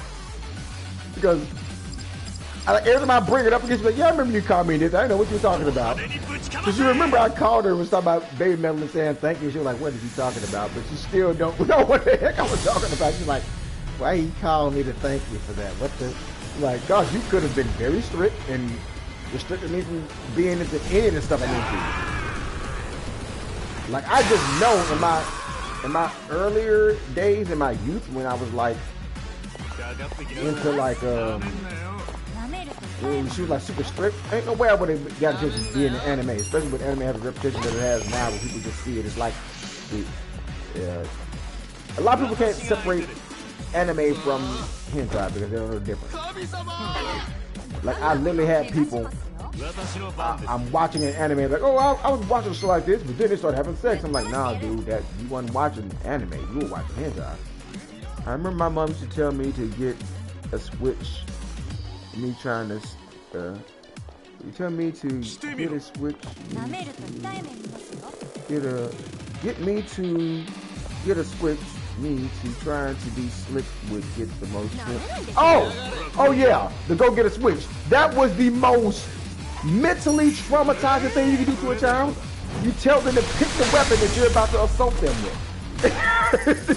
And if they got a flimsy one, she'd go out there and she would find that one big one that you hope she would, or at least what I would do, I would find the biggest one and I would break it into little pieces and like throw it in the bushes. So I come back with like, I know if it's too flimsy, she would be like, nope. So I get like a medium sized one. But somehow where she knew that one of the biggest ones, so she'd take it and she'd go back out there and she'll find an even bigger one than the one that I broke and try to get rid of. And I'm like, oh, I'm in trouble. Like one of those big ones that's shaped like the letter Y, and so she got to twist the branches together in and tie a rubber band around it so that part is stuck together as one long switch. Like, I don't know if you ever had that, but you don't ever want the huge switch that's shaped like the letter Y, and they got to twist they got to do like a double helix with the branches so it can turn into one long switch with the whip action and tie a little rubber band at the end so it stays tied around like that. You don't want that. That junk was horrible. But that was traumatizing. It's like, hey, go get me a Switch. It's like, you want me to get the weapon you finna use on me? I done got it from a Nintendo plug and a water hose. A water hose. And you don't realize how much a water hose hurts until you got smacked in the back with one. Because, you know, it's a little thick rubber. It looks flimsy as a water hose. But if you grab that water hose and pop, hey, look, water hose to the back don't feel good. Like, I have somebody, and I laugh at it now. And some people try to say, man, you were abused. Like, I don't know. I was not abused as a kid, okay? I'm making that clear if anyone gets to this part and be like, oh, he was abused. No. I was disciplined. There's a difference. At no point do I feel like I was abused and beat and bruised and battered and black eyes. No, but I felt like I was disciplined. I felt like I was clearly disciplined, but I wouldn't say abused. No. Impish wink. So many people don't know the difference between the two. Exactly. I don't see any issue with like discipline. Now, by that same logic, do I think I will ever have to? Do I think I'll ever like smack my son or daughter with a water hose in the back? Probably not. Probably not. Probably not a water hose. Probably a belt, but probably not a water hose. Or definitely not a Nintendo plug. There probably wouldn't even be any wires by that time. But at the same time, I respect that. It built character. It stopped me from doing stupid crap. Because there's a lot of people. I mean, I used to jokingly say in my college days when I found about people like doing like a lot of people I went to high school with who end up like in jail and doing other stuff. I used to make the joke like, see, like that fella clearly never got beat by a Nintendo plug before. That's what I used to say all the time as a joke. I'm like, that Nintendo plug would have made him rethink his whole life, and that never would have happened. Heck, how many times in anime have you seen villains that would not have made it Vegeta if they didn't get the crap beat out of them? That beating changed their life. Well, Vegeta was different. Him getting beat up by a low-level Saiyan angered him. Minus Vegeta, but a lot of animes they get beat up and it changed their life. Vegeta changed because Bulma. Bulma gave that fella a reason to love Earth. She's a real star of the show. It made me exactly like some people don't. Again, I know it's some. Wait, I did her story. Why is she still there? No, what's going on? Why is she sad?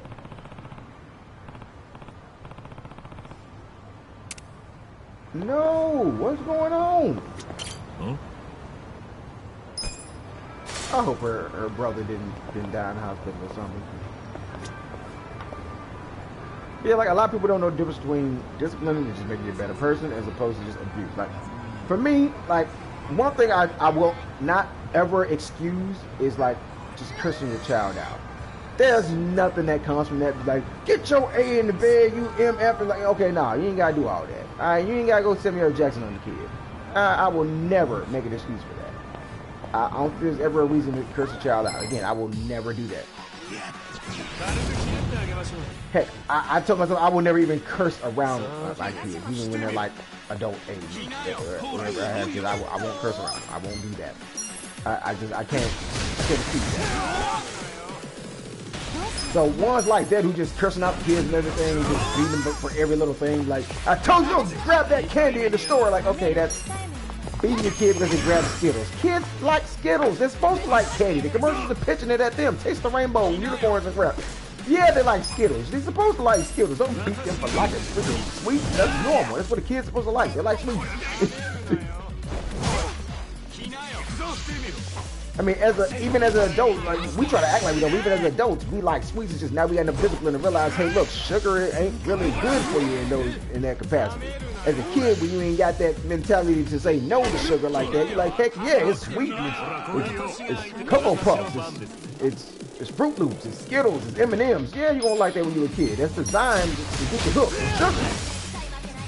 Some adults are addicted to sugar. So beating a kid because they're addicted to sugar, okay, no. But if you got a kid who keeps trying to shove a fork in a socket, and to save that kid's life, you gotta beat some sense into them so they don't shove a fork in a socket. I mean, hey, you saved that kid's life.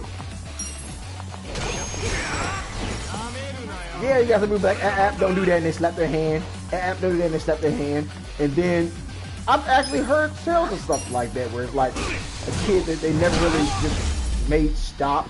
Never really made them stop doing it. Like, hey, don't do that. And then one time when it went around, fork and socket, kid ain't around anymore. Is there a better way to stop them from doing that? Yeah, probably. but it was effective and it worked. You can be like, oh, abuse all you want, but like, hey, but that beat some sense of them, and they didn't try to shove a fork in a socket, and they're still alive today. So, again, sometimes things are justified. Do I think sometimes it was overboard, and I felt like I learned my lesson? Stop beating me. It's over now. Please stop. Yes, but at the same time, it was discipline. I'll be the first to say, yeah, with overboard sometimes. I'm like, okay, I've learned. Please stop. It's over. Like, there was sometimes it felt like a boxing match. I'm like, oh my God, okay, that's round one. Okay, it's over. The switch broke. Yes. There's a second switch. Oh my God. like sometimes it was overboard. But, I mean, it made me a better person. It would be cool to have Samuel L. Jackson. But that would be cool to have Samuel L. Jackson be like, I'm tired of your stand up.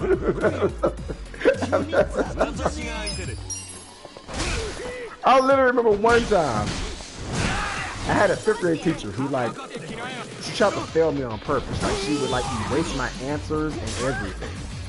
And when I proved that that's what was going on, they moved me to another grade, and I had straight A's ever since. I never had an F before that, because she was erasing my answers. She tried to fail me. I don't know why. She just didn't like me. And man, I got the beating of my life for that. I don't think she was gonna stop. I had to lie and say I got to use the bathroom. I had to start screaming, I got to use the bathroom. And so I'm just sitting there on the toilet, just crying, like, oh my God, I don't want to go back in there. And I guess I was taking too long in there. She ain't not gonna know. And you better not take too long in there. I'm like, oh my God, there's another round. But I still remember that day when I came out, there was not a second round, so I was good. When I came out, one of her friends came over or something, so she started talking. And I'm like, okay, good. All right, the beating's over. And again, why I say I wouldn't call it abuse, because when she found out that the teacher was clearly just trying to fail me, because my mom knew I was an A student. That's why she didn't understand the F. So she's like, okay, he acted up his class, obviously. So when she found out the teacher was just trying to fail me on purpose for whatever reason, a lot of times kids be like, my teacher don't like me, but no, I had the proof behind it. She was literally trying to fail me. I was an A student. She just erased my answers and gave me F's. She did it for other students too. She ended up getting fired. And so when my mom found out about it, she apologized multiple times for that. She's like, okay. I'm like, okay. That's one of the few times I remember admitting she was in the wrong. She's like, okay, I was wrong for that. I'm sorry.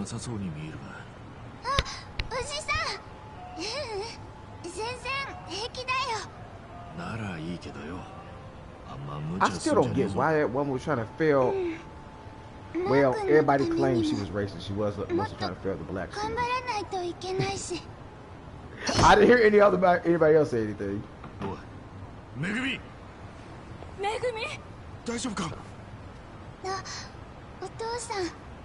Oh, that's her parents. Did I see them before? Why does her parents look just like Ayami's parents? That's the first time I've seen them reuse characters. Oh yeah, her and all the other parents. That's how she got fired. They managed to prove that she was just trying to fail all the black students, and they're like, okay, you gotta get out of here. But they had already moved me to the other class. I'll never forget that, because I had an F the first 9 weeks, and I pulled it all the way up to a B, because A was impossible at that point. Because I kept A's from there. I'm like, man, I was a nerd. And my mom knew that. My mom would get mad when I got a B. That's how good my grades were. So she knew an F was out of character, so she thought I was just playing around in class and just acting up. And I'm like, no, I'm not acting up. She's trying to fail me. She's literally trying to fail me. I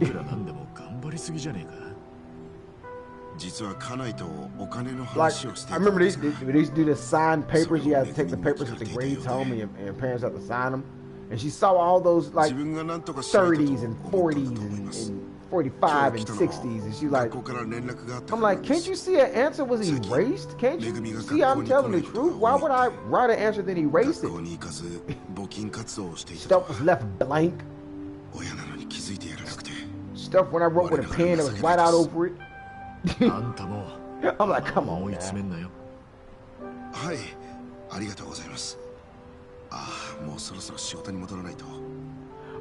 Oh no, I didn't start it.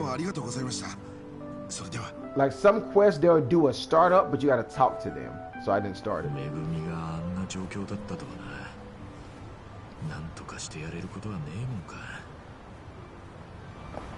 The girl with the persimmon tree, oh man, that was... There are some really touching side quests on this game. Like the girl with the tree, she thought that if the persimmon fell off the tree before her surgery, she thought she died. Really touching story. I like the way that one ended.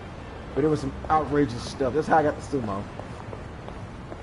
Because the sumo was like hitting the tree and it was about to fall off. So he kept fighting everybody that was messing with the tree. Oh right, I got Michio as a pound mate. Let me see what he does. Oh, that fella got all the tattoos. Yeah, see like that right there? That's what we call too many dang tattoos. That fella looked like a whole tribal monster.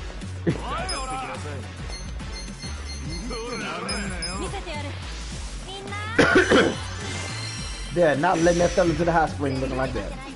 That's my main thing. Like I look at it because I know a lot of places, a lot of hot springs wouldn't let you in. You got tattoos. And again, they probably let me slide because they'll see me and be like, oh, well, he's clearly not Yakuza. He's clearly an American. Look at him. He's a black guy. But I'm like, I'm not chancing it. No tattoos.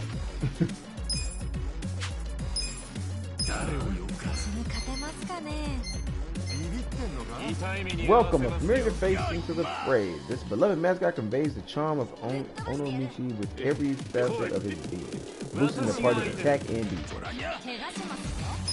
But does he do damage? Nope, he doesn't do damage. Alright, let's see what he does now. What you got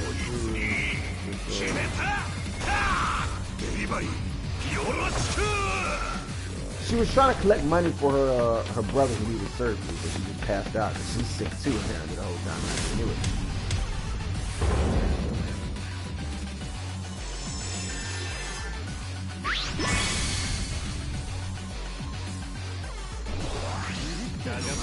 Okay, well, some of these pound mates have very simple things they do. Spinning queen. I want to get... Another thing I like about this game, if you wait, they'll line themselves up perfectly so you can hit more than one.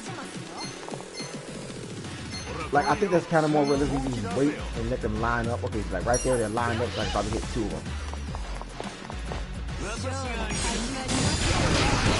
Alright, now that was brainwashing. He's going to attack the other guy. Which is what I was hoping for. I want to hit two so I can get a chance to brainwash somebody. Oh my god. Okay, I see you.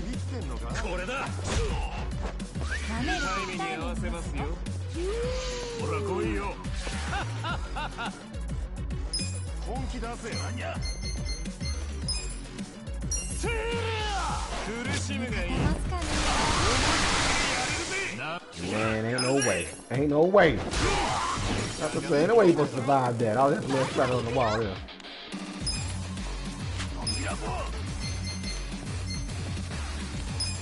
I don't love the way that sounds. Let's just be with it.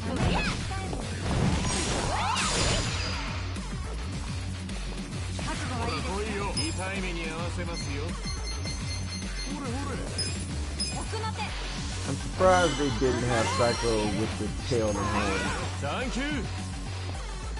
I wish that when you put on accessories, they'd show them. There is accessories that look like tail and horns. Like, if there's one thing I love in my RPG, any RPG that shows the equipment you put on, I love it. Like, that's why Dragon Quest 9 is one of my favorites. Any piece of equipment you put on, you'll see it.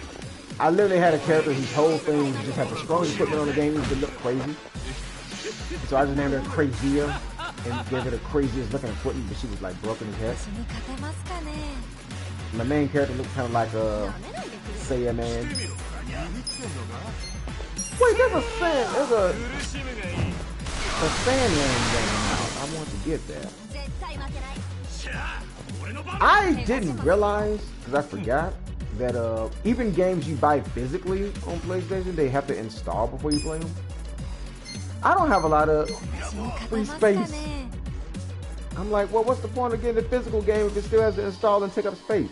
Like, this takes up 62 gigs. What? So I'm about to get a hard drive at some point. I forgot that was a thing. I'm like, dude, I just want to play my game.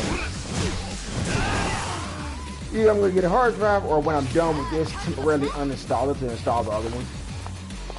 This is annoying to do. It means every time I have to go back to one of the games, I have to uninstall something. Or just get a hard drive. The Switch has spoiled me. I see what is my man. Like, I don't have to install nothing on the physical game. That's my reason for buying physical. I don't have to install. Like, is just me, or is that a dumb idea? Why am I buying the game physically if I still gotta install it onto your hardware? Just read it from the disc, like the freaking PS2 did back in the day. How is the PS2 is doing something better than the PS4? What the heck is that? Just read the disc. Uh-oh, get him. Meet your door. Oh, Candle Rush. That's what I want to see. Deal fire damage to an enemy and enemies around them with a barrage of melting whips and wax that may, as one would imagine, leave them burned.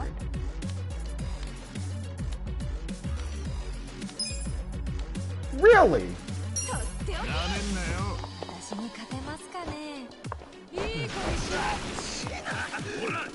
Oh, she hitting people with hot wax. She hitting all that weird.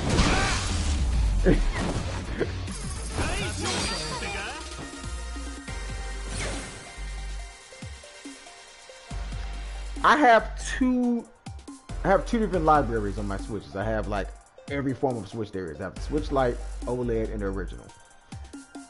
For my Switch Lite, it's mostly RPGs. And so with those, I get them digital so that I got like a big terabyte SD card in there. But our Switch file sizes are small. Like, one thing people gotta give Nintendo their props for, they know how to condense things and give you a very small install size. So I do that so when I'm traveling, I just take the Switch Lite with me. And I'll have like dang near 100 RPGs on there to choose from. Nothing kills time on a flight, especially when you gotta go through a big 13-hour flight to freaking Tokyo. God, that's ridiculous. Being this guy for 13 hours. You need something. So I'm like, you know what? Let me turn on the Muso game and just go at it. So for my Switch Lite library is mostly digital. But the stuff that I know I'm gonna play like on the OLED or just normal Switch, I'll get physical. Because I don't like having to uninstall. Like, I don't know. Like, I really don't know what to do. Like, I thought about that. Like with Yakuza 0. If I gotta install that before I play it, I don't have enough space. It's already told me I ran out of space. Because I got Final Fantasy 14, PSO2. I just installed For Honor to play it with one of my friends. And I'm like, I'm running out of space already.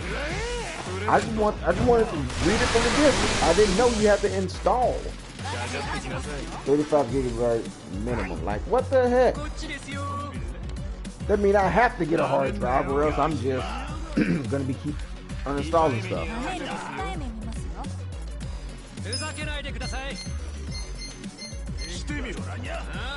Like, I can't say I'm a fan of the idea of installing it. I hope to high heaven Nintendo never goes that route. I hope they forever have it where I can just buy a game and play it. Like, I didn't realize how good I had it until I played Super Mario Bros. Wonder. I just popped it in and hit play. Endless Ocean Luminous, I just popped it in and hit play.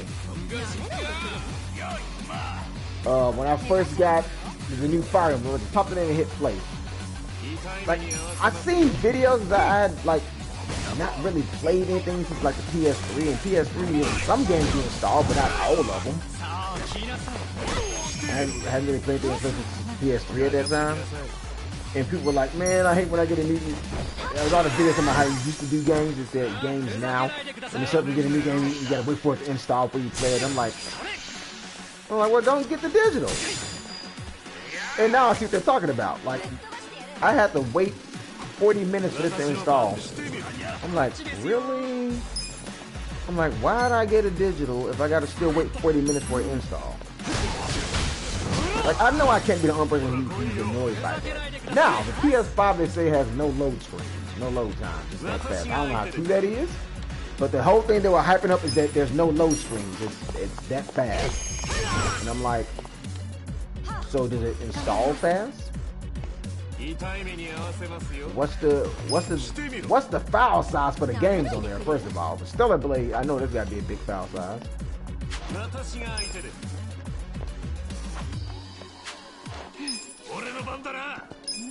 That fella turned invisible. And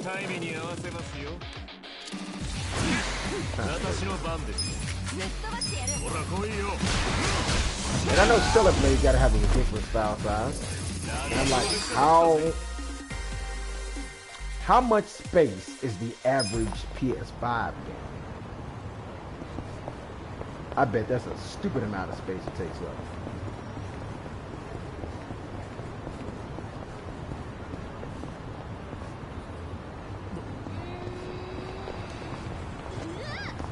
Like, I wanted to download Warzone and play it with another friend, but I'm like, I don't know if I got enough space for Warzone. And I have a 500 terabyte hard drive somewhere, but I'm missing the wire. I need the wire to use it. I don't have the little wire that connects it. So I got it, I just don't have the wire to connect it. I don't know. I might just bite the bullet and just buy a terabyte hard drive. Like, even though a terabyte would be used up real fast, like a terabyte on the Switch, I've never filled that thing up. Terabyte on PlayStation with Call of Duty alone, that's not half of it. So whatever their compression techniques are, they need to teach that to other people. I know people are like, well, their games are not as graphically demanding. Okay, be that as it may, even when they get a port of a game that is graphically demanding, like they got a direct port almost of Tales of Vesperia. I'm playing Tales of Vesperia on my Switch right? Tales of Vesperia file size on the 360. On the 360 has a bigger file size than Tales of Vesperia on the Switch, which actually runs at a higher frame rate and looks better than it has. But it has a smaller file size. I don't know how Nintendo does it. Please teach the rest of the industry your compressor technique so that the file sizes ain't as big as all hit.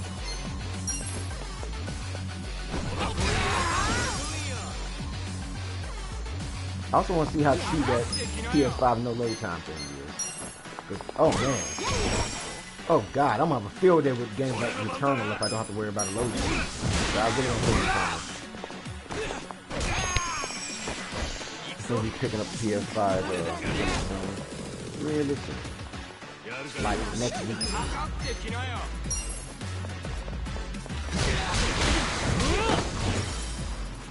Yeah, that fella got his blood smeared all inside the thing. I'll probably wait though, I got a vacation coming up. Go chill for a smooth week. I might want to wait till after that. How true is that PS5 no load thing? Oh god, I missed the whole message. Wait, what?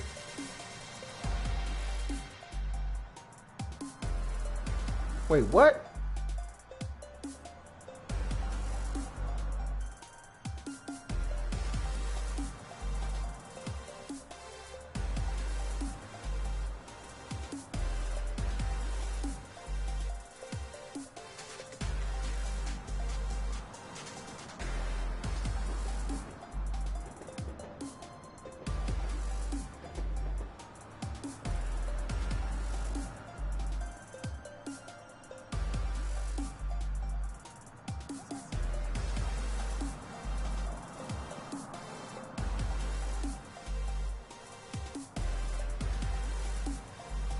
Oh, okay.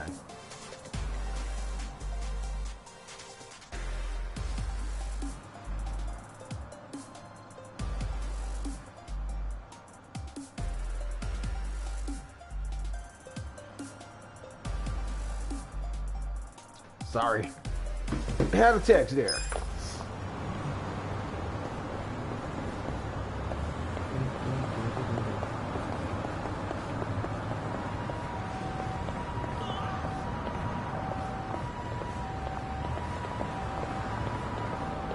I also had a text 2 hours ago with someone asking me, "Are you there? Hello?"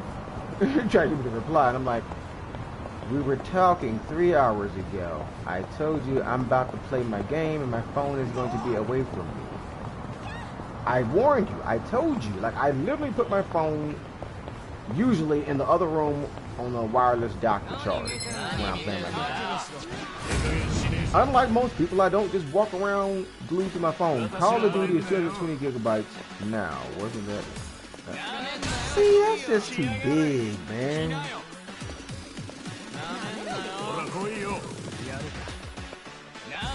What the heck is all of that? 220 gigs.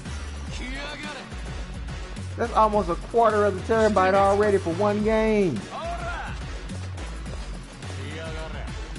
Man, they can't keep getting away with this. Tears of the Kingdom is an expansive game with so much going on, and it's like, what's the file size for Tears of the Kingdom? There is no way anyone can tell me with a straight face you can do more stuff in Call of Duty than you can do in Tears of the Kingdom. And Tears of the Kingdom is like what, 15, 16 file size?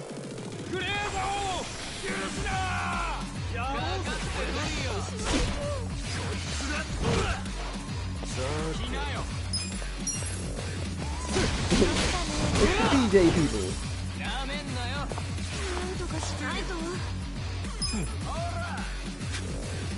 Oh, we got more candle wax for them.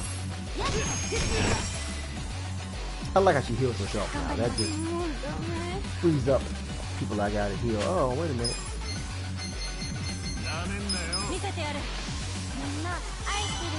What is the foul size of the Tears of the Kingdom?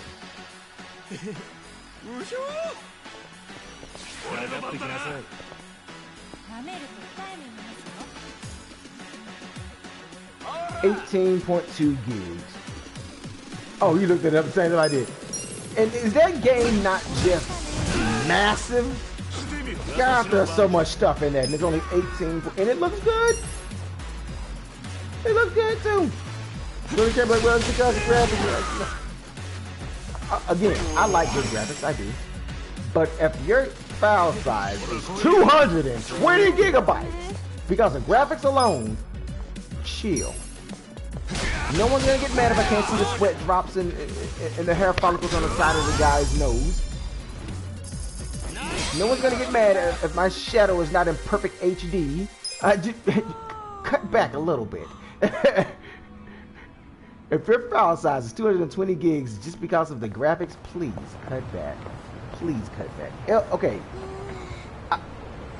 Elden Ring and Breath of the Wild are about the same size and scope in how big the game is. What is Elden Ring file size? This probably won't hurt my feelings. Because I want to get Elden Ring, but...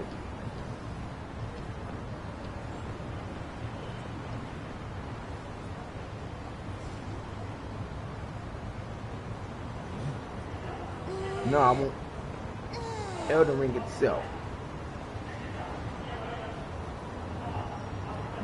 Wait a minute, okay, somebody says it's crazy how most games are 100 gigs, but Elden Ring is only 45 gigs while having this much content in it on a huge map. Okay, that's cool. That's cool. I can do 45. I can do 45. I can do 45. That's respectable. That's not disrespecting my it's not disrespecting my hard drive there.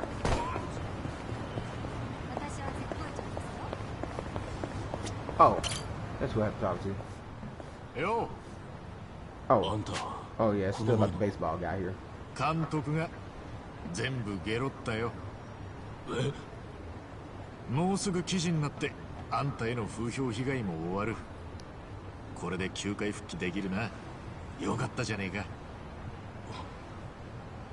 いや、あれはやはり俺が悪いんだ。プロの選手にも戻るつもりはない。なんでそこまで意固地になるんだよ。確かに監督に指示されたのは事実だ。だがそれを断れず実行したのは俺自身だ。監督が何を言おうと俺が実行しなければ事件は起こらなかった。野球ってのは神聖なものだ。俺は野球を裏切った。世間がどう言おうが俺に野球をやる資格はない。花山という素晴らしい選手を潰してしまった。俺なんかにな。おいおい、人を勝手に潰れたなんて言わないでくれよ。花山相変わらずの頑固者だな、安西。花山、本当に申し訳ない。安西、俺はお前の大切な野球を奪ってどれだけお前が野球を好きか知ってるはずなのに、本当にすまなかった。だからさ、勝手に人を過去の人みたいに言うなよ。俺は潰れてもいねえし、お前に野球を奪われてなんかいねえぞ。確かにまだ痛いけどよ。俺は絶対にこの怪我治してまた球場に戻ってみせる。俺が治らねえとファンも悲しむし、大事な友達もずっと暗い顔したままになっちまうからな。I got PS Plus. I might just upgrade to the PS Plus cloud screaming so I can just save space. それはお前が決めればいい。だが一つだけ覚えておいてくれ。俺は復帰したグラウンドにお前がいてほしいと思って。Terabytes are only like $50 bucks. Oh, okay. うじうじしてても償いにならないぜ。Final Fantasy VII Remake 146. 償いたいならプレイで償えよ。You know how unheard of it was for me to see a game that had over 100 gigs in file size? Again, I've been playing mainly on the Nintendo consoles since the GameCube days. It was Sega until then, then the Dreamcast happened. And so they've had small file sizes since the GameCube days. I remember back with the Wii, everybody talking about file sizes, and I'm like, what? The Wii literally had a dang SD card slot for its expansion in its indie games. So.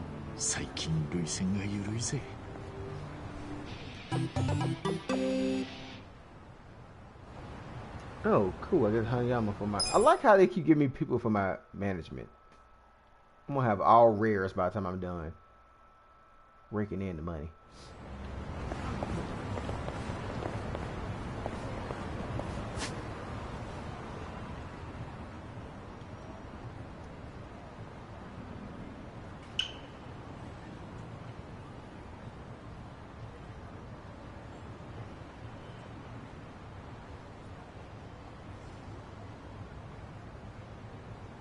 Alright, there's one more story quest, right?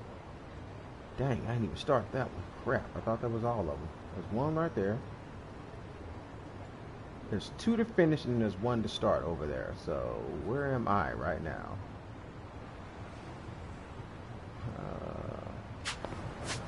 I'm right here. It'd be closer to just start this one.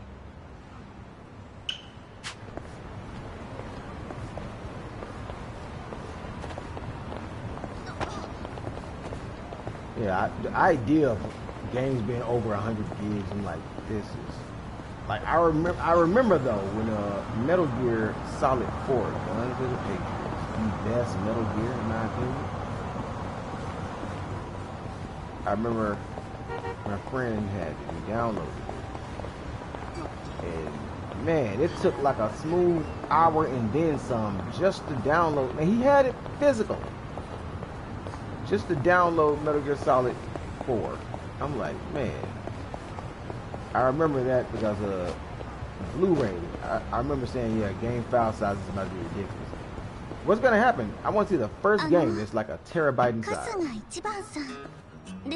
Kaidi? Kaidi? Like Kaidi Kaga? Ah, 確かにそうだが。申し遅れました。私、当の楓って言います。やっと Who is she? 会うことができた。Reunited. Wait, what?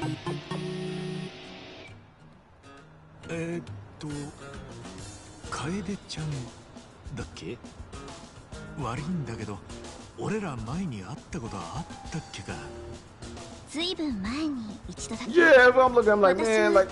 カムロ町で不良たちに襲われそうになっているところを助けてもらったことがあって。Not trying to hype up Nintendo too much here, but could you imagine what the heck would be going on in a Zelda game that was 220 gigs? You better believe it's gonna be some ooh-wee going on up in there.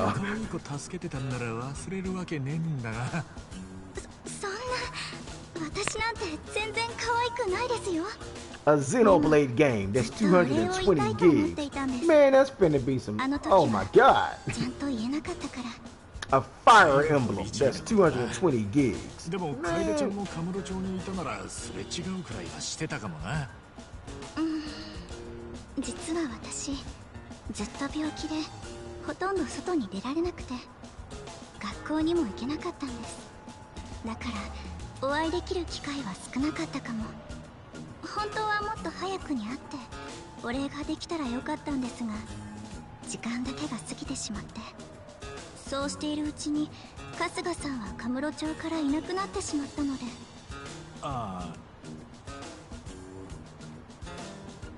で。でも私は決めたんです。春日さんとまた会える日は必ず来るからずっと待ってお礼を伝えようって。そうだったのか。病気ってのはもういいのか？ええ、今は病気からも解放されてこうして外に出られるようになったんです。だからこれまでできなかったことをやりたいって思いまして、その第一が春日さんへのお礼です。そうか。この子いつ会えるとも知らねえ俺のことをずっと待っていてくれたのか。誰も俺のことなんて待ってくれてねえと思ってたのによ。ちょっと嬉しいじゃねえか。分かった。じゃあ今日は楓ちゃんの出所祝いってことで俺が好きなところに連れてってやるよ。 Can I get her for my business? 嬉しい。でも私That's what this game has become for me now. It's like, oh, cool character. Can I hire her for my business? 部署にいたのは俺の方だったな。今からすぐ遊びに連れて行っていただけるんですか？もしやることがあるなら私待ってますけど。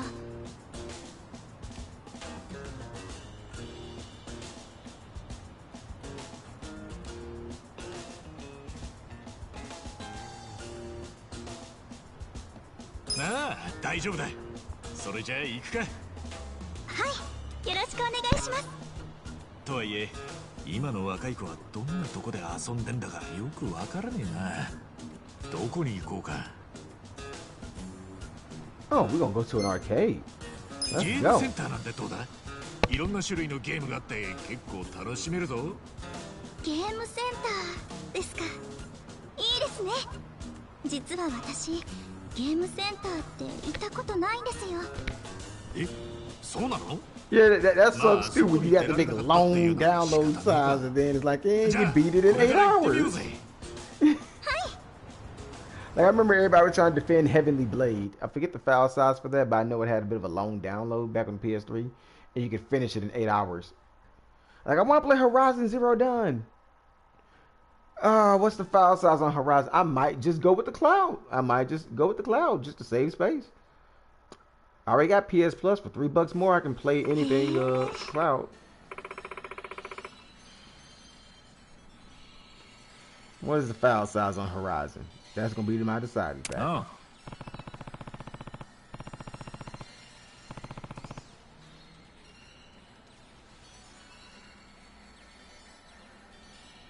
Virtual Fighter.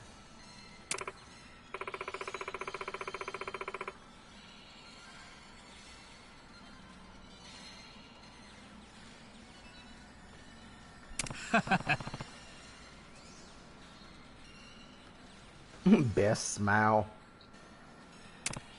70. That terabyte gonna be gone so quick.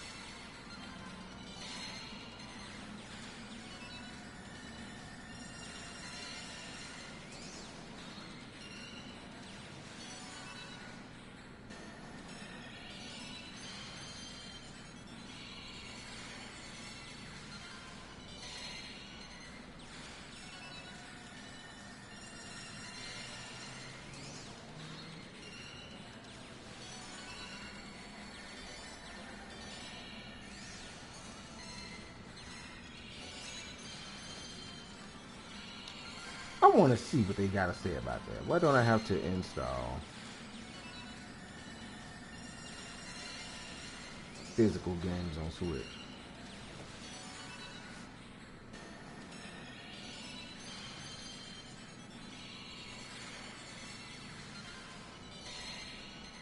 They said modern games, the read times can't keep up with it. Well, cartridges read faster.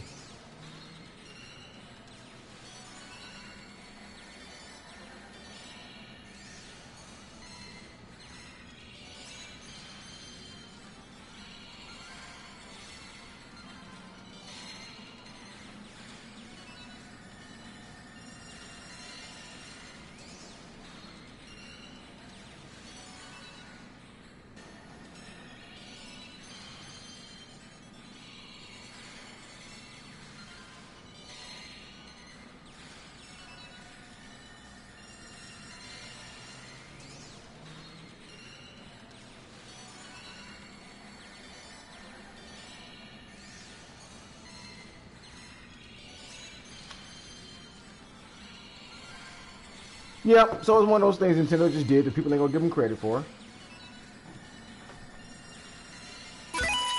That's why they chose cartridges. They realized how big games were getting. And they were like,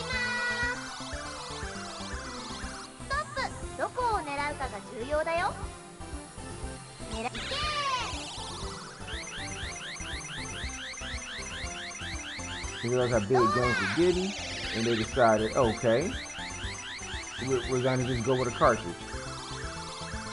Because cartridges read faster. Because I always knew that, because I remember there was never a loading time on the dang Super Nintendo. Man, come on now. That's not what I was trying to do. Hey, I got it though. I got it. I got it. Don't you drop it. Don't you drop it. Yay. Congratulations. That was the most English congratulations ever.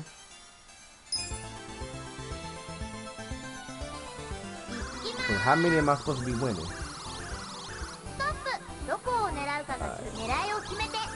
Right there. Just grab his big old head, and he should stay in place. Yeah, yeah, don't you drop it, don't you drop it, don't.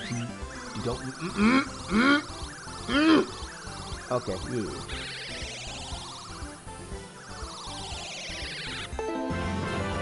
Wait, do I have to get all of these? Wait, I didn't even know a crane game was on here. Oh, I love this game. Everything I'm addicted to in one game. It's not fair. It's not fair. I feel attacked. I feel attacked in all the best ways. Oh, you stupid dog. Now I sound like Eustace from Courage the Cowardly Dog.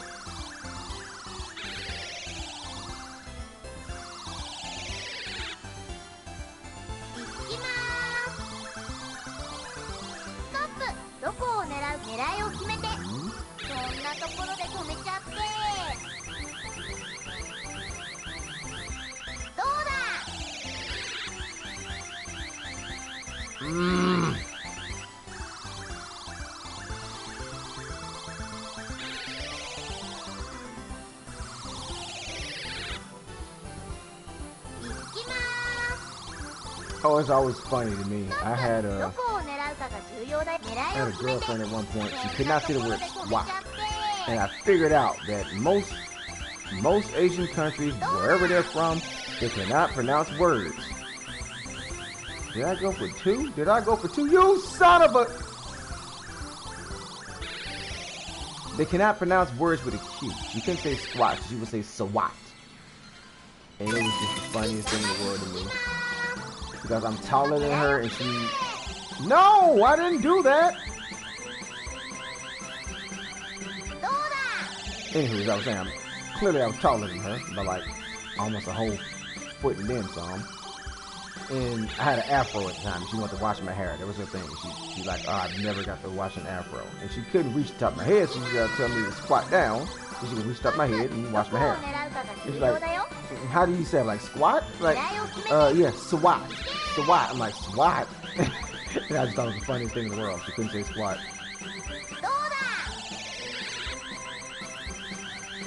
Man. Oh, I'm screwed. I can't get it now. The way it's angled, I cannot get it. Like, I know these crane games well. You want to be able to grab like a big surface area, like the head or something. So with him at that angle, and if I can make him rotate, I won't be able to pick that one up.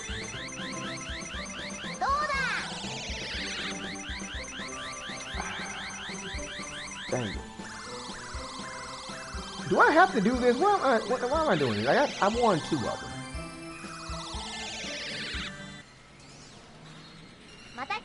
I won 2.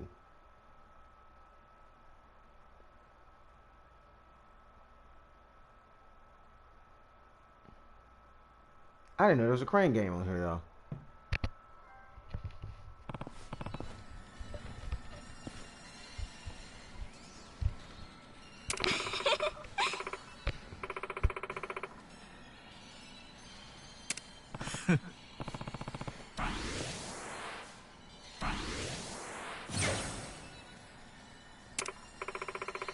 Aries' grandmother still calls him boyfriend because she thinks he's Aries' boyfriend. She don't even call him Ichiban or Kasuga. She just calls him boyfriend.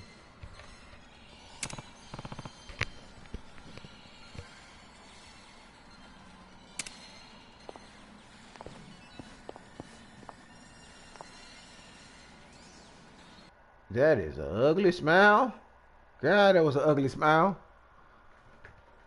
For it to say best smile, that wasn't it.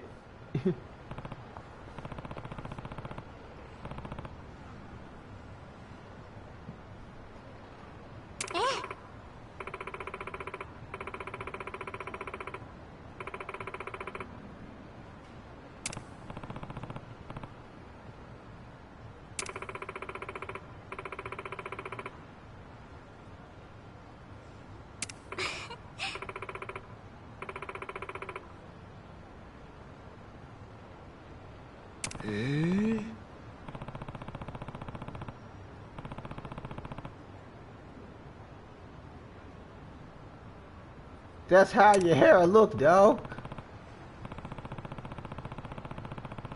I thought I was handsome because I better wipe down the mirror next time I do myself like that. That fella roasted himself.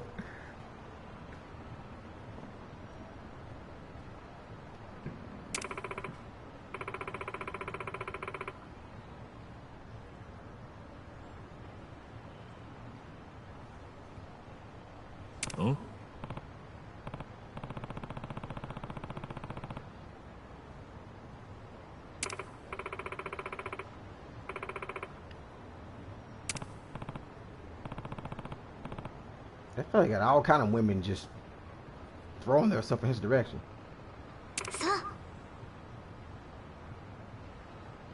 Yeah, that was Lena with the messed up hair.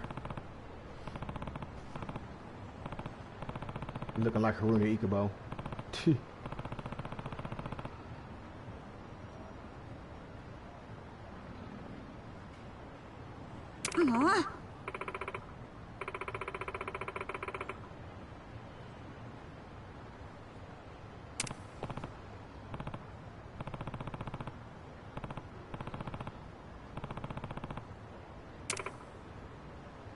She could have answered that.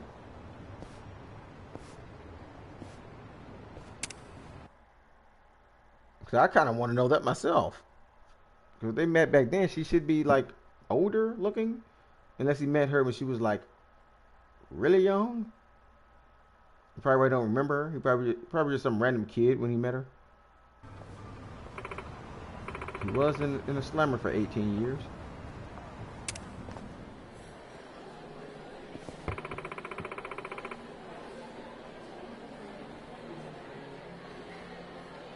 Nah.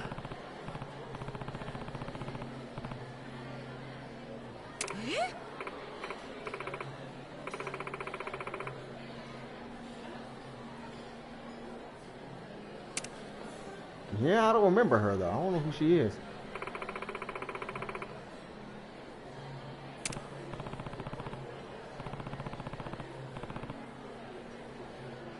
Yeah.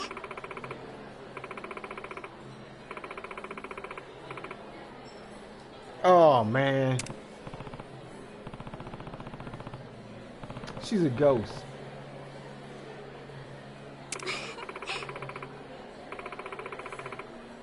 She's a ghost. No one else can see her.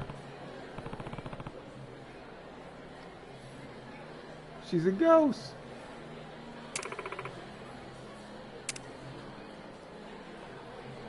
She's apparently a ghost.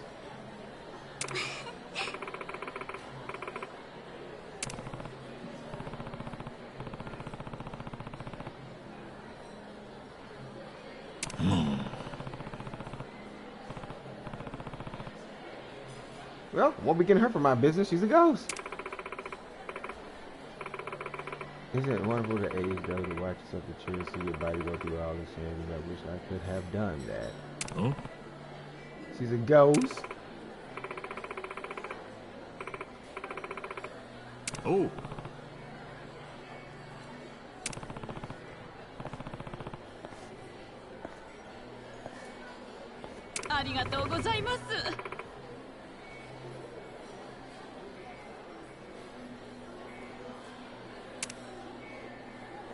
Yeah, because no one else could see her. He said he wanted to get a glass of water for his date, too. And she didn't drink the orange juice. She's a ghost.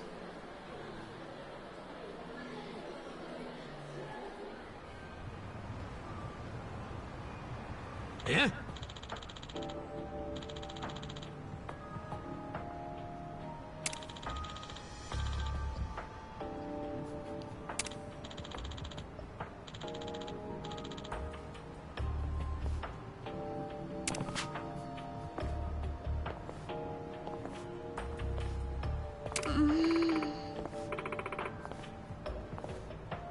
That's why she didn't age.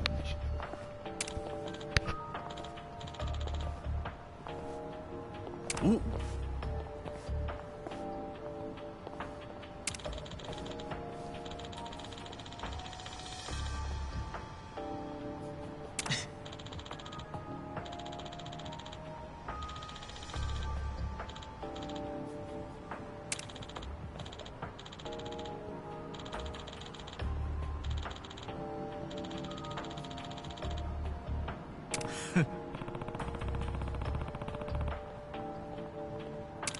Dang. You think there's a tomorrow for somebody pulling this? Hey, that's cold line.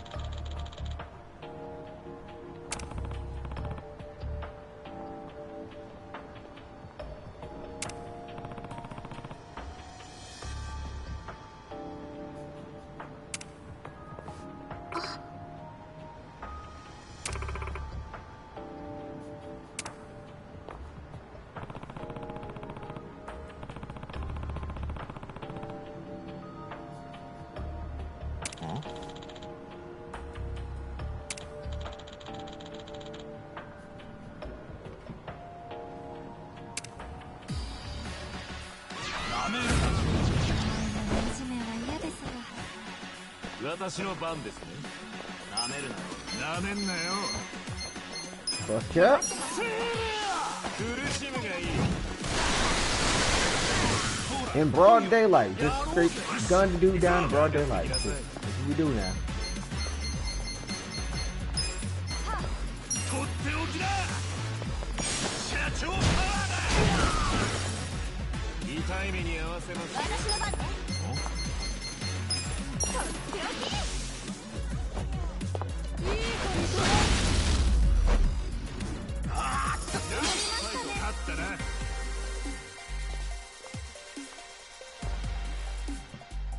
Apparently the highest rank you can get for the job is 30. I don't know how you're supposed to do that because those job rankings do not go up fast.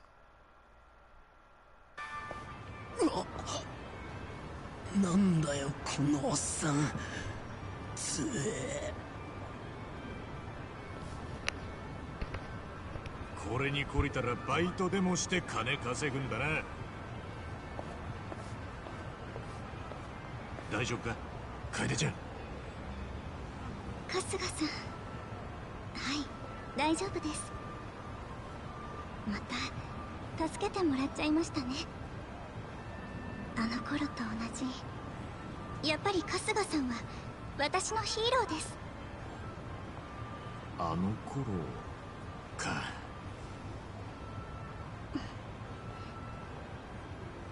なんだか暗くなってきましたね。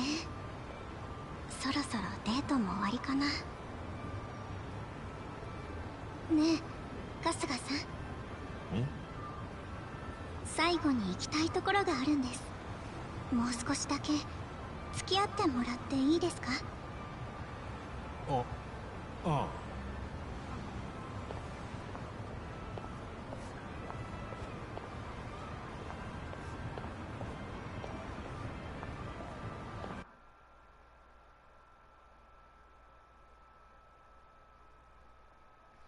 We're gonna go to a cemetery? Is there a cemetery on this game? That's what I was thinking. Cemetery. But I haven't ran across a cemetery on this game, so I don't even know that's the thing.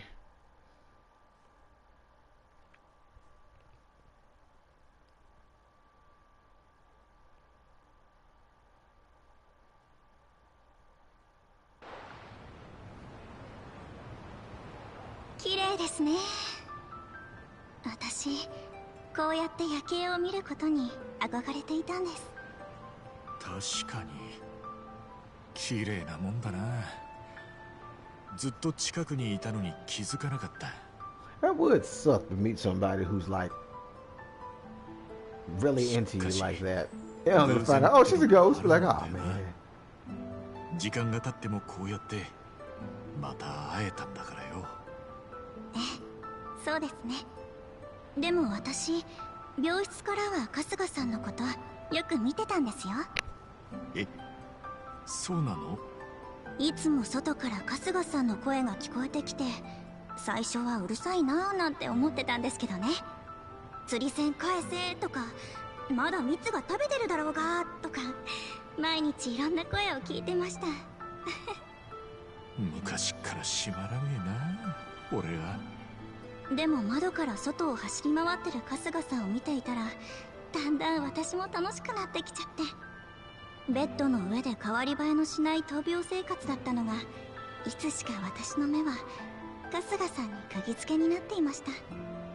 春日さんが半袖になったら夏が来たんだな、マフラーを巻いたら冬なんだなって思ったり。そうか、もっとかっこいいとこでも見せられてたらよかったんだがな。ううん、そのままで十分です。だって私はそんな春日さんのことがずっと好きだったんですから。い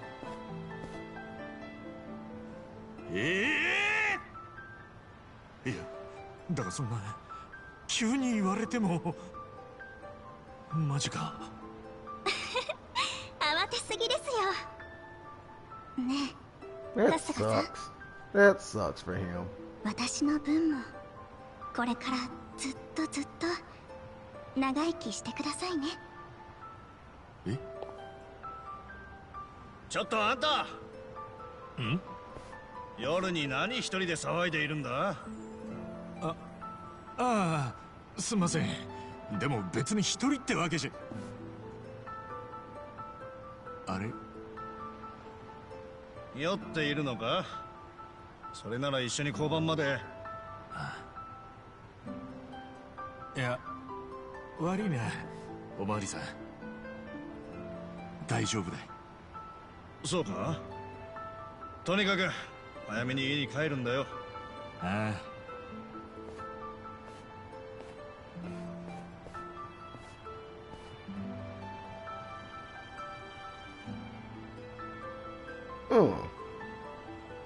So even what he was saying on the picture was just part of his imagination.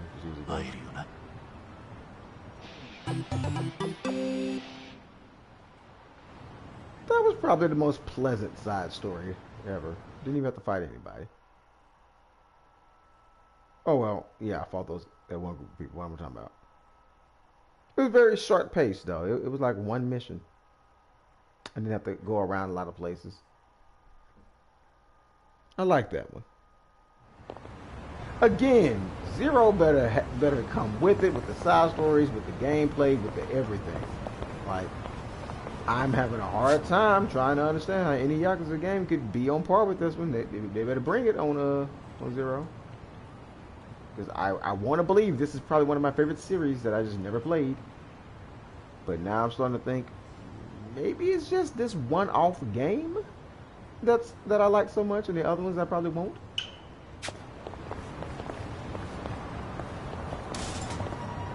Or at least this one-off series, just this and Infinite Wealth.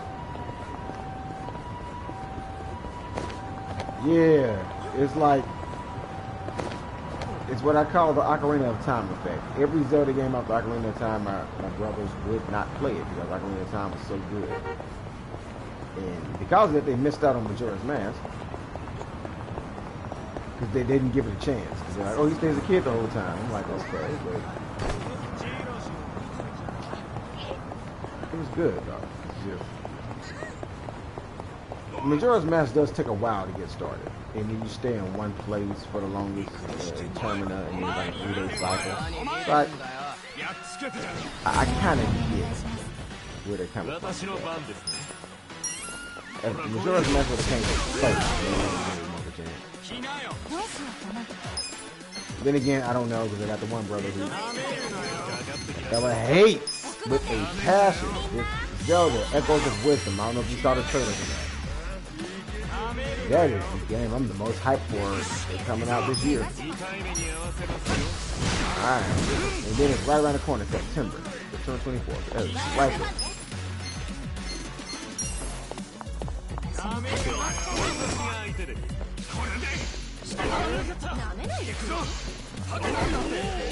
Like, it'd be September before I know it.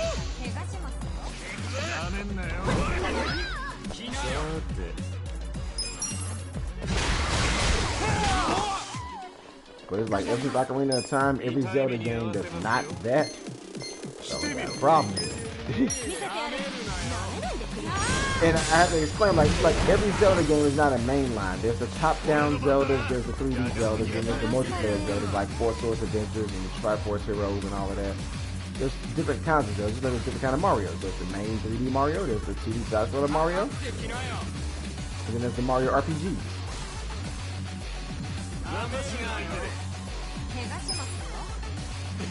The theory that Link was already dead.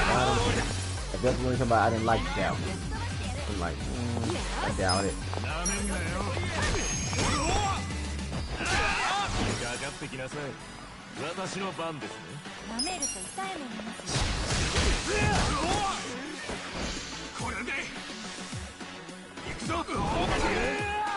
Still trying to hit me with a dang protest sign.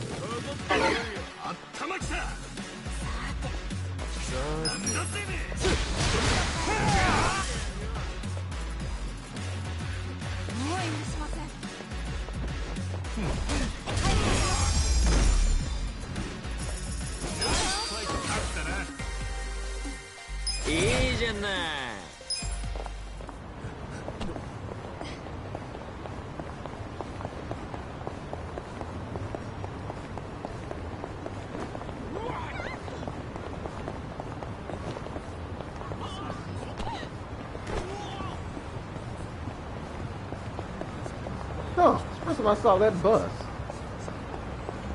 That's different.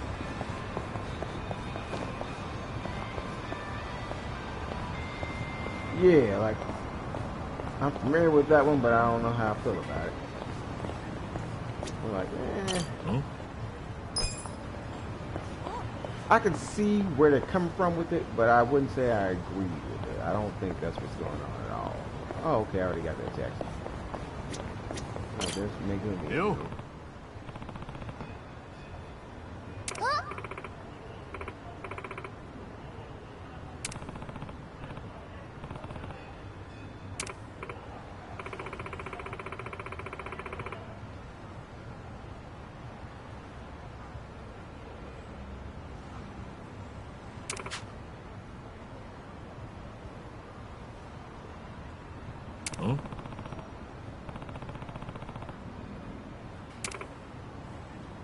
Nah.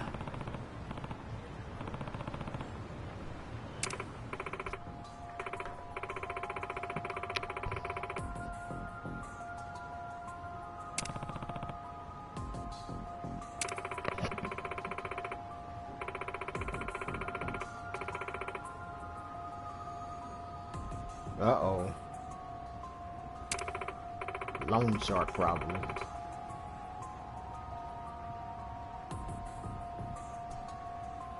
Why is it always a dark building? Why don't you go to like a bright, shiny building with fireworks going off in the background? I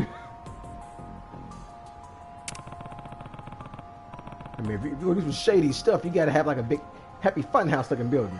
So, oh, he went into this happy building with a clown mascot holding a bottle of Fanta.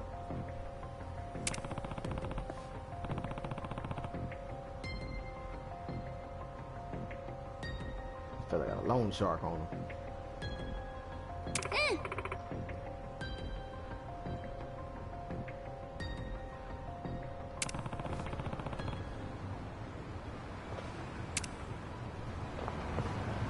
How'd she just vanish, man? They didn't even show her walk off.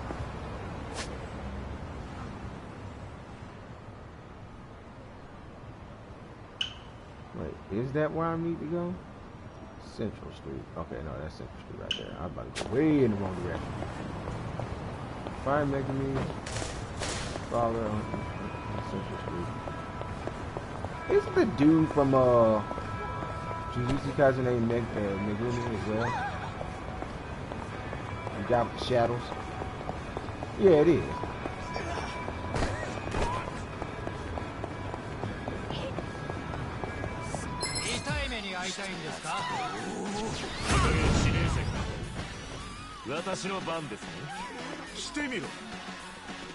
Otaku at arms. I'm just waiting for one of them to be called the weaponized voter. They are missing a chance with that name.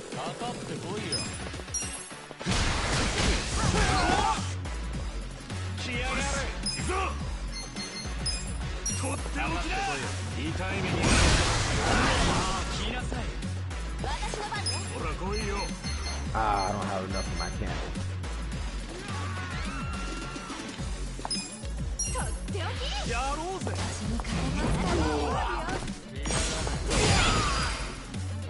Embarrassing ways to lose a battle.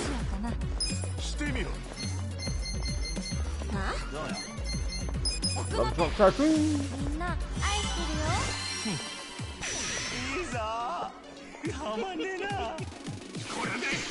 Oh, all the running around. Yeah, that's one thing I want to do with, like, I want to make a game that's the first of its kind, basically. Like, I want to make an idle game, but I don't want it to be a rhythm game. Instead, the way you handle singing is going to be like wildly different than nobody else has thought of yet. And I don't know why they haven't. And I think it'd be more true to life how singing works. In real life, you're not trying to hit notes on a little board to the tune. Nah, there's a lot more going on than that. Like, I want to have like a setup where it's like a button, like one button you get to catch your breath between notes, another button to hit high notes, another button for falsettos, another one for like slowing down. You can slow down your notes or speed them up. Like, it's a very unique way of how to handle it that I got thought up. Like, you actually control exactly the pitch, tone, sound, speed, and everything of the singer. Which is kind of closer to how it be in real life. Oh yeah, I know Love Live, and Love Live doesn't do it like that. Love Live also has like the music notes and hidden buttons. Like the actual gameplay is gonna feel more like you're playing a fighting game.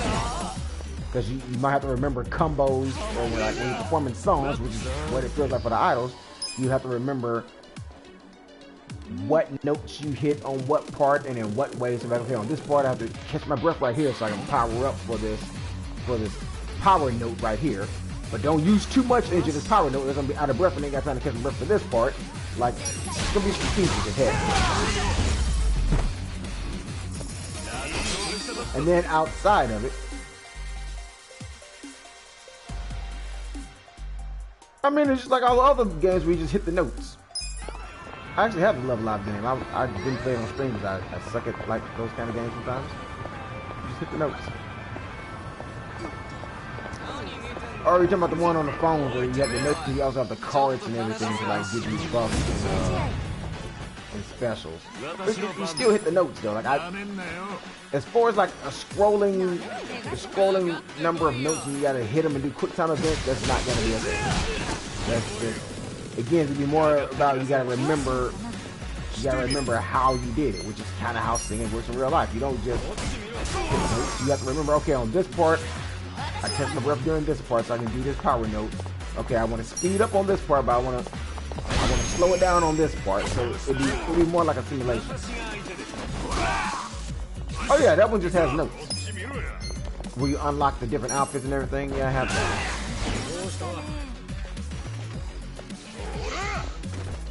But I think the way that you handle the songs on this one is like something that no one else has ever done. But I think once I do it that way, it might start something and become the standard, and they'll probably be like, yeah, why did we do singing songs like this from the start? It'll feel more like a singing simulation of sorts.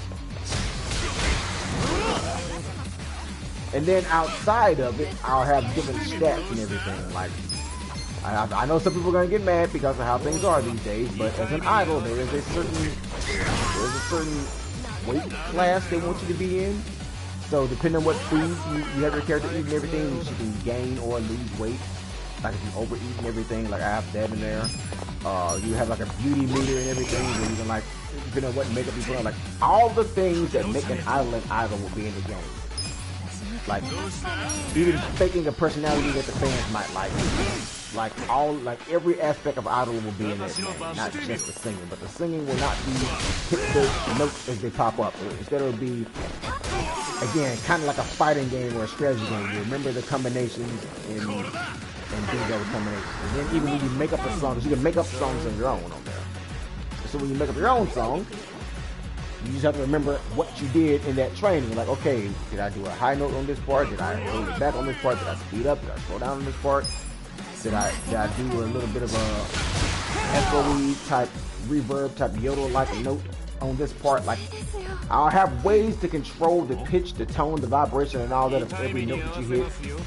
I'll have buttons that represent different tones with the notes, and then like you can go higher or lower by moving like the joystick up or down while pressing those buttons. Like it'd be a style that I haven't seen anybody else do yet, and I'm like, that would be more true to life of how singing probably feels to somebody. But it'll be a lot of stuff to do outside of singing. The singing will be the quote-unquote battle part of the game. So it'll be kind of set up like Yakuza in a way, like this, with all the stuff you can do outside of battle, but then when it comes time to sing, you have to like actually press stuff to sing, not just wait for the game to tell you press square, press L2 and R2 at the same time as triangle. Nah. Because that Love Live game, like you said, is hard. It's hard as heck. And it shouldn't be that dang hard to sing. Like the idols, their thing is they sing. So me failing at this is basically the game saying, hey, they can't sing.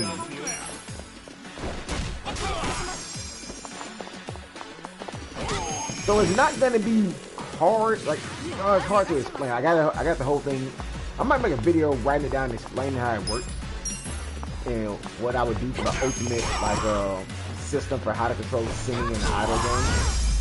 Like, it may sound like a lot the way I'm saying it, but it's kind of like how games ease you into stuff. Like even Dark Souls, it eases you into, oh, this is a parry, this is a roll, this is how you do this, this is how you do that. So the game eases you into, this is how you catch your breath between notes. This is how you add a little bit of vibration to your sound or your voice on the notes. This is how you add a little bit of a run in the middle of a part where there's nothing being said. You do this to just vocalize and make sounds in the background. All right, this is what you do to just harmonize and match the pitch and tone of the other members. Like, all of that will be in the game. You have a lot of tutorials teaching you that. Your character will start off as a new trainee, like in training for this idol group shit. And when you pick a boy or a girl character, they'll be like 14 when they start off, so they're going through the training. And then by the time they're in the group, they'll be 19 already. So the whole first part of the game is the tutorial part when you're in training. They're teaching you how to master pitch and everything with other idols so you don't oversing them and clash and sound bad. And so it might sound like a lot with me saying this way, but the game itself, the way I'm thinking, by the time you get to the point where you're a professional idol and you're sitting and you're in that part, it'll just be second nature to you, and you just hitting the buttons and moving the analog stick and doing the button combinations you need to get the sounds you want. And I think people will be like, man, this is refreshing as opposed to just, oh, hit square, now hit circle, now hit circle and square, now hold it, now while holding circle, hit triangle. And, no, I don't want that.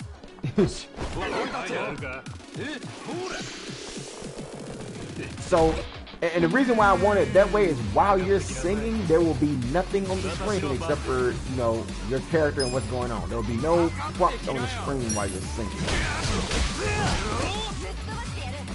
But the game will do a really, I'll be like, pay a lot of attention to the sound of the game, because the way you know when you mess up, you'll know. The game will have like really, really good sound. You will know when you messed up.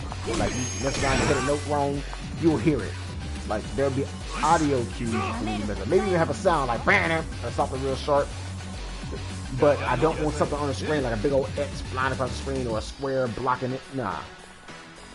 So with how the PS5 has a built-in mic, you can utilize that with the singing game, so it registers your pitch. I did think about that. I'm like, I want to have an option to, if you want to just sing yourself, you can. But for people who don't want to do that, I also have the option to just, again, like I said, with the button combinations. So it's like when you start the game off, it'll ask you, I even make a version of it that comes with the microphone. So you can buy the version that comes with the microphone and ask you if you want to play, with the mic, or whatever name I come up with for that style of gameplay that's not rhythm based. So actually the style of gameplay, say mic, or I haven't thought of a name for that system yet. So actually we're gonna play mic style, or I guess we'll say idle mode. And if you go with mic style, you can just sing, and you get a little different experience. But with the idle mode, you do like the combinations and everything.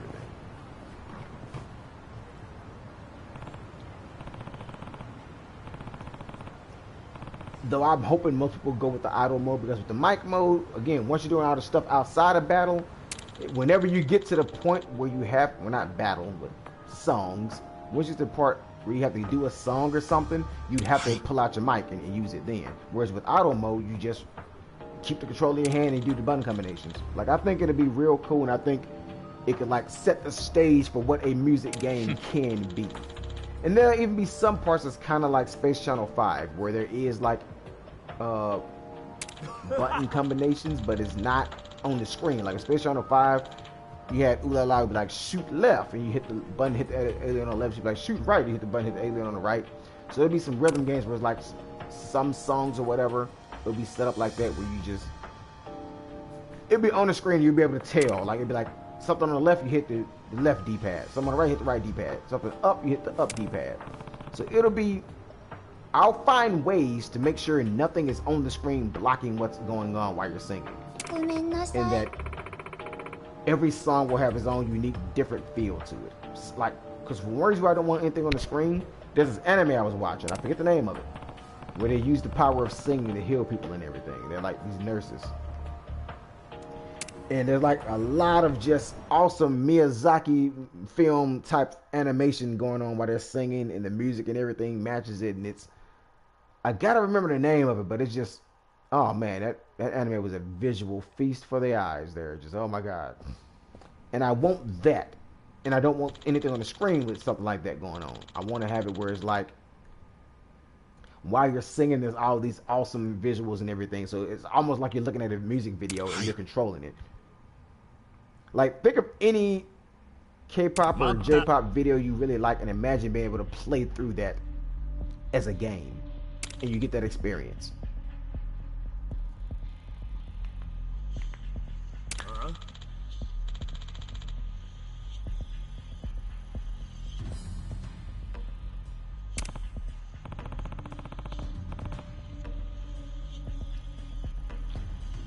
And then if I also have it where if you want to focus more on the dancing part, you can have people where, again, it'd be certain bun combinations do certain dances and everything. So you'd be like, hey, you can focus on doing the singing part, or the like it'll be 3 different playstyles. It'd be like the auto mode, which does the singing and the dancing, the mic mode, or the mode that does just the dancing. So your auto will be kind of like a Toa type who don't really sing much, but she can dance. And you can choose what kind of auto you want based off of like choices you make in the story. So you very well could make an auto who just like don't really sing and she just dances, she does rap parts. So a Toa type basically. And based on what you do, the game will give like a title to the type of auto you've made.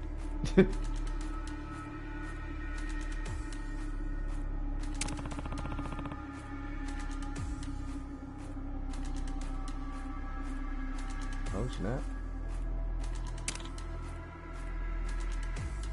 Also, I'll have a trophy in the game just because of me being me.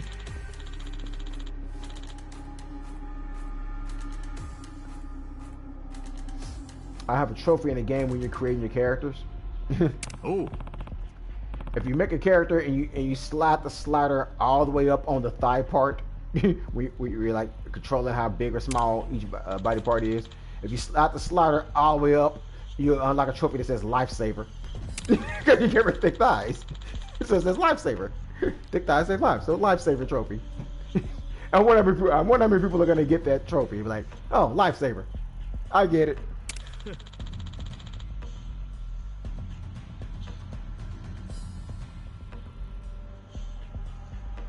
No, it's not Nurse Witch Komugi. It came out last year, or it's the year before last.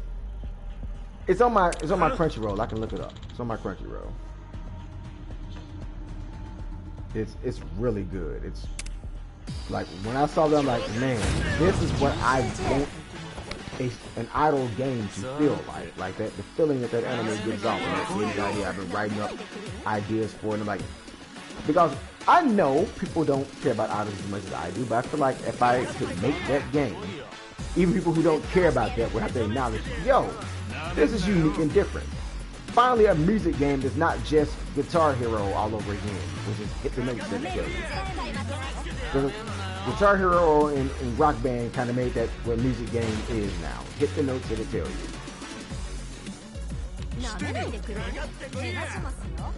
Whereas this one, again, would be kind of more like a strategy game. So hit the notes that it tells you, like, hey, you know what notes you gotta hit. Just, you know.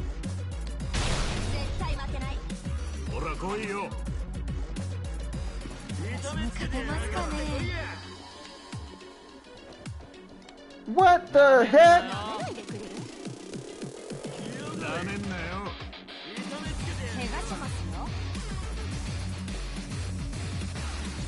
Man, what is this profile crap, man? Hold on. Look, don't mess with me, Crunchyroll. Do not mess with me. Okay. I thought they logged me off. They didn't. Okay. Okay, it's called Healer Girl. It's a very generic name. Healer Girl. It's H-E-A-L-E-R, Healer Girl. It's, oh man, it's pretty good. They actually had like 3 actual record labels work on it to do the music.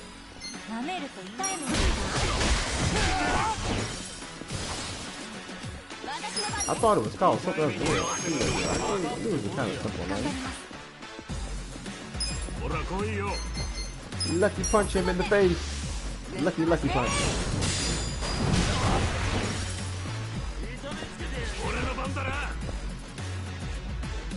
How is his HP that low? Who hit him? And how did he survive? You see all that blood that's splattered on the wall from that hit? You do not keep fighting after that much of your blood is on the wall. You lay down and fake like you're hurt and hope that you survive. Yeah, it's Healer Girl. It's awesome.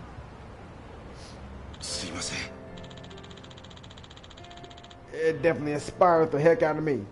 Like even the art style, like when you pull it up and you look at it, it's just, it looks like some kind of Studio Ghibli like movie or something. It's, man,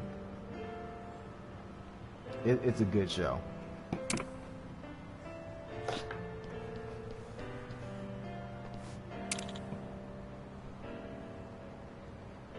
Like there's one part, and the music does a good job of conveying like the emotion and atmosphere they wanted, because it was one part where the main girl was trying to heal somebody with a song, but she wasn't supposed to yet because she still was in training. She wasn't allowed to do it by herself. And so the song was going one way to show that it was working, and then when it started messing up, the visuals and everything matched it. The clips started falling apart. The music got more chaotic and hectic, and you can see she was getting paranoid, like, oh my god, I'm messing up.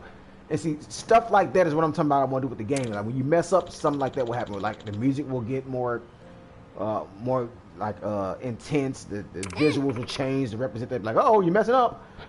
Like when you watch through that, you will see where I'm coming from. You're like, yeah, that would be a cool game. And I already know the name I want to call it. I want to call the game Idolized.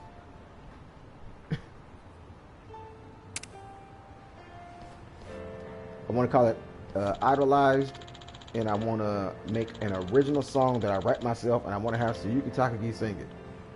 Which I feel like if I could get to that point, I'm pretty sure I could get her to sing it. Pretty sure.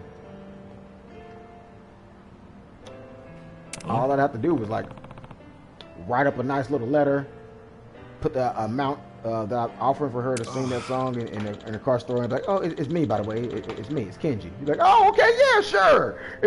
I'll sing this. That'd be awesome to just have that showed off at Summer Games Fest or Tokyo Game Show or something, and they just bring Sayuki out on stage. Oh. She's singing the song the first time anyone ever heard that song, and they start showing the game in the background, and they'd be like, wait, what is this? Like, that's right, I made an original music game about idols, and I have Sayuki Takagi singing the entry song and the outro. So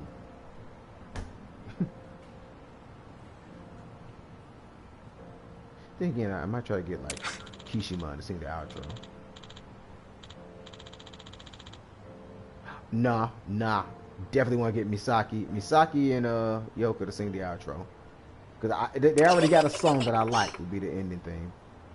This song they did together.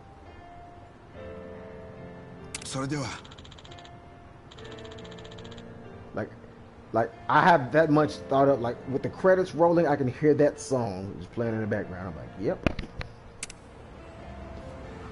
It's the only song that it's the only song that Misaki and Yoko did together.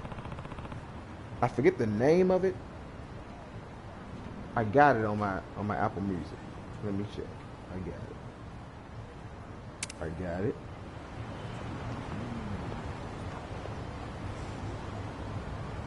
Some of my favorites.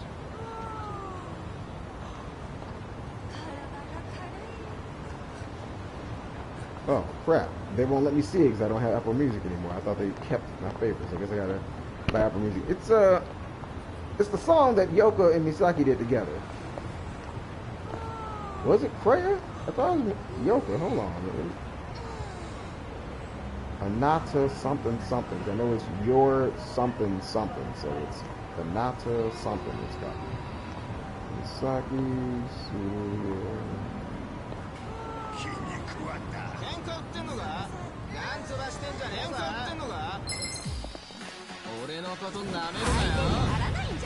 I'm pretty sure this is Yoko.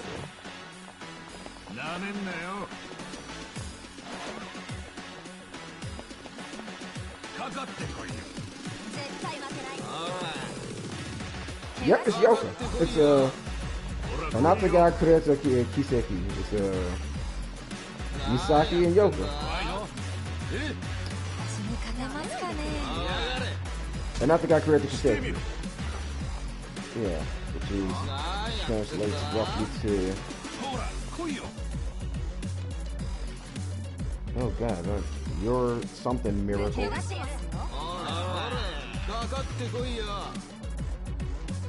Oh yeah, you're thinking of the one from Puzzle Fight. Puzzle and Dragon.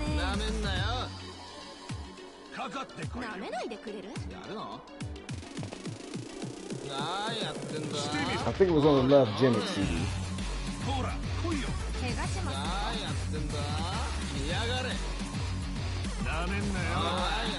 The miracle you gave me is what it would translate to. It's Natriga, Kureta, Kiseki, miracle. Yeah, the miracle you gave me is what it would translate to. I also was going to use that as the outro for season 3 of Phantom Rise. Actually, I think the word Phantom Rise.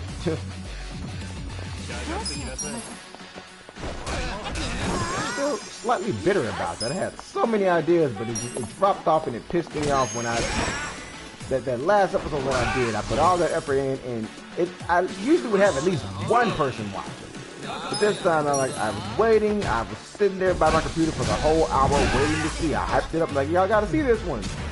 And it came and it went and nobody saw it. I'm like, man, these are the most new characters introduced in one episode. These are the most plot twists and stuff going on. Like that episode, that was a heck of an episode to be the final one that I put on the channel. It had all kind of stuff that was about to pay off really soon. And I'm like, guess not. I had people unsubscribing from the channel and everything. I'm like, dang, man.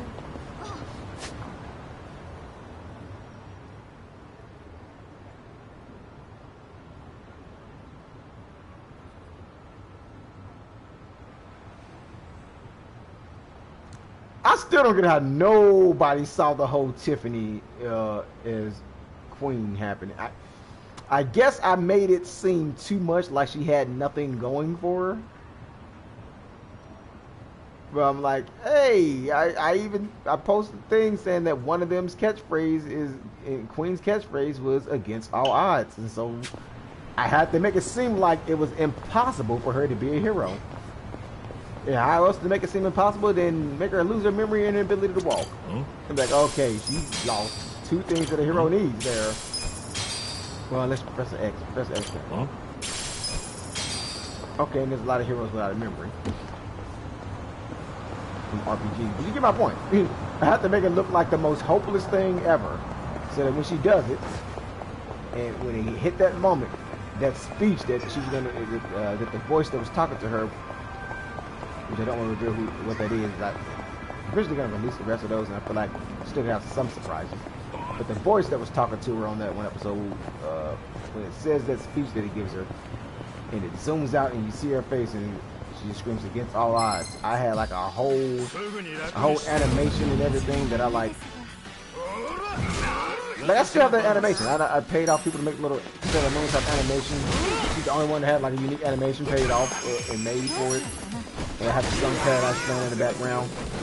Like that moment, I knew people would be like, "Oh my God, this is it." I knew she wasn't done. Yeah, I think that's what threw people off, because what I was thinking with that is like I said, each one of the faces is like the matching card to one of the suits. Yeah, King of Hearts, Queen of Diamond, Ace of, well, not Ace, but Joker was the spade, and Jack was the clover. So it was supposed to make it look like she was possibly Diamond, because no, she wasn't Diamond. She's Queen. So Queen of Diamond.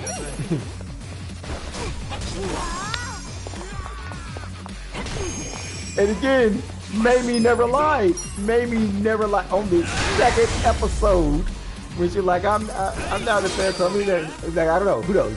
Maybe in the future.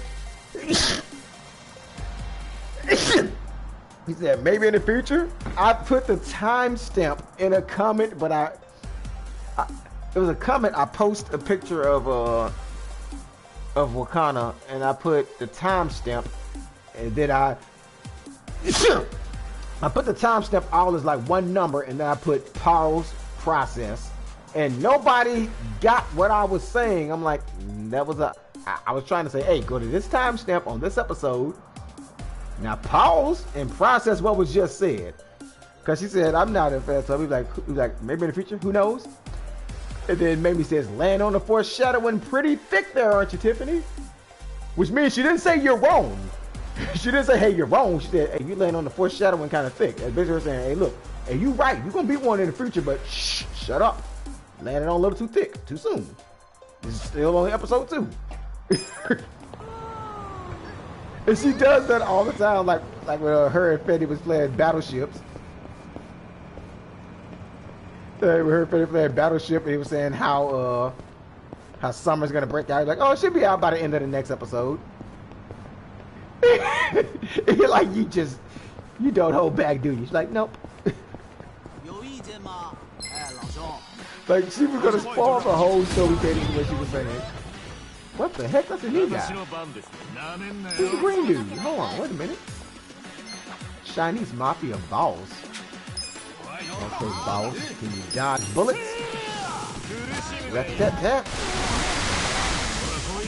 And that's weak. He's weak to that? He doesn't look like he's weak to that. Okay. Get that fella with that thigh. I would not mind being knocked out that way. Wait a minute. Wait, hold on.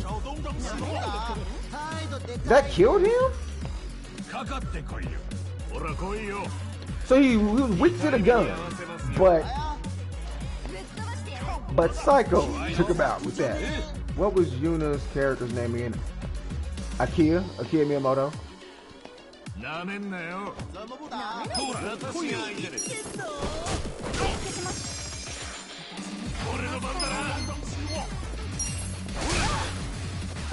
I think for a brief moment, a couple people thought that King was a Magyaku,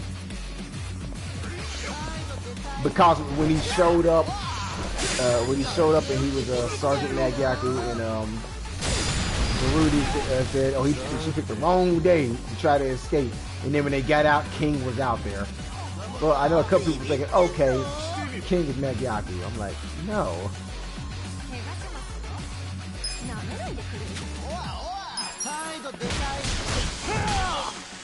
I thought I was making it too obvious by making her super clumsy. I thought I was making it too obvious. I'm like, okay, I gotta make it. I wanted it to seem like somebody who would not. But see, you watch Sailor Moon, so you're familiar with the, oh, I'm a klutz outside of battle, but then I'm just graceful as heck when I transform type. So there was the advantage of watching Sailor Moon. It's like, oh yeah, you're used to this character trope. So it definitely wasn't anything original I did there. It was just kind of like, okay, yeah, this happened to Sailor Moon. Oh, and she was still clumsy when she transformed, because she just clumsy.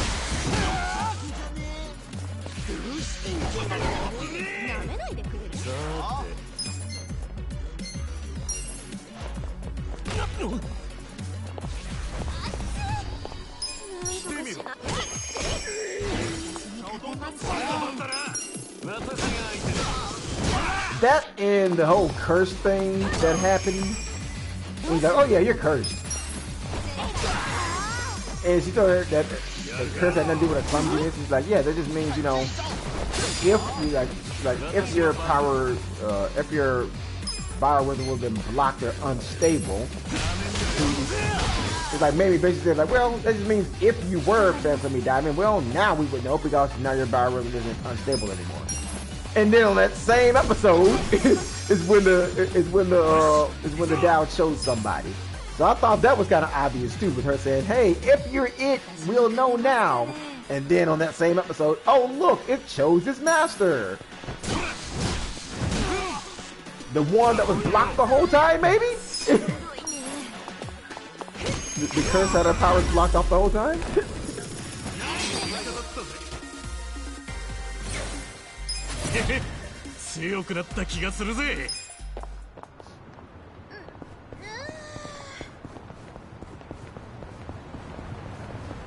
But there was a flashback scene I want to do that shows that. Like, there's a reason why a lot of times I didn't show right when something happens. I'm gonna go back to it. There's gonna be a flashback scene that shows exactly how she got chosen. Like when it flew up in front of them. Remember, it was Tiffany, Mariko, and Akia. When it flew in front of them and it started flying forward, Tiffany reaches out and grabs it out the sky, and it doesn't push her back because she is the Phantom Me, just not Diamond. And so she grabs it out the sky like, okay, this is mine. And she tries to transform. She's like, grabs. She's like, Henshin, Phantom Me time. And she's just saying random words trying to transform, and it's not working. And she ends up like she ends up like falling down to her knees, crying, trying to transform, saying it's got to be me. It can only be me. Who else could it be? And she keeps trying to transform and it doesn't work. And Ayane shows up behind her and she puts her hand on her shoulder and be like, Tiffany, this isn't it. She's like, it's not you. She's like, this isn't it. Give it up. And so she finally puts it down, and Mariko grabs it, and it doesn't do anything to her either because, again, Mariko is a witch. If you got magic, you can touch those. So it didn't push back Mariko either. And she didn't even try to transform. She's like, well, I know it's not mine. And she hands it to Akia. And she's like, what? Like, trust me. Just do it. And then Akia transforms right in front of them, and then Tiffany just really gets pissed off and just storms off angrily with Ayane. She's like, she felt like Akia was not worthy for that title. She got mad. So it's gonna be a flashback showing us how it happened. Because she grabbed it out of the sky at that point. I didn't want to put that in the middle of the episode like that, though. I wanted to make it go back to a flashback because I feel like if I would have did that at that point, it would have lost the impact of just seeing, would have lost the impact. I feel like it had a better wow factor when you didn't know who it was. And so you see her transform, you think it's Tiffany, and then you see she's dreaming, and then you see it's a kid. It had more of an impact that way. And it works better as a flashback, especially because that flashback is right after you get their memories back from seeing Sarah on TV with Flash Break. Like when you see Sarah is jogged off her memory, she's like, wait a minute, she remembers who she is and everything. I would love for the story to continue. Question: I know you had Arashi Gakko and a couple of Yuji memories. Do you have any? Do you have any? Wakana.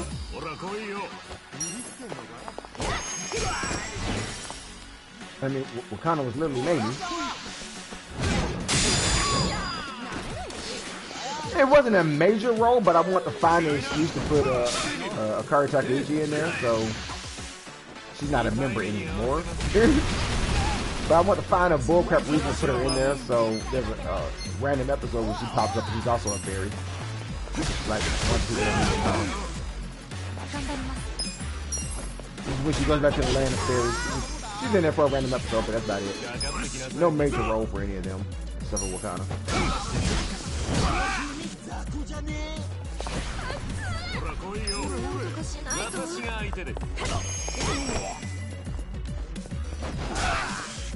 How am I beating the heck out these level 42s like they're like lower levels?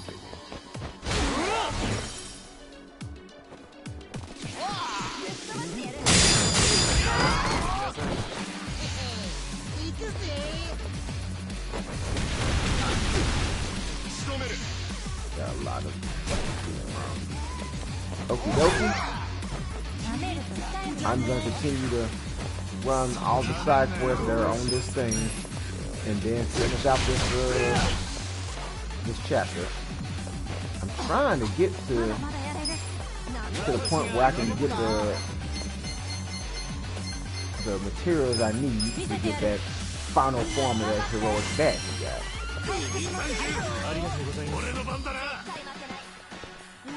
Okie dokie.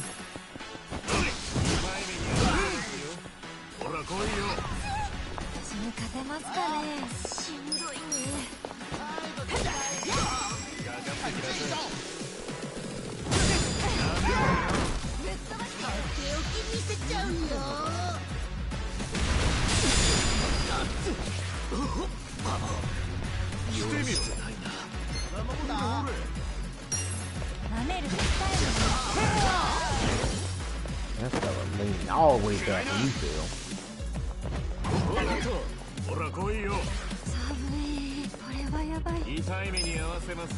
I wonder if I can one-shot him with a lucky punch. HP is low enough, I should be able to do it. She did hard as heck.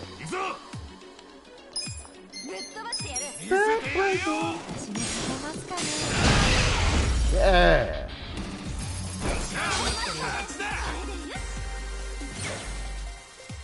また強くなっちまったか。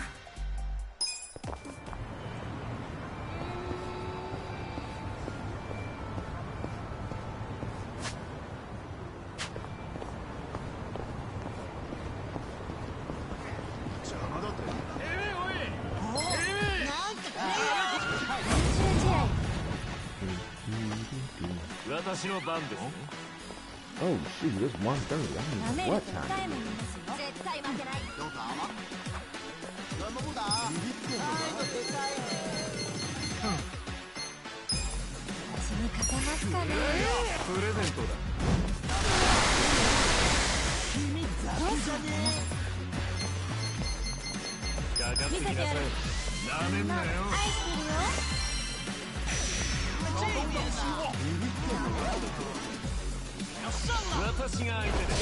Stop that.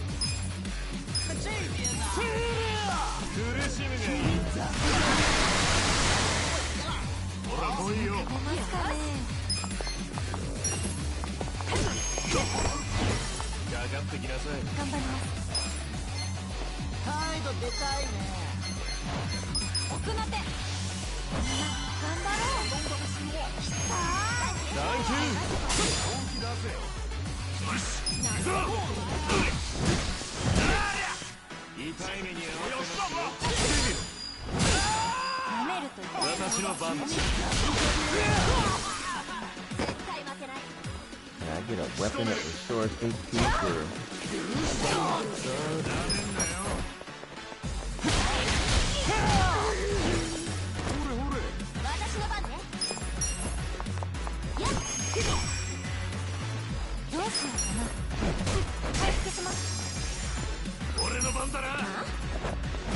Oh! Fella assaulted him with a plant.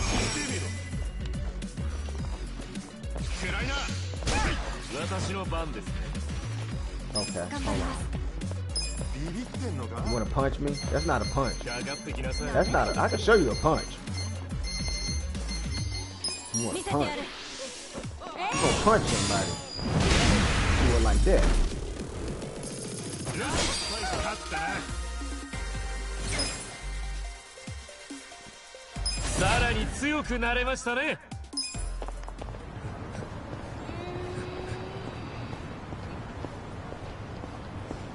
Wait, what? I've never seen that person with the blue jacket.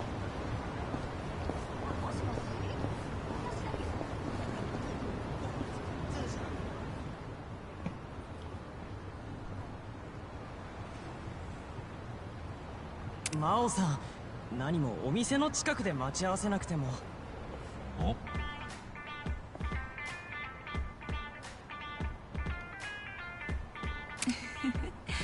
お仕事お疲れ様。だって少しでも早く会いたいんだもの。魔王さん、この前はすいませんでした。チャーハン失敗しちゃって。もういいのよ。あれはあれで美味しかったわよ。スイーツみたいで斬新な味だったわ。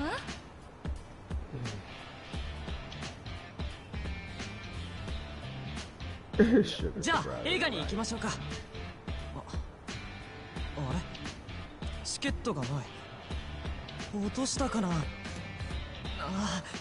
すいません。いいのよ、窓口で買いましょう。こんなに素敵なものくれたんだから私がおごるわ。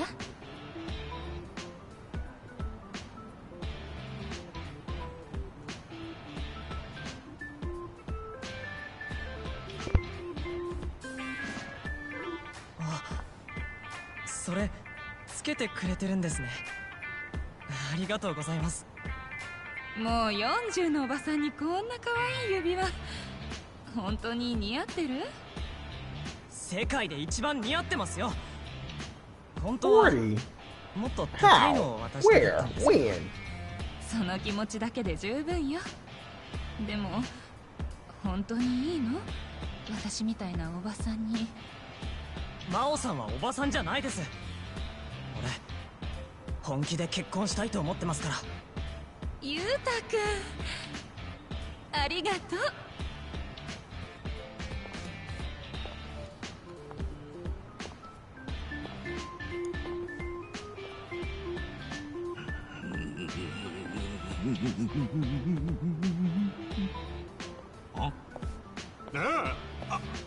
あんた確かさっきのやつの父親だよな。ユータが結婚？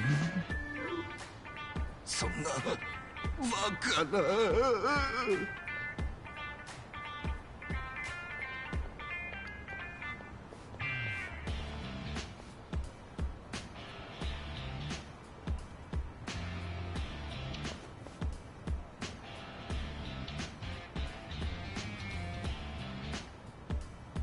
おい、しっかりしろって。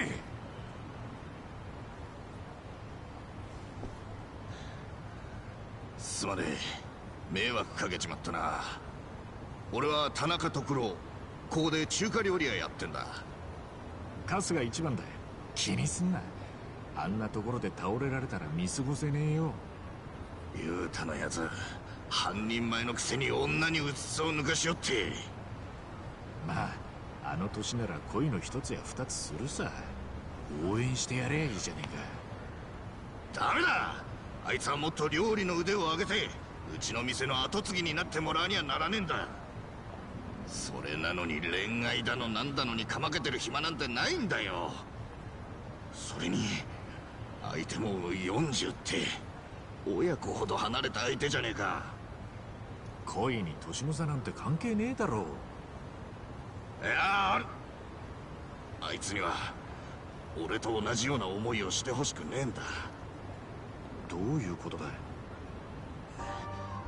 実は俺の嫁さんもだいぶ年上でな。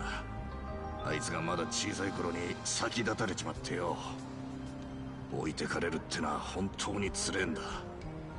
あいつにはそんな思いさせたくねえんだよ。気持ちはわからないでもねえけどよ、人間いつ死ぬかわからねえんだぜ。本気で愛し合って幸せならそれでいいじゃねえか。だけどよ、あの常連さんバツイチだって言うし、人生経験がユータとは全然違うだろう。ユータみたいな半人前が釣り合うはずはねえ。もしかしたら遊ばれてるのかもしれねえ。考えすぎだと思うけどな。中塚さん、こんなこと頼むのも悪いんだけどよ、あいつに詳しい事情を聞いちゃくれねえか。え？俺が？俺あんたの息子と面識もないんだぜ。俺が直接聞いても答えてくれねえだろうし、俺自身も冷静に話せそうにねえんだよ。それにこんな恥ずかしい相談できるやつもいねえし、礼はするからよな。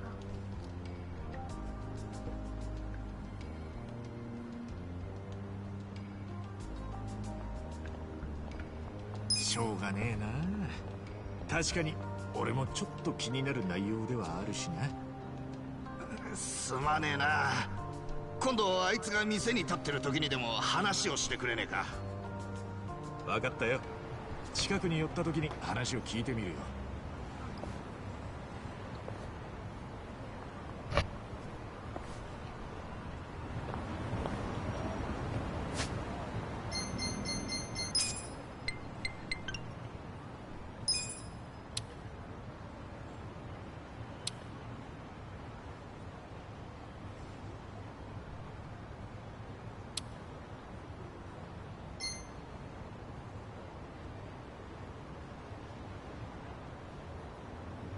Can I get high density metal?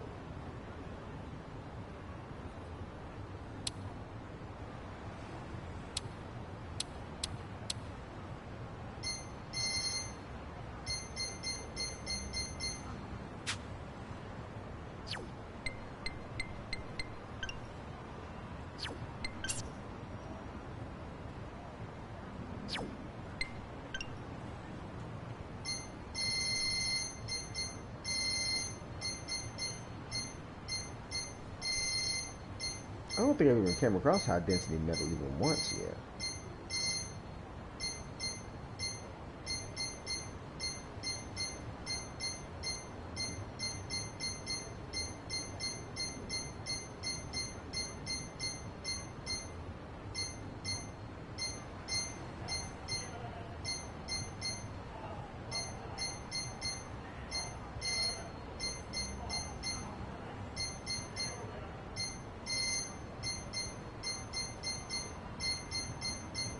Nope, I haven't heard of any high density metal yet.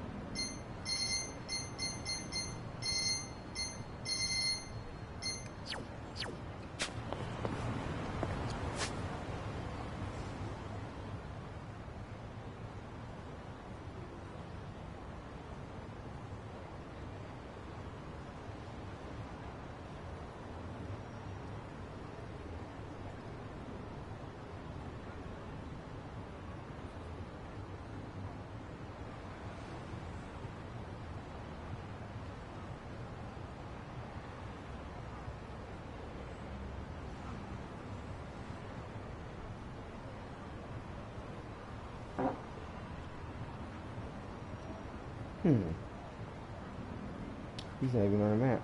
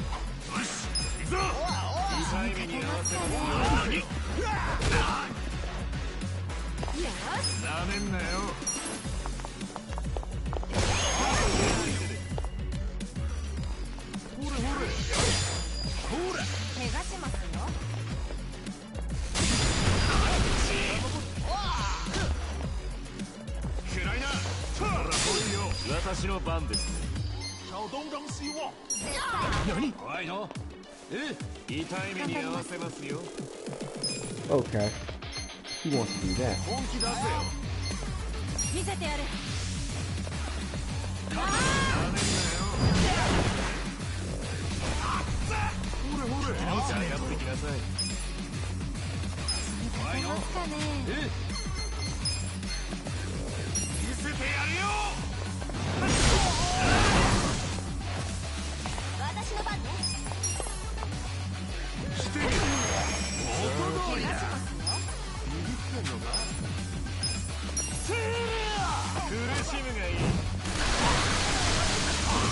なめんなよ。私が相手。終わりだ。私の番ですね。ほれほれ。ぶっ飛ばしてやる。プレゼントだ。どうしようかな。痛い目に合わせますよ。奥の手。みんな頑張って。ありがとうございます。ちょっとしんどいな。とっておきだ。やってきなさい。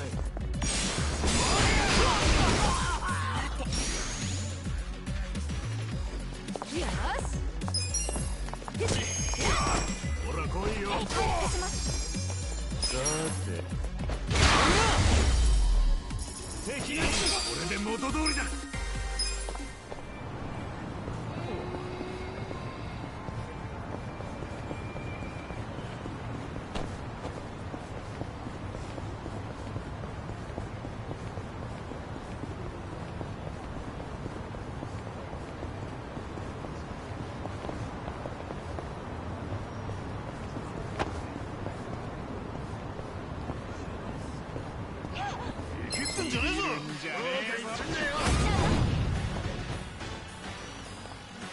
私の番です。絶対負けない。ほらほら。せーら。苦しむがいい。ほら楽しませてくれよ。どうした？痛い目に合わせます。してみろ。俺の番だな。頑張ります。ほら来いよ。見せてやる。みんな愛してるよ。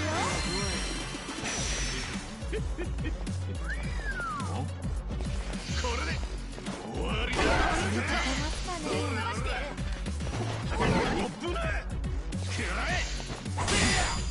私が相手で。なんだ？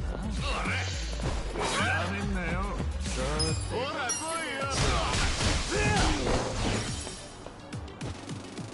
どうしようかな。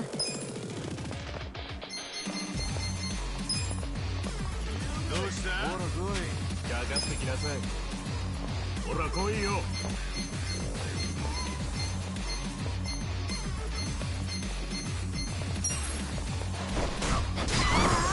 痛い目に合わせますよ。Why didn't that do any damage to me? It was really good hunting. Step on that fella whole hip. 私の番です。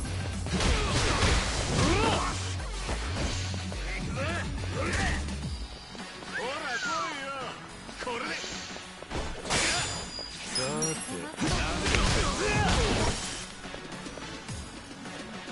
私の番ね。私が相手です。回復します。頑張ります。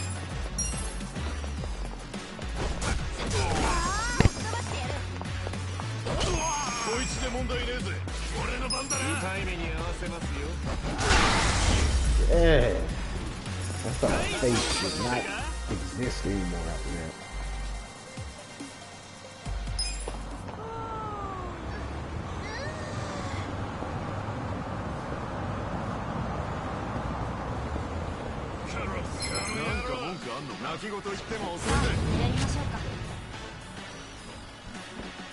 私の番ですね。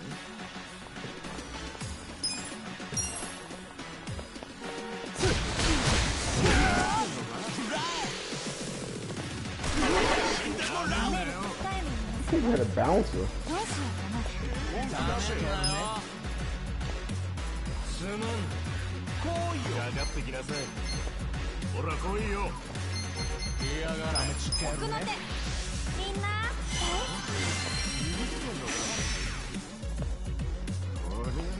絶対負けない。よし。私が相手です。私に勝てますかね。してみろ。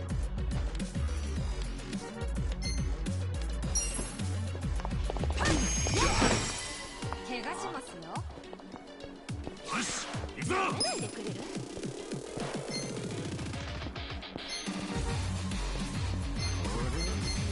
痛い目に合わせますよ。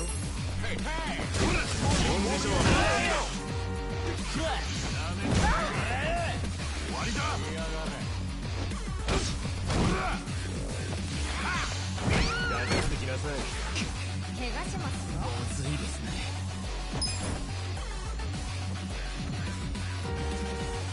してみる。本気出せよ。ダメつけるね。なめんなよ。私に勝てますかね。ほら来いよ。かかってこいよ。本気出せよ。なめるなよ。なめないでくれる？なめんなよ。怪我しますよ。行くぞ。頑張ります。ほら来いよ。痛い目に合わせますよ。なめんなよ。見せてやる。ほれほれ。私の番。かかってこいよ。なめるなよ。俺の番だな。勝てますかね。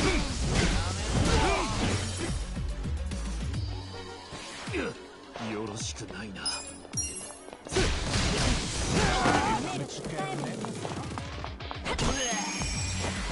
これでどうしたほら来いよ。怪我しますよ。なめないでくれる？なめると痛いの。なめんなよ。いやがれ。ぶっ飛ばしてやる。来いよ。してみろ。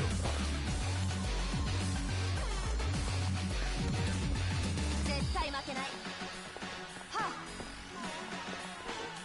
なめんなよ。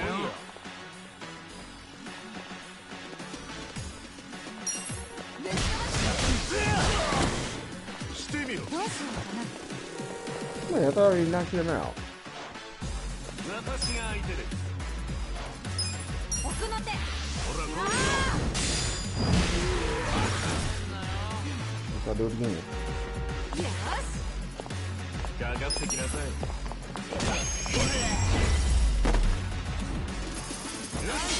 勝ったな。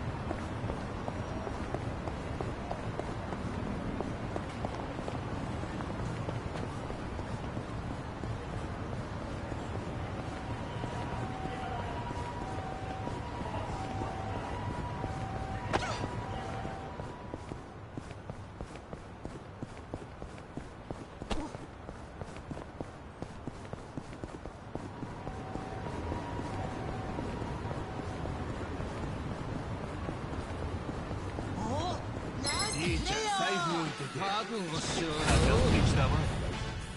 さーて私に勝てますかね。ほら来いよ。は怪我しますよ。なめんなよ。かかってこいよ。絶対負けない。舐めると痛い目ほら来いよ。ほら来いよ。頑張ります。かかってこい。痛い目に合わせますよ。見せてやる。みんな愛してるよ。なめんなよ。私に勝てますかね。絶対負けない。私の番です。かかってきなさい。元通りだ。ほら来いよ。かかってこいよ。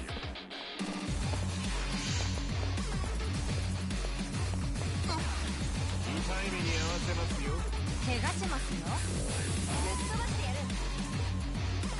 私の番です。なめんなよ。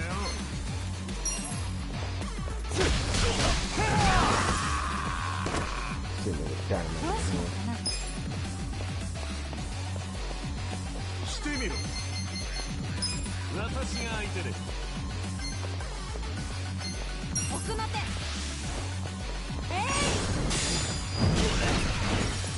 ほら来いよ。よし。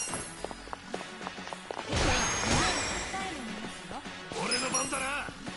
痛い目に合わせますよ。勝ちだ。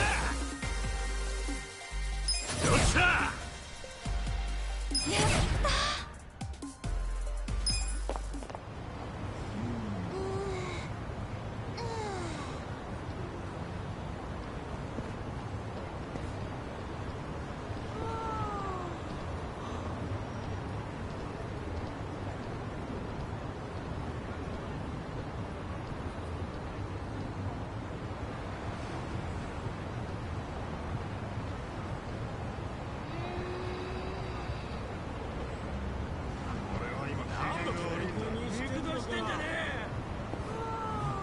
痛い目に遭いて元の生活にはほら上がってこいよ。さーてなめんなよ。怪我しますよ。私の番ね。頑張ります。かかってきなさい。やろうぜ。見せてやる。してみろ。みんなざけるな。気合があるよ。飛ばしてやる。よし行くぞ。見せてやるよ。ですかね。行くぞ。かかってきなさい。ほら来いよ。こいつだ。私の番です。どうしようかな。来やがれ。こっち来い。痛い目に合わせますよ。よし。なめんなよ。やろうぜ。俺の番だな。ほら拷問ほらやれるぜ。さーて来やがれ。ほら来いよ。かかってきなさい。舐めると痛い目になるよ。私の番です。頑張ります。私の番ね。私が相手で行くぞ。さーて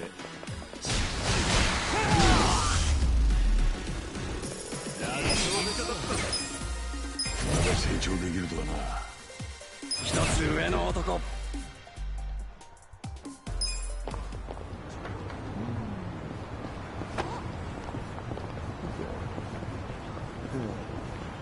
don't know what the CG money special is.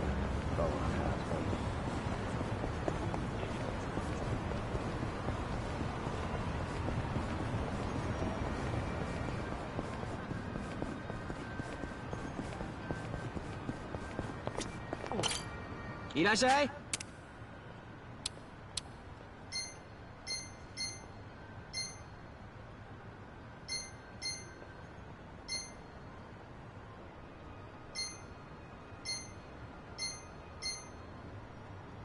ありがとう。から。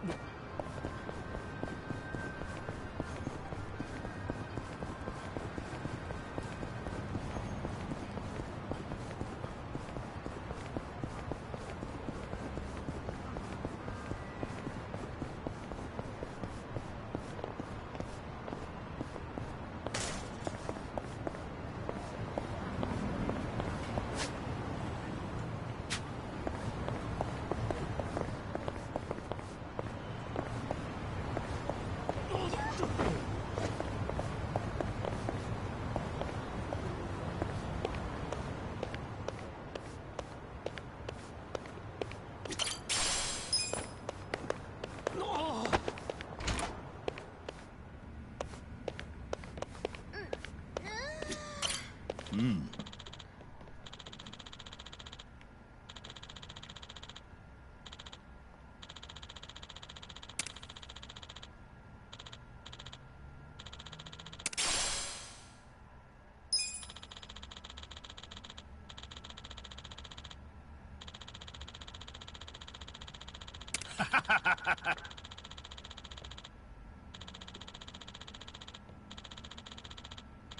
調子は最高ですね。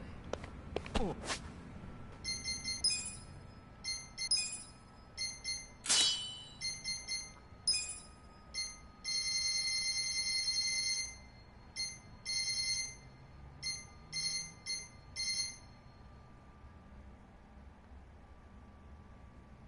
MP continues to recover a set amount during battle. Bet.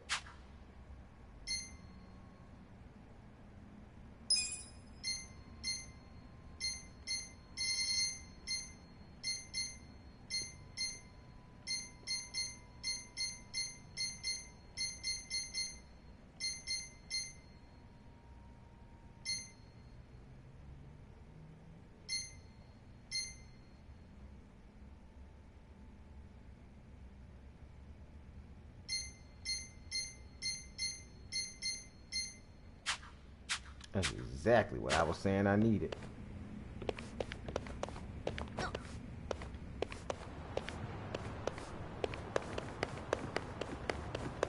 swear this game reaching mine.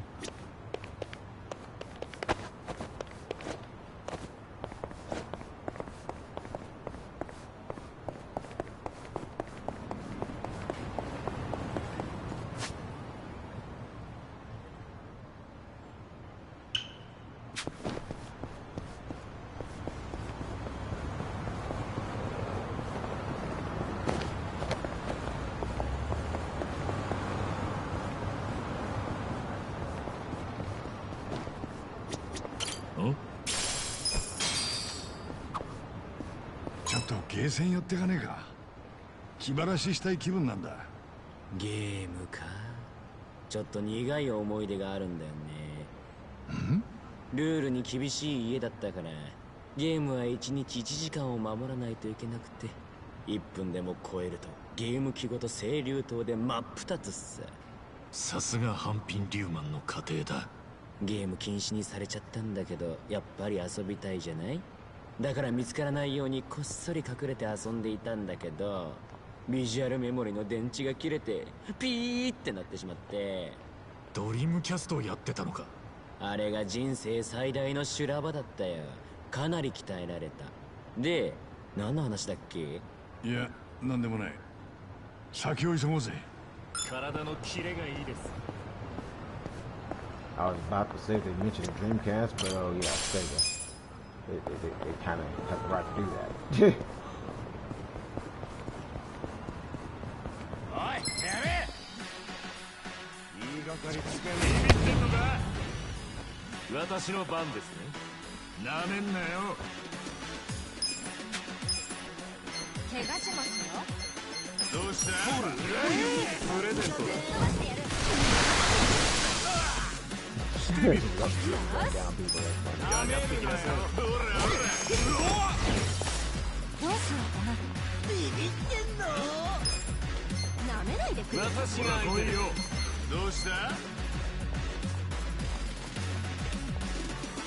君雑魚じゃねえ。僕の手。かかってきなさい。警察呼びますよ。なめると痛い目見ますよ。ビビってんの？俺の番だな。ほら来いよ。痛い目に。行くぜ。なめんなよ。どうした？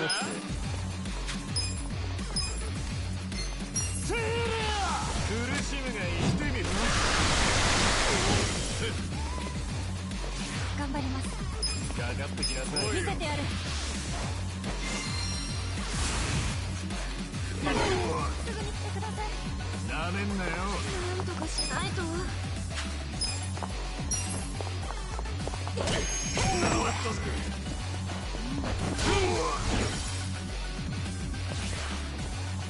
ほら来いよ。とっておきだ。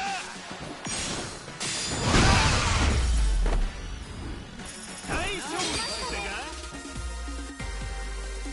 I didn't get to see just how much MP that covers. だってね。すぐ倒れんじゃねえぞ。私の番ですね。してみる。プレゼントだ。どうしようかな。なめないでくれ。奥の手。私が相手です。ほら来いよ。ダメだよ。警察呼びますよ。私の番ね。なめると痛い目見ます。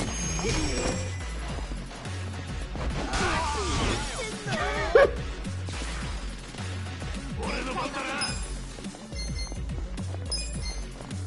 見せてやるよ。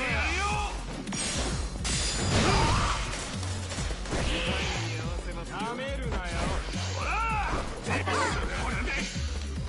してみろ。さて。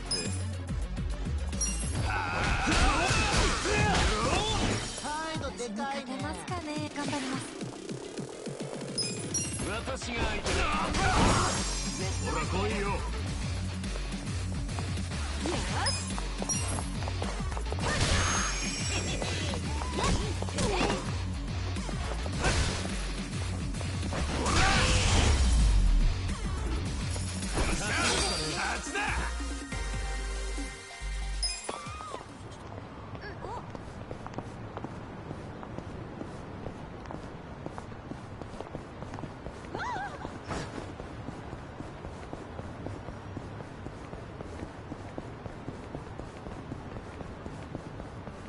なんだ、ノニメトって何か言いたいことでも？しびるんじゃねえぞ。相手にならないんじゃない？私の番ですね。してみろ。なめないでくれ。痛い目見ますよ。苦しむがいい。ほら、かかってきなさい。怪我します。ほら来いよ。どうしようかな。ほらほら。見せてやる。私が相手で。愛してるよ。してみろ。ほら来いよ。よし、行くぞ。かかってきなさい。なめると痛い目。どうした？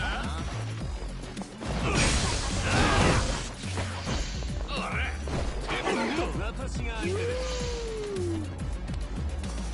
行くぞ。なめんなよ。ほらほら。さて。プレゼントだ。してみろ。よし。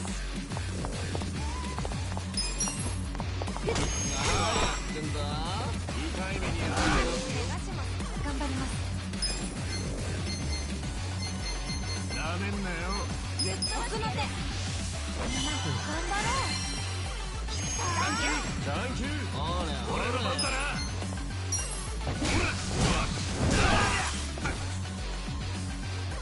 私の番ですね。思いっきりやれるぜ。行くぞ。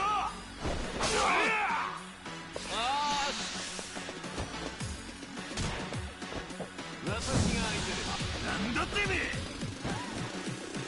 おいほら。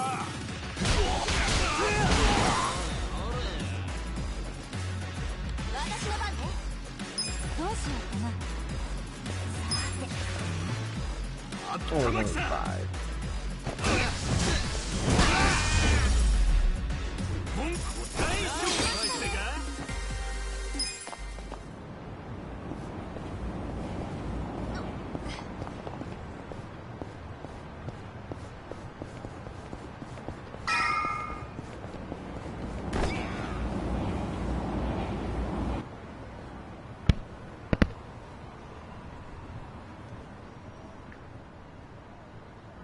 ようやく来たかい。浜子さん、これは一体。いらねえもん捨てるって言っただろ。こいつら私一人で出したんだけど、もうくったくたでね。残りはあんたたちに頼みたいってわけさ。ふと買い替えるのかい。景気いいじゃねえか。あれ、誰もいねえ。女の子たちはどうしたんだい。あの子たちは一人残らずやめたよ。閉めるんだよ、この店は。ああ。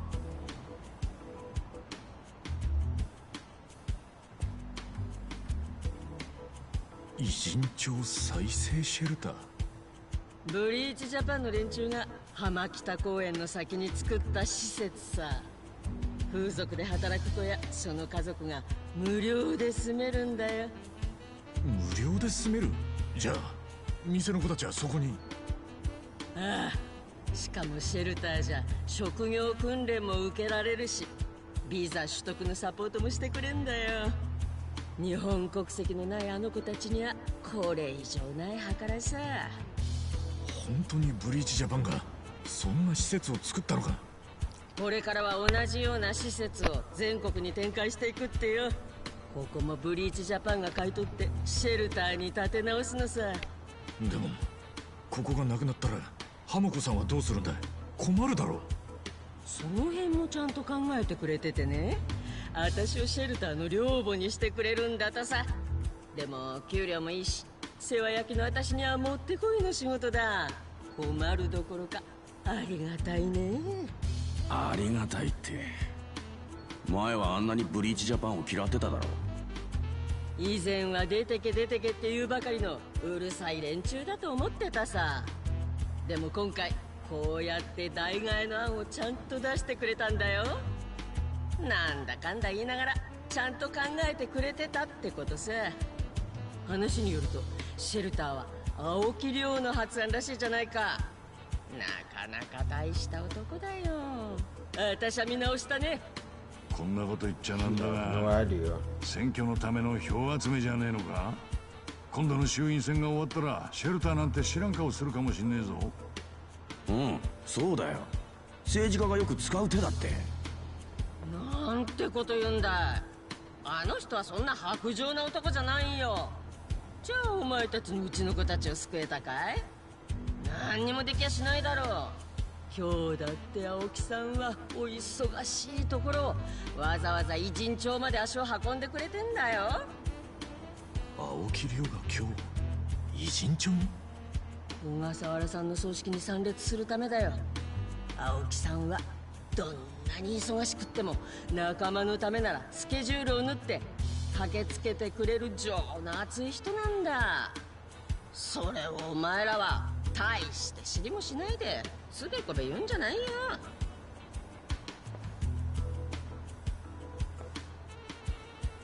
若が偉人町に来てる。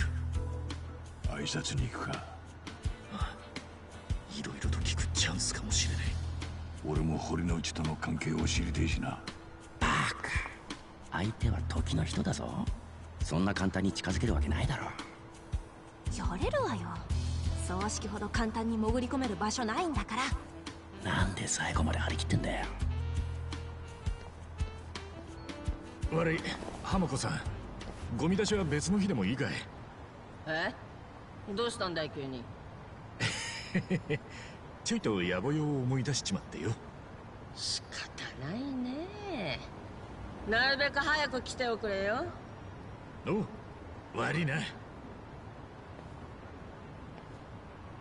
式場の場所わかるか？偉人町で葬式といえば中央通りにある斎場よ。野々宮の時に行ったでしょ。あそこか。よし、早速行こうぜ。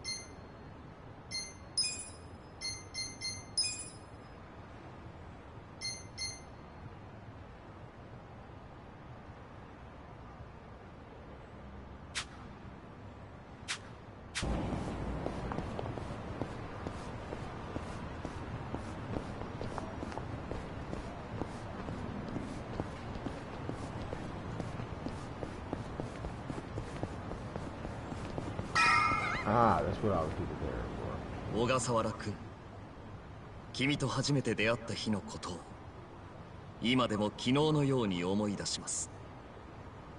間に合った。ちょっと通してくれ。俺たちは参列者だ。何、あなたたちもブリーチジャパンなの？いや、違う。でも小笠原は知らねえ仲じゃねえんだよ。無理無理。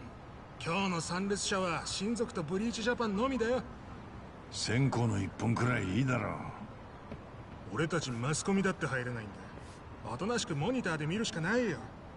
本日の式場をここ偉人町に設けたのは小笠原君が最も力を入れていた町だからです。Probably a pre-recording. 誰よりも君がこの町の再生を見たかったはずだ。半年前、横浜に家族で移り住み、不退転の覚悟で町を変えようとしていた君の思いは私が誰よりも知っている。町を慈しみ、町を愛し、町に根付くことで初めて町の一員となれる。だから自分は偉人町の住人になると言った君の言葉に私は強く感動した。学生時代の学友として、同じ志を持った仲間として、そして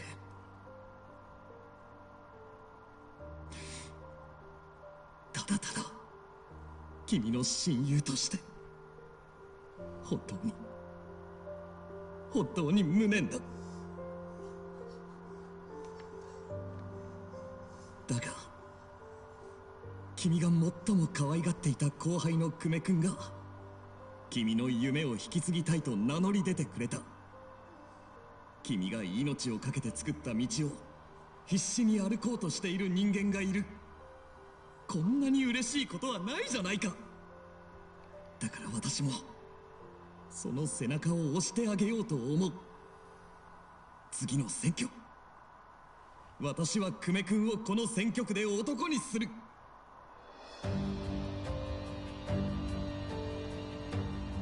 これは民自党幹事長としての決意ではない。小笠原君、君の親友としての決意だ。私はこの偉人町にかけた君の夢を必ず実現させる。それが叶う日まであと少し。天国で見守っていてください。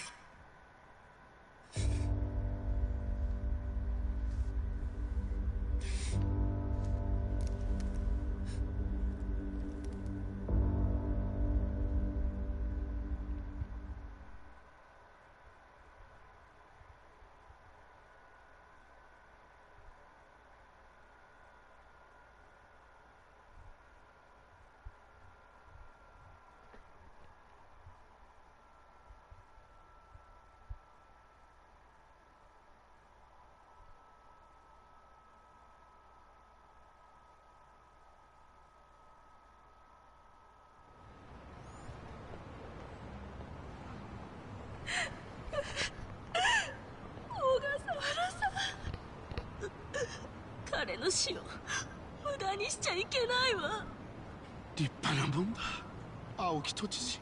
一番辛いのは青木さんだってのに。いい調子だったな。これで本当に小笠原殺しを青木が指示していたとしたらとんだ名演技よね。あの野郎、久米を立候補させる気だ。何考えてやがんだ。おい、出てきたぞ。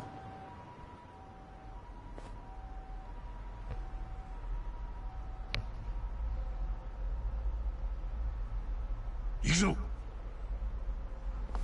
青木さん、久米氏に関しては正式な出馬表明と捉えていいんでしょうか。次の選挙、民自党の目標議席は？一言お願いします、青木さん。一言お願いします。どうか一言。総選挙への意気込みは？ちょっと押さないで。道を開けてください。はい、通してください。青木都知事。ダメだ、近づけねえ。先回りしよう。先回り？都知事が電車で来るはずね。どっかに車止めてんだろ。そりゃそうだが、偉人町なんて駐車場だらけだぞ。全部見て回る気か？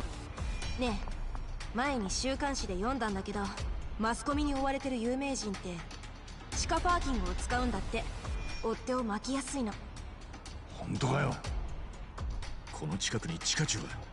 でっかいのがあるわよ。川沿いに入り口があるわ。よし、行ってみようぜ。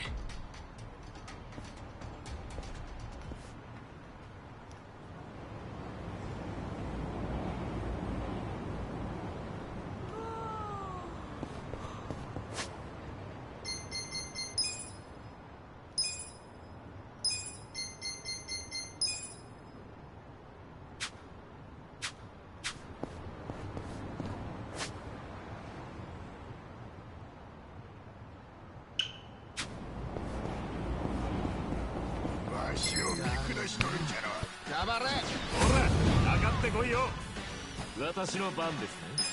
ほら来いよ。プレゼントだ。おいほら。なんじゃ。私が相手です。おいおい、奥の手。来てみろ。愛してるよ。なめんなよ。おいよ、かかってきなさい。行くぞ。こっち見ろよ。死に勝てますかね。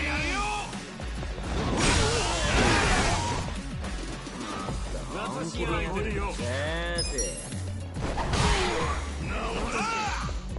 遅いよ。だと。さーて。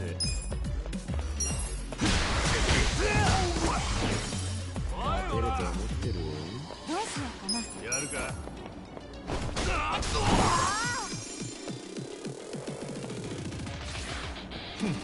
俺の番だな。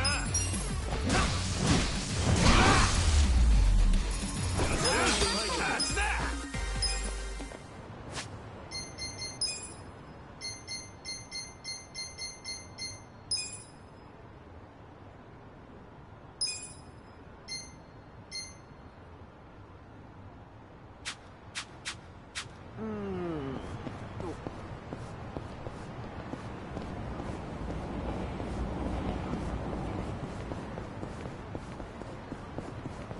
喧嘩売ってんのか？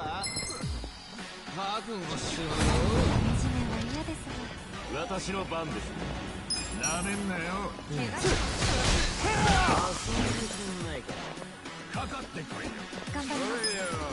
何やってんだ。見せてやる。タイムに合わせますよ。ほれほれ。俺の番。ほら来いよ。私が相手です。何やってんだ。ほら。舐めると痛い目見ますよ。してみろ。ほらほら。来いよ。叩きのめす。ほら来いよ。おいよ。私が相手です。勝てると思ってる。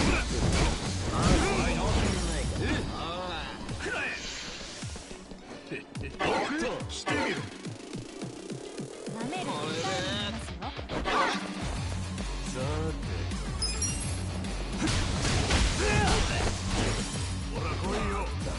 気でやってほれほれ奥の手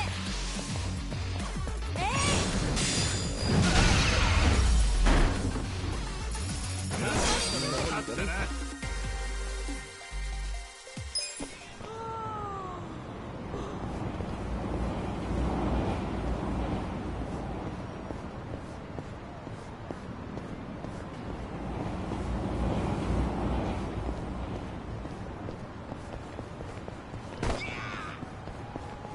喧嘩売ってんのか？地獄に送ってやりなのか。私の番ですね。なめんなよ。遊んでくんないか。苦しむがいい。出るかな。もっと本気でやって見せてやる。みんな私が相手です。ほら来いよ。舐めると痛い目見ますよ。どうした？邪魔だよ。痛い目に合わせますよ。俺の番だな。ほらほらほらほら。来ねえ。取っておきだ。遊んでくんないか。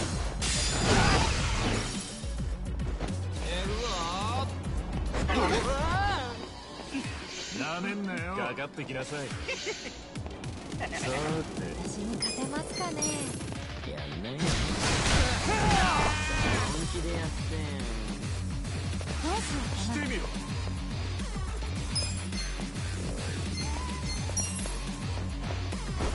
はい外します。痛い目に合わせますよ。よし行くぞ。勝てると思ってる。見せてやるよ。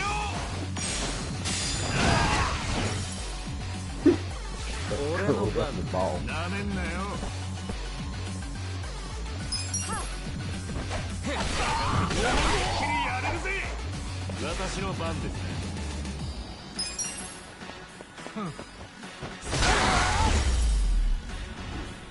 大丈夫ですよ。遊んでくんないか。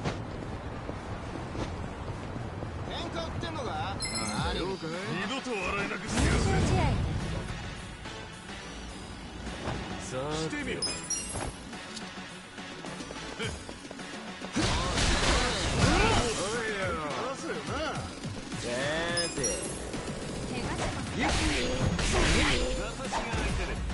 頑張ります。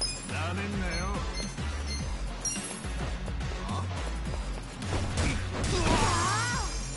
勝てると思ってる。俺の番だな。かかってきなさい。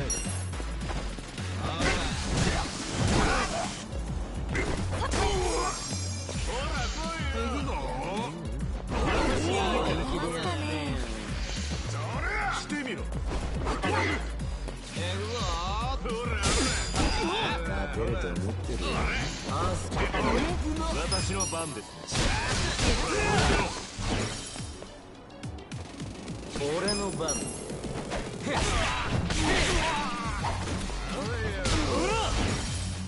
してみろ。どうしようかな。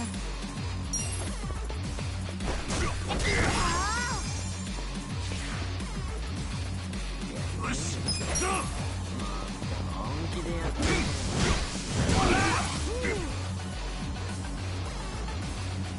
さて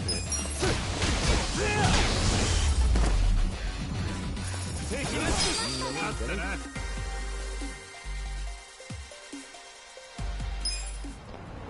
Hey, how do I see how many turbo plans I have?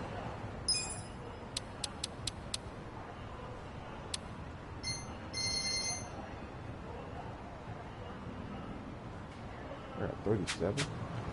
Wow. 13 more to get that rose time.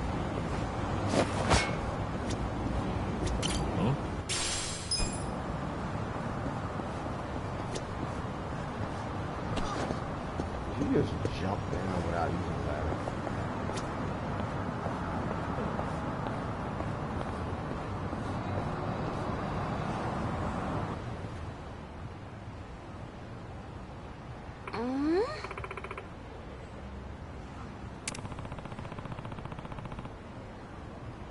そ。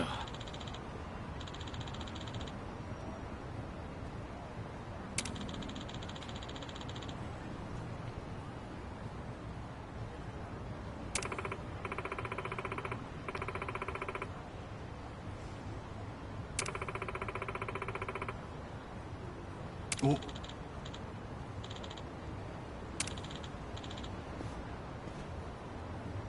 マジか。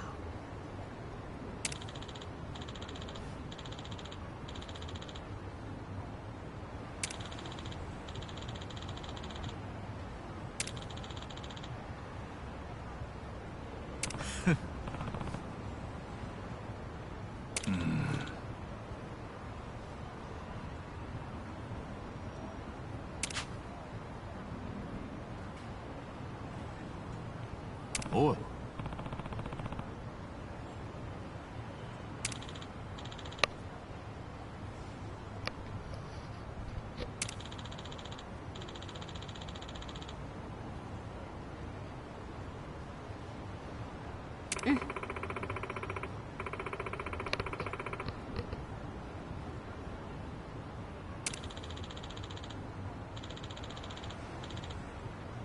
おう。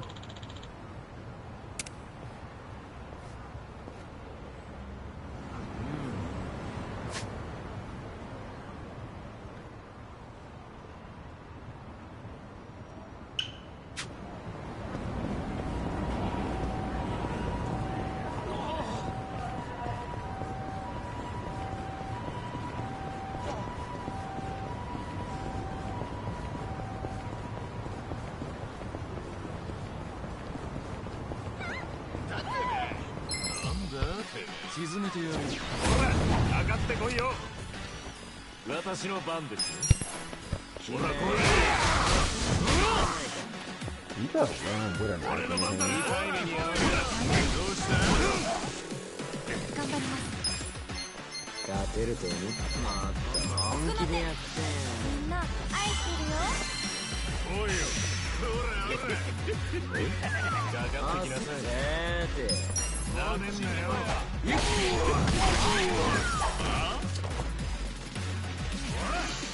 かりませんよ。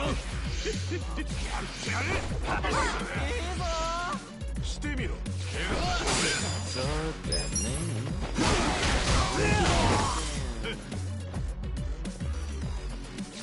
よし、行くぞ。おい、ほら。なめんなよ。俺の番。私が相手です。私の番です。してみる。いいね。遊んでくんないか。これ。さて。勝てますかね。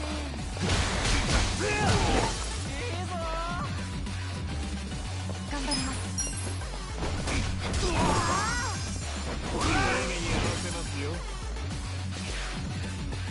俺の番だな。やんないの？また本気でやって。社長パワーだ。大丈夫ってか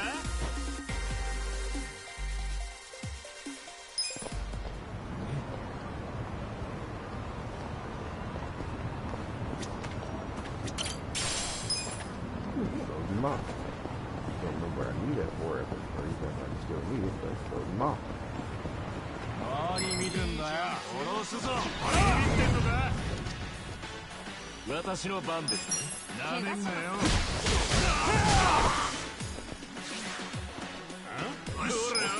勝てると思ってるよ。見せてやるよ。相手です。どうしようかな。ほら来いよ。見せてやる。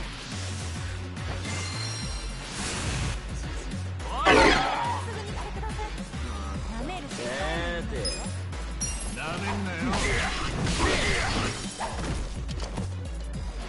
行くぞ。行くぞ。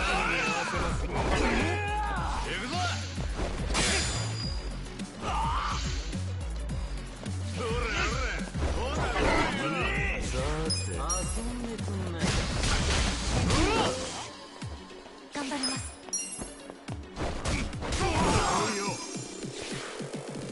こっち見ろや、俺の番だな。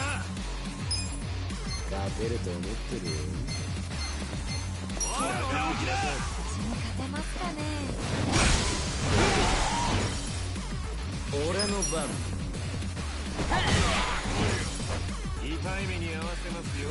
私の番ですね。ほらなめんなよ。これでさてやるのか。してみろ。どうしようかな。こっち見ろや。奥の手。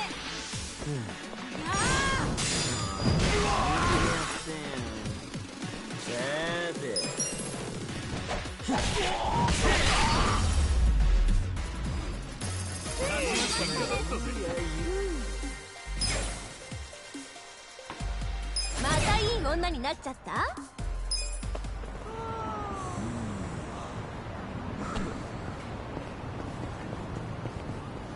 切ってんじゃねえぞ。ボコボコにされて勝ち割るぞ。かかってきたまえ。私の番です。どうした？俺の番。かかってきなさい。やんないの？遊んでくんないかな。よし、行くぞ。どうした？見せてやるよ。痛い目に合わせますよ。ダメだよ。見せてやる。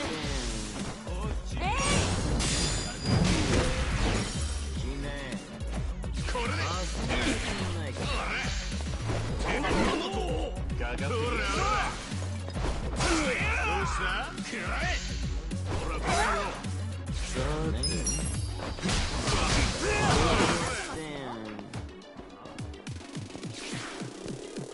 俺の番だな。きねえ、遊んでくんないか。とっておきだ。さて。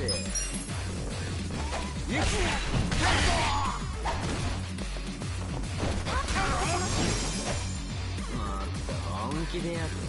どうしようかな。痛い目に合わせますよ。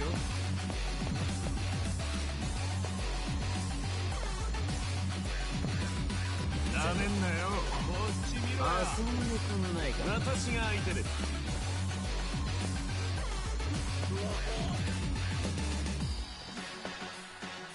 してみろ。お？また本気でやってん。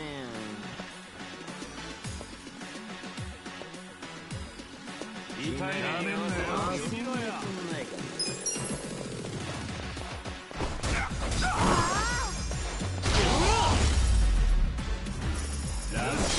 勝ったな。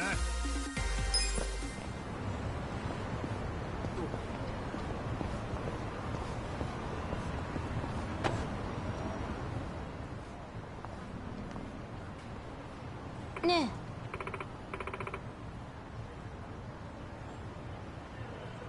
え。お。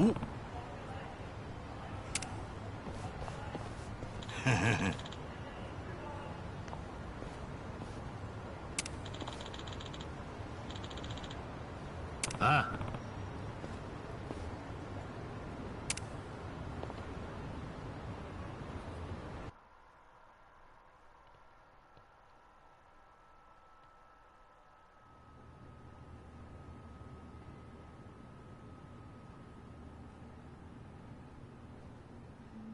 分かった。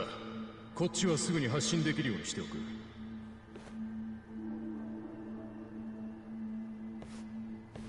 エンジンをかけろ。間もなく都知事が戻られるぞ。ビンゴね。ナイスだぜ、さっちゃん。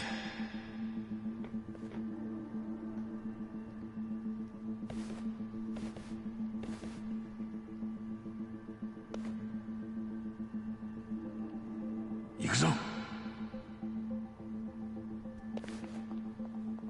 おい、なんだお前ら。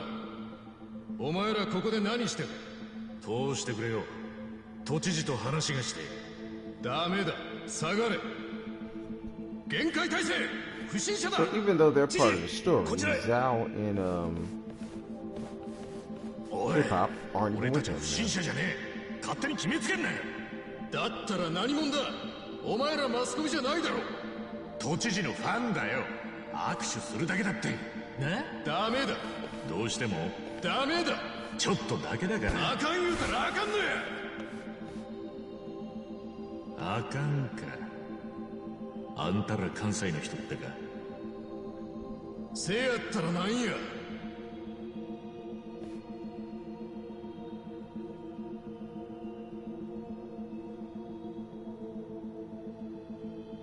つまり近江だな。ああ、否定しねえのか。都知事の警備が近江連合のヤクザだ。驚きだね。アホ抜かせ。わしらは警備会社の民間人や。関西弁やからって全員が近江連合なわけないやろ。勝手に決めつけんなや。ほう、よく言うぜ。俺たちのことは不審者だって決めつけたくせによ。お前はどう見たって。まあまあまあ、ここは一つ落ち着けよ。なあお前ら、おとなしくそこをどけ。さもないと動くな。おいおい、随分物騒なもん出すな。火借りてえだけなんだが。っていうか民間の警備会社がそんなもんなんで持ってんだ。くそー、はめやがったな。まあええわ。バレてもうたならこのまま弾くだけ。安全装置外れてねえぞ。あっ、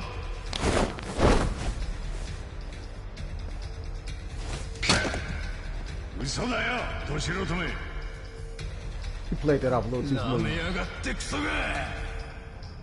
いたまえ、こいつら血祭りや。Now she played that off way too smooth. 私の番ですね。ほら来いよ。出ると思ってる。なんや。苦しみがいい。停電のか。痛い目に遭わせる。俺の番だな。遊んでくんないか。放っておきだ。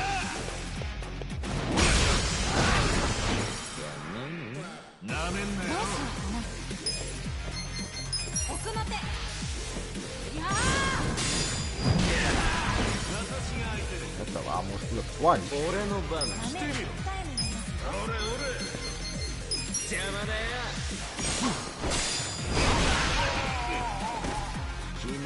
Why did he bounce like that?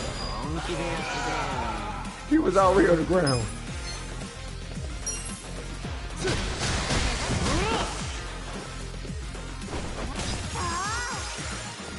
頑張ります。見せてやる。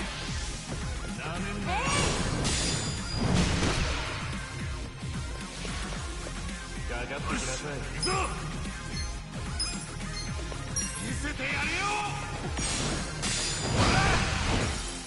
勝てると思ってる？さて、痛い目に遭わせますよ。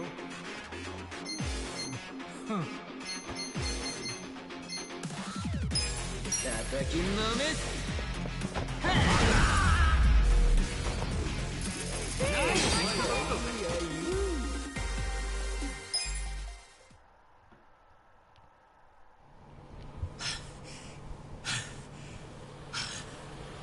くそ。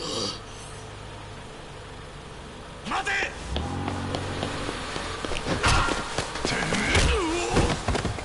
一番。大丈夫か？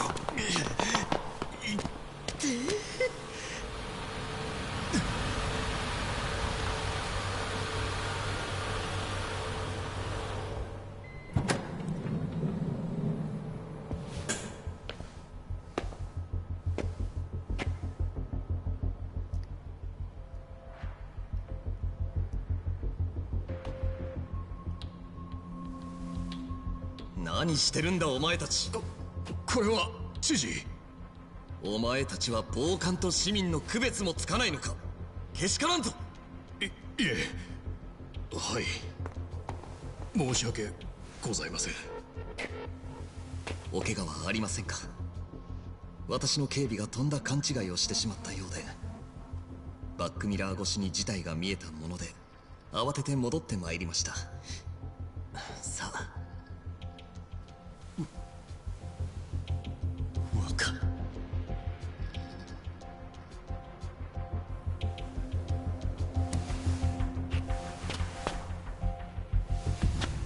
今夜乙姫ランドに一人で来い。俺も一人で行く。お怪我がなくて本当に良かった。この度は本当に申し訳ございませんでした。警備の者たちはしっかりと教育をしておきますので、何卒ご容赦ください。では次の予定がありますので、ここで失礼いたします。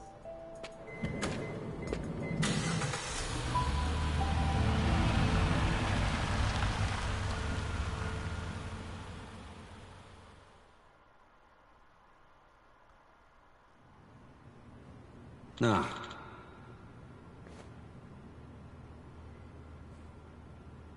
あ、あ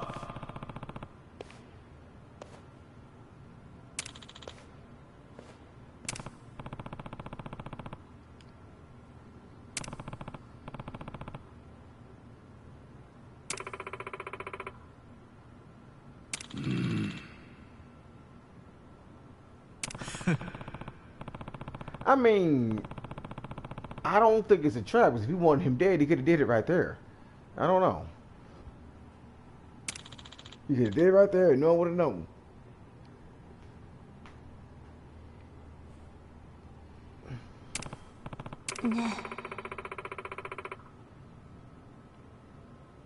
Yeah.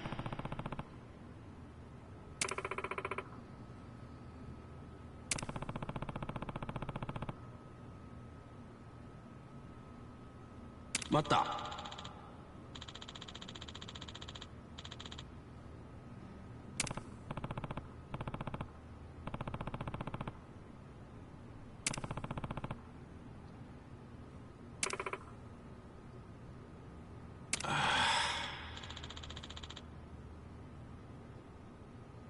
おい。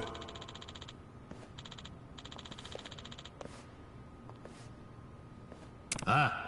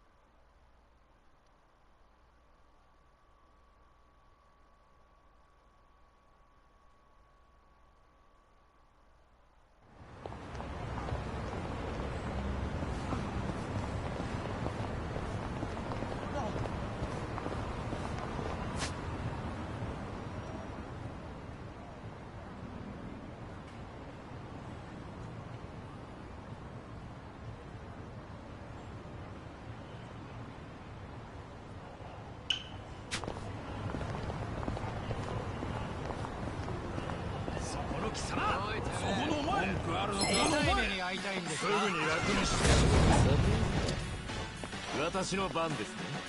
Blind Seed. Anything about that name is celeb. かかってこいよ。頑張ります。来やがれ。ほら、かかってきなさい。お手の手。みんな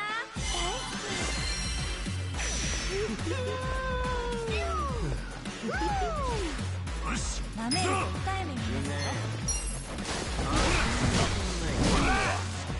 なめんなよ。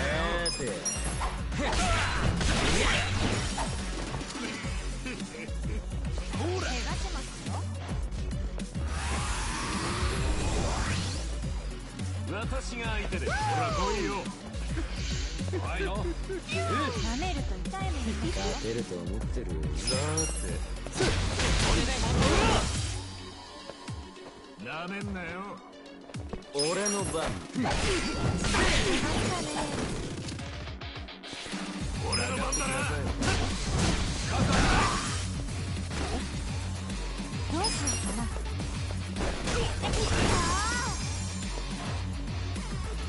私の番。じ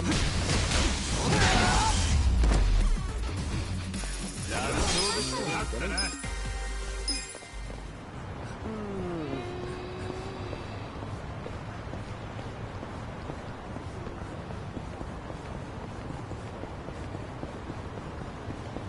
何見てんだよ。その目つきにあげてやる。惨めは嫌ですさて。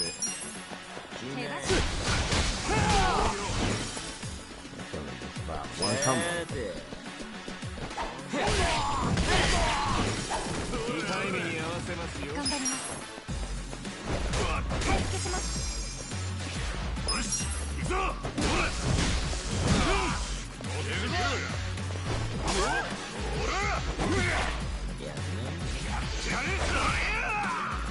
私の番です。おいよ、私が相手です。俺の番。やめんなよ。俺の番だな。痛い目に合わせますよ。本気でやって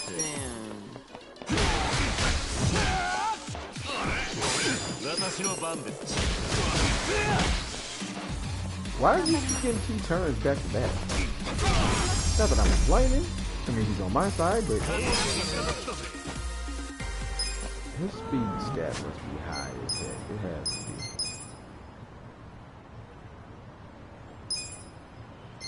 Let's see.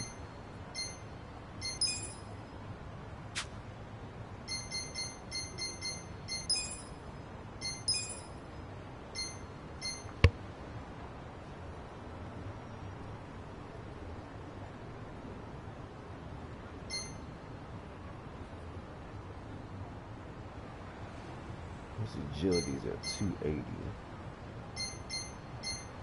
Yeah, he's as fast as heck.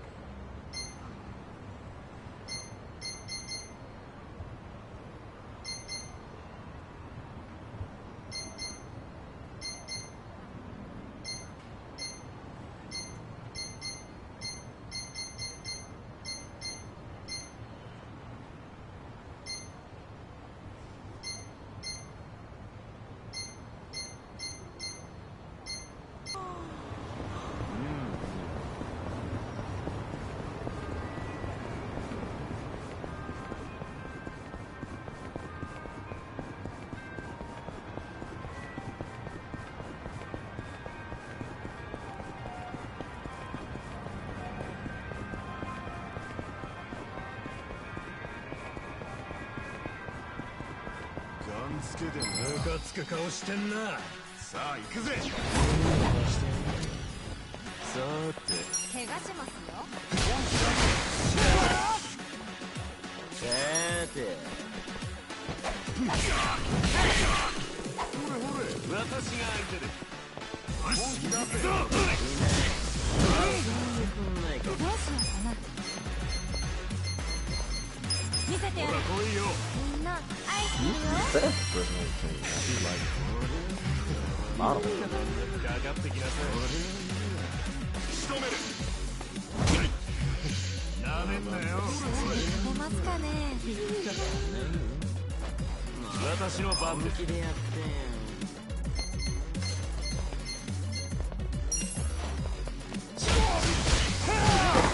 ほら来いよ。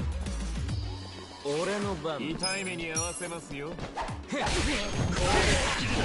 めると痛い目になりますよ。俺の番だな。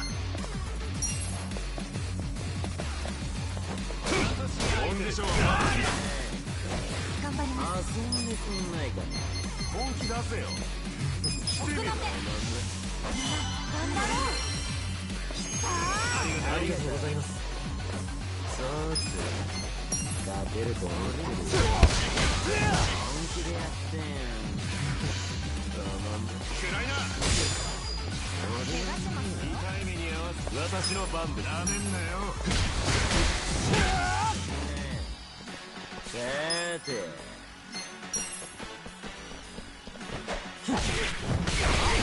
ほら来いよ。よし行くぞ。Then you make it to the yoga pose. したぜ。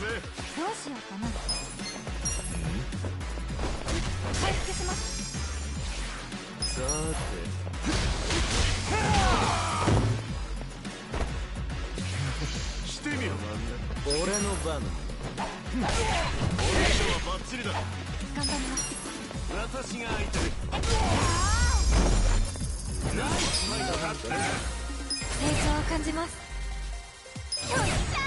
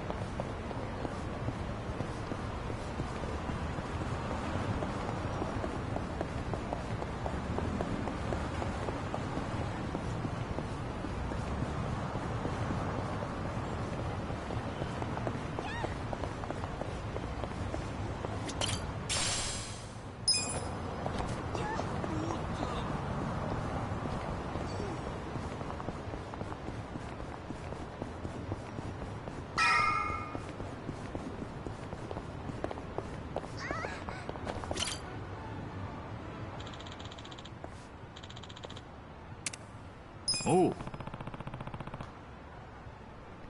ねえ。なあ。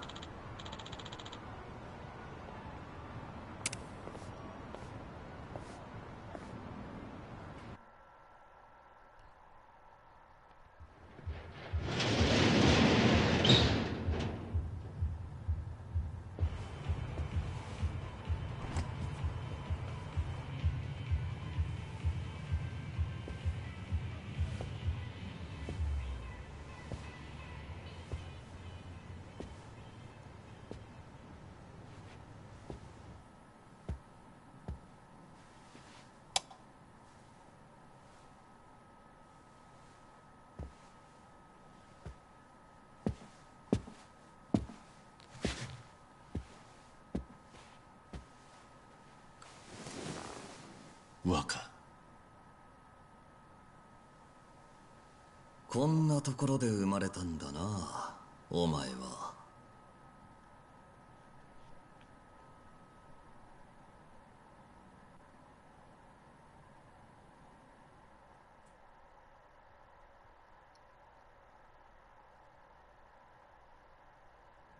お久しぶりです、若。会いたかったんだろう、俺に。お前の聞きたいことなら分かってるさ。どうして俺が名前まで変えて政治家になったのか。どうして俺が登場界の壊滅に加担したのか。あとこの体も気になるか。昔は車椅子だったもんな。全部答えてくれるんですか。ああ、病気はアメリカで治した。肺の移植手術を受けてな。知ってるか。向こうじゃ移植の順番が金で買えるんだ。だがどんなに金があってもヤクザの息子じゃそれさえ難しいんだ。そのために名前変えたんですか。手術のためだけじゃねえ。荒川真澄の息子として生まれたこと、病気のせいで青春時代を人並みに謳歌できなかったこと、そういう人生そのものを書き換えるために名前を変える必要があったんだよ。でもその結果、今じゃ都知事と幹事長を兼任する政治家になれた。どうした？おめでとうございますの一言も言ってくれないのか？素直に言えないんですよね。政治家になるってのはそんなに嬉しいもんなんですか。政治ってのはいいもんさ。